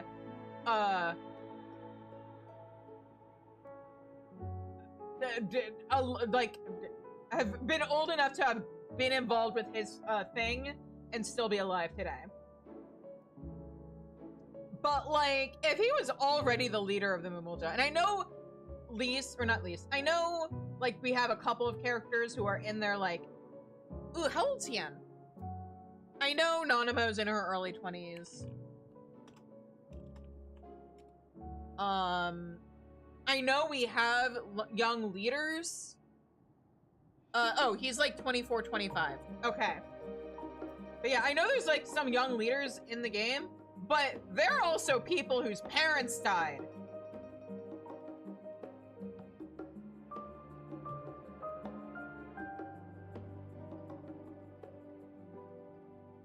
Hey, are we being good, Cyan?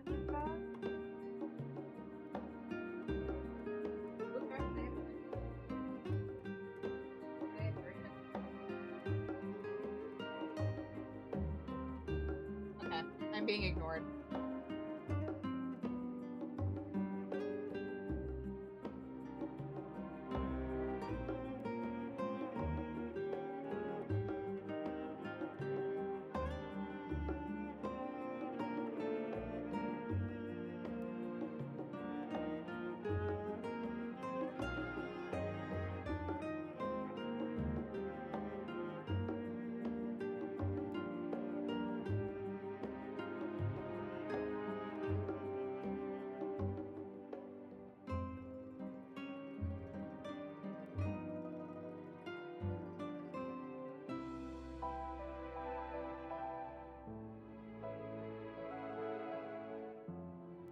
Anyway, I'm gonna put up the BRB screen and I'll see you guys on the other side of the ads.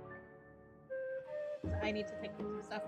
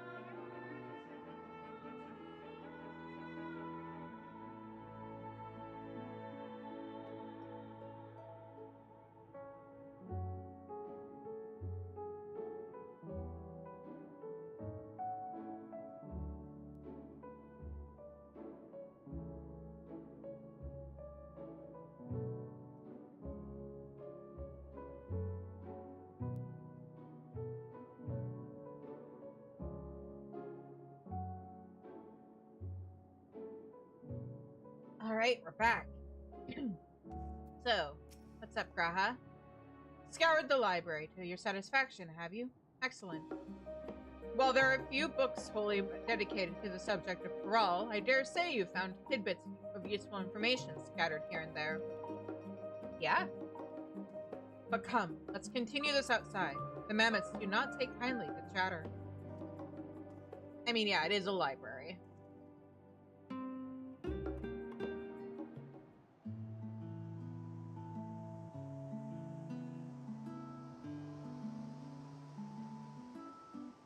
Now then, I'm quite keen to hear your honest impressions.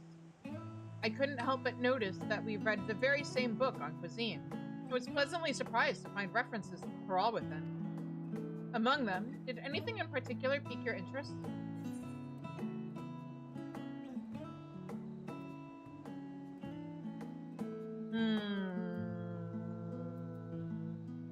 The legendary City of Gold.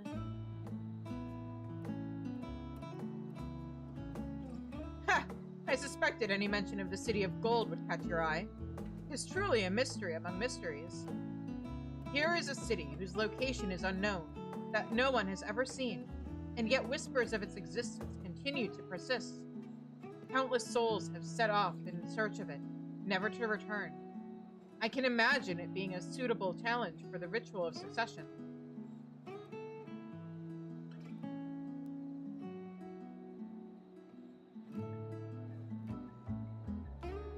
But moving on, did you perchance learn aught about the fauna of Tyrol?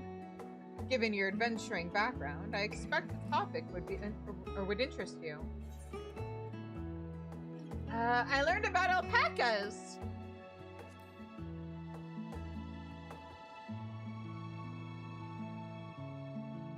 Ah, yes, the alpaca.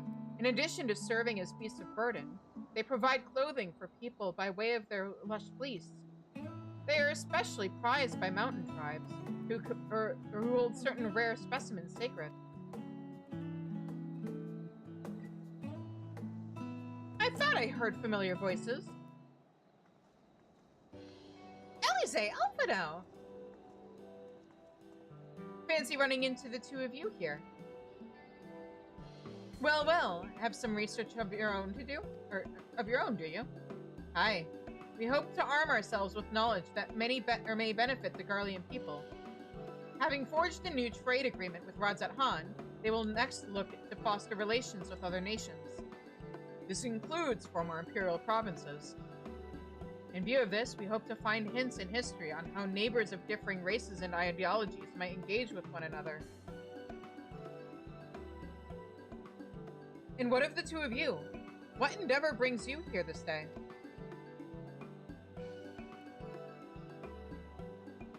We got invited to help someone with becoming the new ruler of Tyrol. It's kind of a big deal. A nation composed of the disparate peoples of Tyrol. I dare say this is precisely the kind of example we seek. We do well to read up on Tuliolo ourselves. The contest. Is Shizune the only one allowed to help Wrapup? There was no mention of such restrictions, as I recall. On the contrary, Wrapup gave us the impression that she would could have several champions. I think I know how to make the most of our respite. Follow me, Alphino. We have planning to do. Elise, wait! Would seem our plans have changed. If you'll excuse me.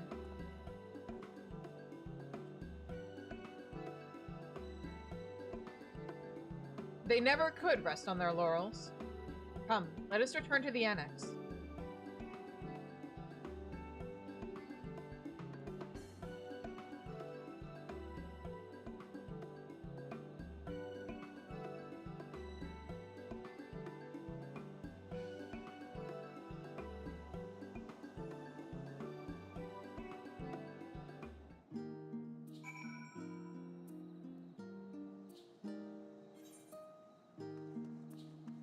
Alright, back to the annex we go.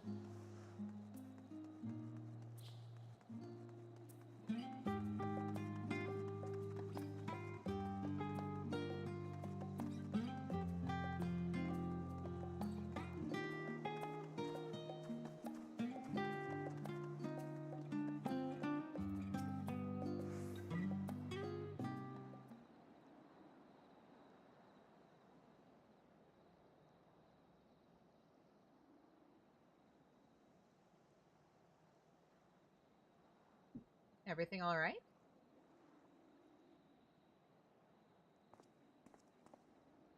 Oh, it's just... Despite all that we've learned, I can't help but feel we've yet to hear the whole story.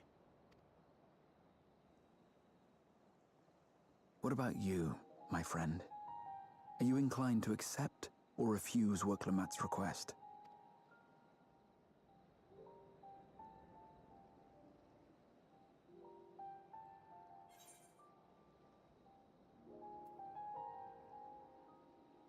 I'm still undecided, to be honest. I mean, we did just meet her.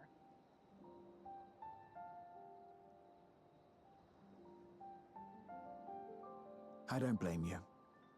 No matter the assurances, it's no simple thing to wade into the midst of a political struggle, and in a foreign land at that.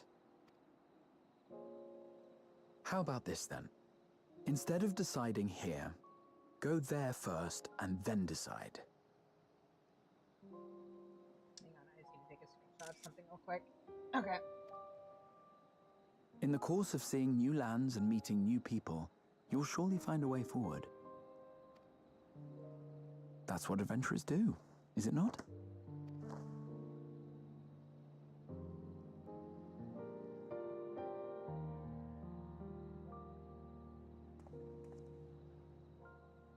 Such a journey would be the envy of many a scholar. Distant as it is, Tural remains largely unknown to us, with only meager records to be found in Numenor. The experiences to be had, all the things you might hear, feel, and think. It's enough to stir me to the core.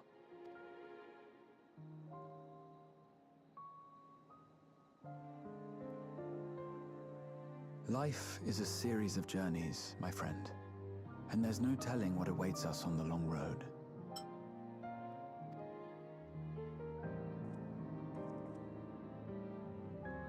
But what's important is to be true to yourself as you walk it. Only then can we hope to be content when we arrive at the end of one and step forward into another.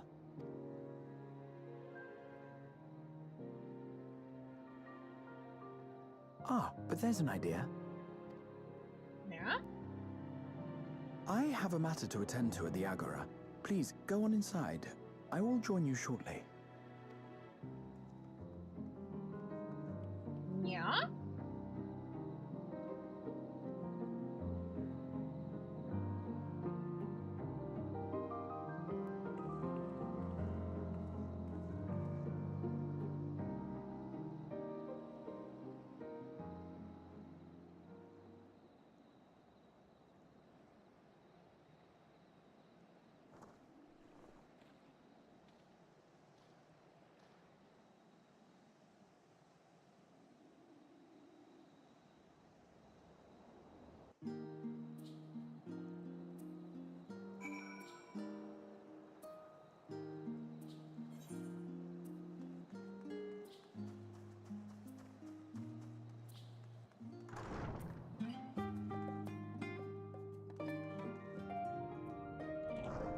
How are their minions just like sitting there and not? I'm so confused. Anyway, hi Ojika, we're back. Or at least I'm back. Welcome back, Shizune. If you're looking for Wuklumon, she is currently with the others in her chambers. If you like, I can go and fetch them for you. Yeah, let's go. Understood. Please wait in the main hall.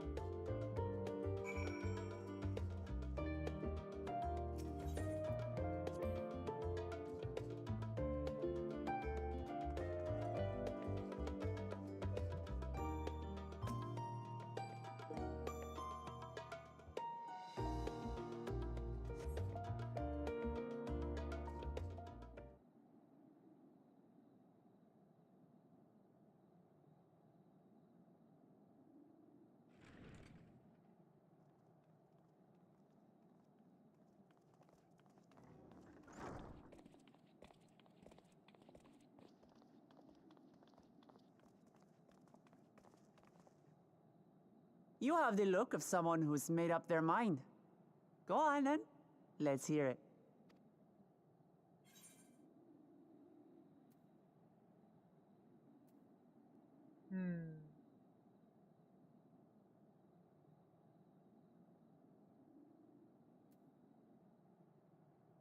I've never been one to turn down an adventure.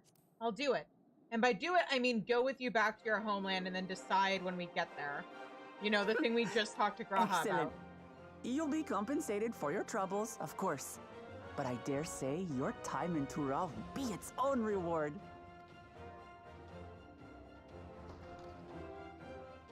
You're not planning to leave without us, are you?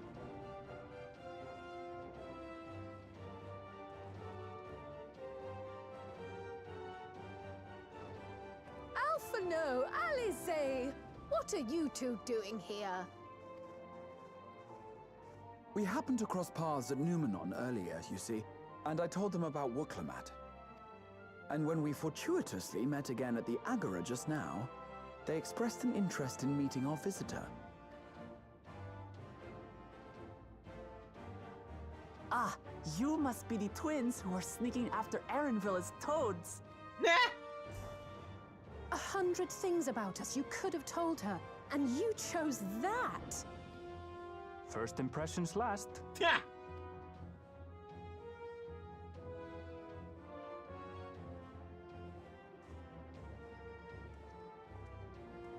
'Tis an honor and a pleasure to make your acquaintance, Your Highness. Alphino Leveilleur at your service, and this is my sister Alize. Oh no, let's not do that. I really can't stand titles. So, you want to participate in the contest too, is that right? Indeed we do. We've been assisting with the rebuilding effort in Garlemald. Yet while progress is being made, the question remains of how the nation might reconcile with its neighbors. We believe there is much we might learn from Tuliolal, a nation founded on unity. And in return for this honor, we would spare no effort in supporting your claim. The more the merrier, I say. And I'd be keen to learn about Eorzea and Garlemald from you as well. Having recruited so many committed and capable allies, I presume you have no need for my continued assistance? Nice try. Nonsense!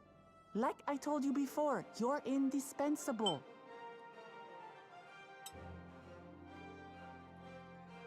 They're strong, aye, but strangers to our land. They need someone to guide them, to point out the dangers and spare them grisly deaths.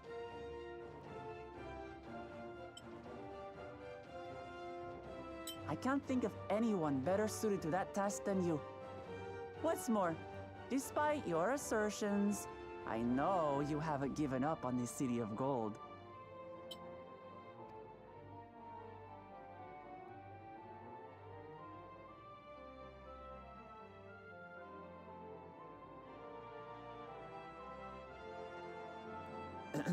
As I recall, Kryl, you were the first to state your desire to visit Tural.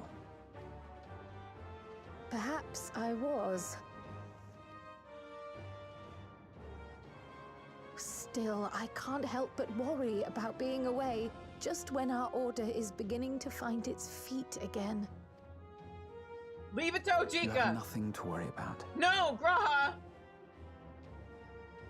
I haven't forgotten how you held the fort while I set off to explore Alzadal's legacy.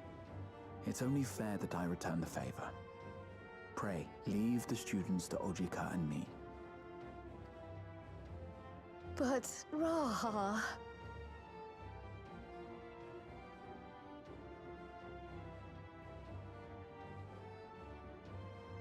Come with us. You want to retrace your grandfather's steps, don't you? This is a rare opportunity, and I insist that you seize it.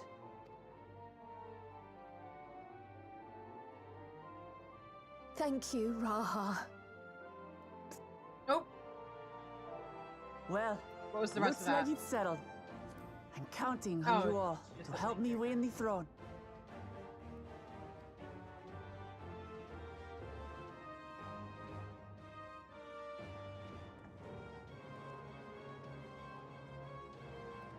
I suppose now is a good time to show you what I spent a small fortune on at the Agora.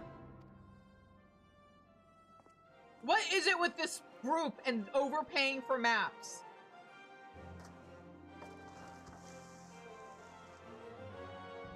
There.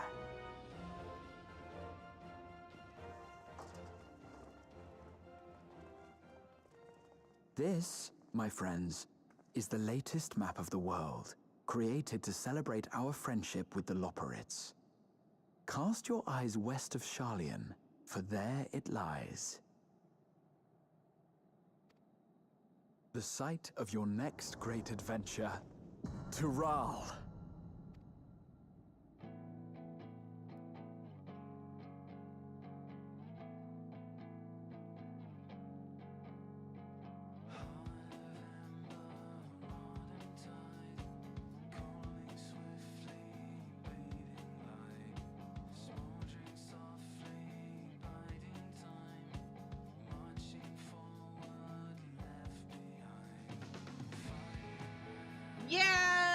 And that's the end of Endwalker. Hooray! Ah, there are the titles, or subtitles. Okay. That being said, I know I said I was going to do the Viper quests. I almost kind of want to just, like, procrastinate on them.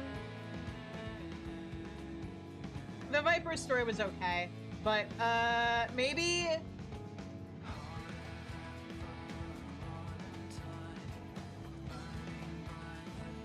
No, I probably should get it done.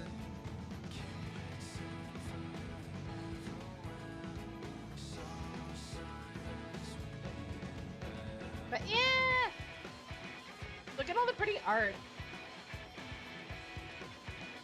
Honestly, I'm glad to be done with Endwalker. I have so many issues with Endwalker.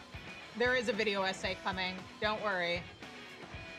And funnily enough, a handful of my issues with Dawn Trail have their roots in Endwalker. Because imagine if in Endwalker they'd introduced more members of the Students of Baldesion, instead of it just being Kyle and Graha and then like a bunch of anonymous, or Edojika and then like a bunch of anonymous no-name characters, there would have been somebody to hold down the fort that wasn't Graha, and then he could have come with us in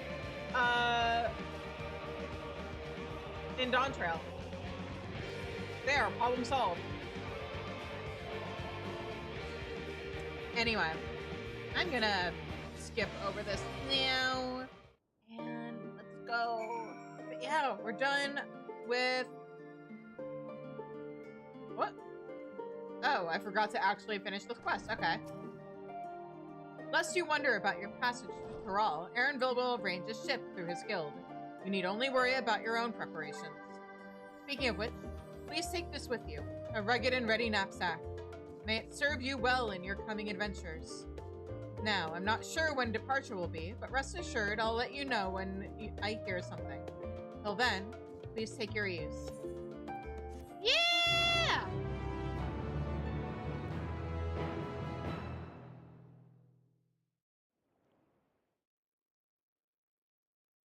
Oh, meanwhile, in Limsa Lominsa... Oh, right. When does the next ship set sail? May I ask your destination? The north and east, I've already seen. I suppose I'll head west this time. West, you say?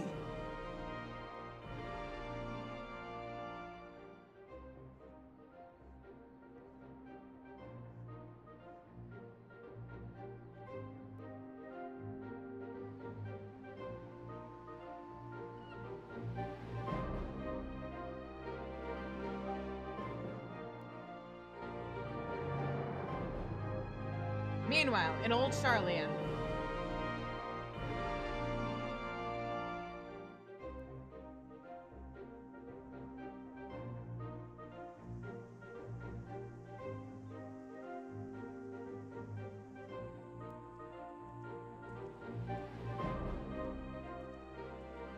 I see you've made up your mind. I had a feeling you'd be keen. But to think that our comrades too are thither bound. Fate doth work in mysterious ways. Indeed. It will be a grueling task, having to contend with them.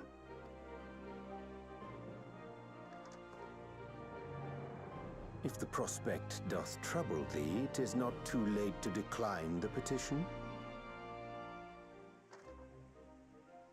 Though thine expression would suggest thou art far from perturbed. Oh, how could I possibly be, knowing what's to come?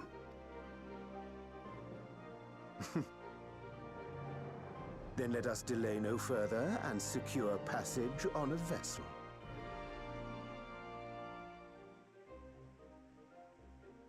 Aye. This will be a mission to remember.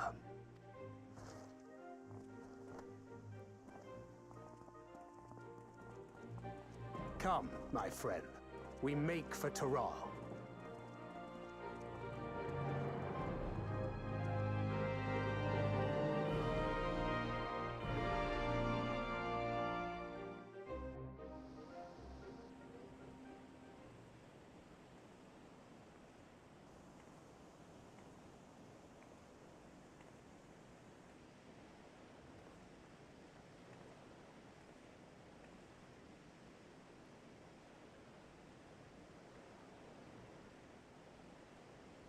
Tell me, have you been to the ruins beneath the waters of the Bounty? Or the treasure islands beyond the frozen waters of Blind Frost in Offerd's north? By the way, this is the thing that some people are theorizing might be 8.0 related.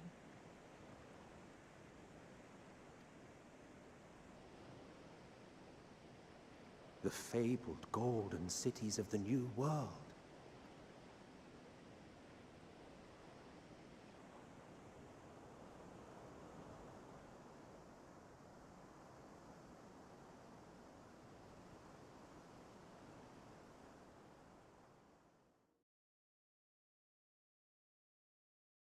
Weigh anchor now, the tide is high, and dawn of the new adventure nigh. Yeah! Row forth to break horizon's bond and tread the gilded path beyond.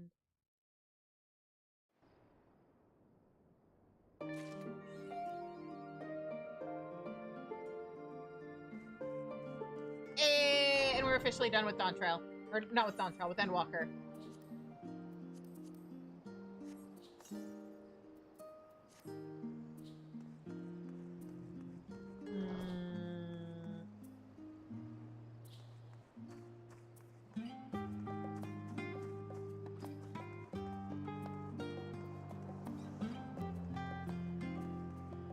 Oh, that's a player. Okay. Okay. I know I said I was gonna do the Viper quest, but honestly, I'm getting a little bit of a headache. And this feels like a really good place to wrap up. I'm excited to start Dawn Trail.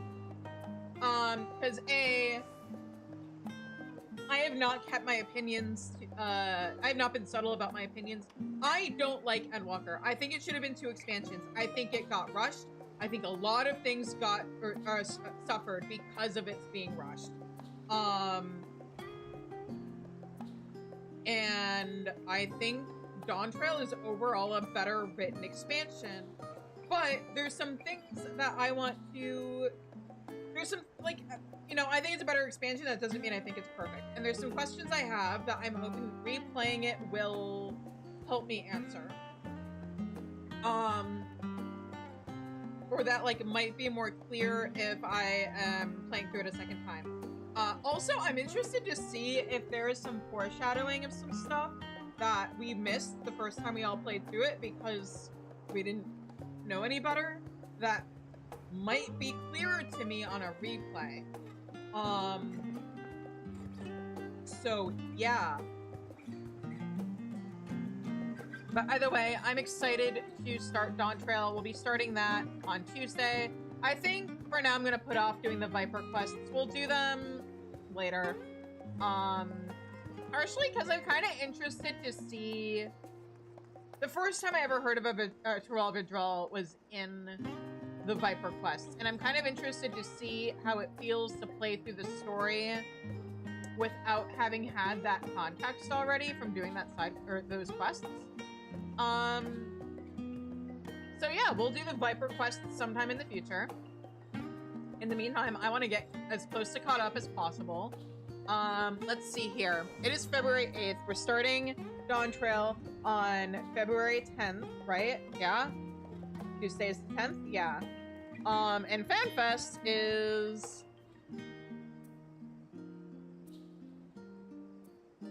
April. I know it's late April.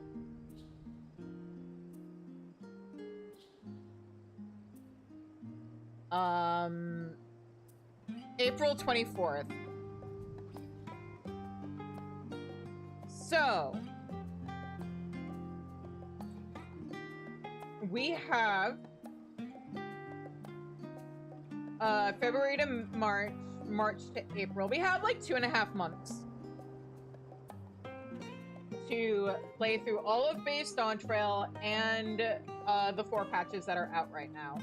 And I want to make sure that we're doing it in a way where if we make it, great. But if we don't, I don't want to feel like, oh, I compromised the quality of my streams for nothing.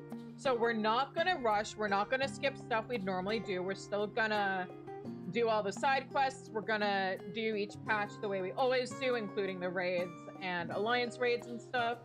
And hopefully we're able to get caught up.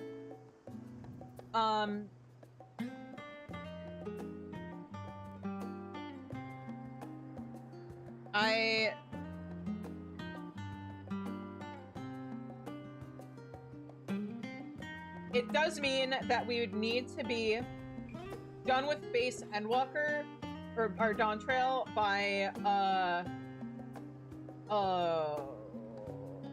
we've got like a month, because we're gonna need 4 weeks for the patch quest plus a week for you know, finish the base story, and then a week for the role quests and crafting quests, and then the patch quests. But yeah, so here's hoping. Yeah, we will certainly try. In the meantime, let me find somebody for us to raid. I might have forgotten to take caffeine again today. So yeah, I have a little bit of a headache. I'm okay for the most part, but like I keep getting those little twinges in my head, and I think some vacation from my computer would be a good idea.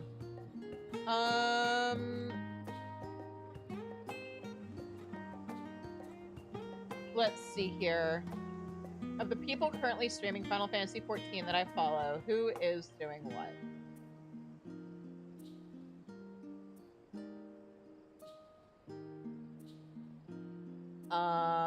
One person's doing the event, another person is... Oh, Stormblood MSQ. Okay, we're gonna raid Floof. Floof is in Stormblood. Oh, she's got an incredible model out right now. Amazing. Anyway, speaking of, well, let me make sure that things are actually set up before I announce. Oh, speaking of models, you guys may have noticed, thanks to Ash being incredibly generous, we do have the money for my, Twitch panels. So I'm actually going to be reaching out to the artists tomorrow to commission those. In the meantime, between that and some very generous Christmas presents that I got, or honestly, holiday presents in general, banner for the channel has been commissioned. We have the money for panels, and I will be, reaching out to the artists about that tomorrow. So we're now raising money for the big one. We are raising money for my, like, proper custom big girl VTuber model. So yeah, every little bit helps. Don't give if you don't feel comfortable or don't feel like you're able to.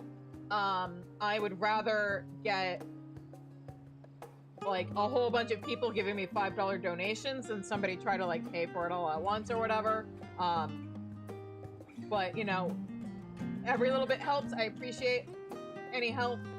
And yeah, so that's what we're focusing on for the foreseeable future. Hang on, let me find something wood to knock on before I say, hopefully I don't end up with another veterinary or otherwise health scare that derails my plans, because I originally planned to do the whole panel thing ages ago. Knock on wood. Thank God I know my windowsills, actual real wood.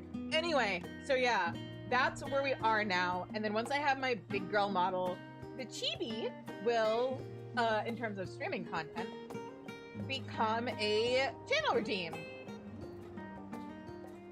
So yeah, anyway, we're gonna go raid Floof now.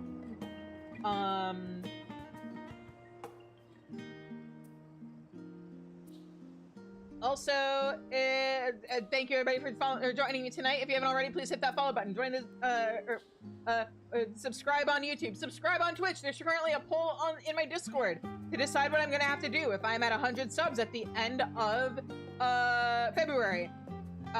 So be sure to also go and vote. There's also a poll going on because they announced Paranorma Site new game coming out in a couple of weeks. I'm not playing it on release because the whole Final Fantasy 14 thing.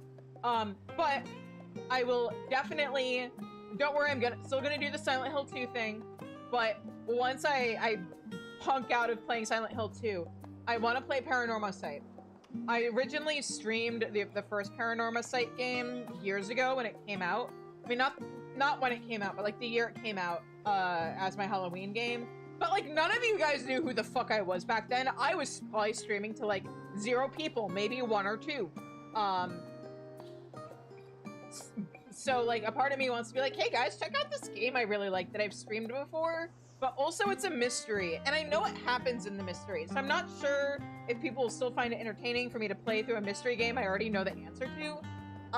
So there's currently a poll in terms of whether you guys want me to still replay 7 Mysteries of Honjo before Curse of the Mermaid, or if we just want to jump straight into Mermaid time. And both of those polls, I think, have a couple days left to them. But yeah, so if you want a say in either of those things, be sure to go and vote. And yeah, okay, now we're gonna go raid Flute. And until I see you guys again, you have a good night, stay safe, stay healthy, and take care, and I will see you guys all on Tuesday for the start of Dawn Trail. Bye-bye!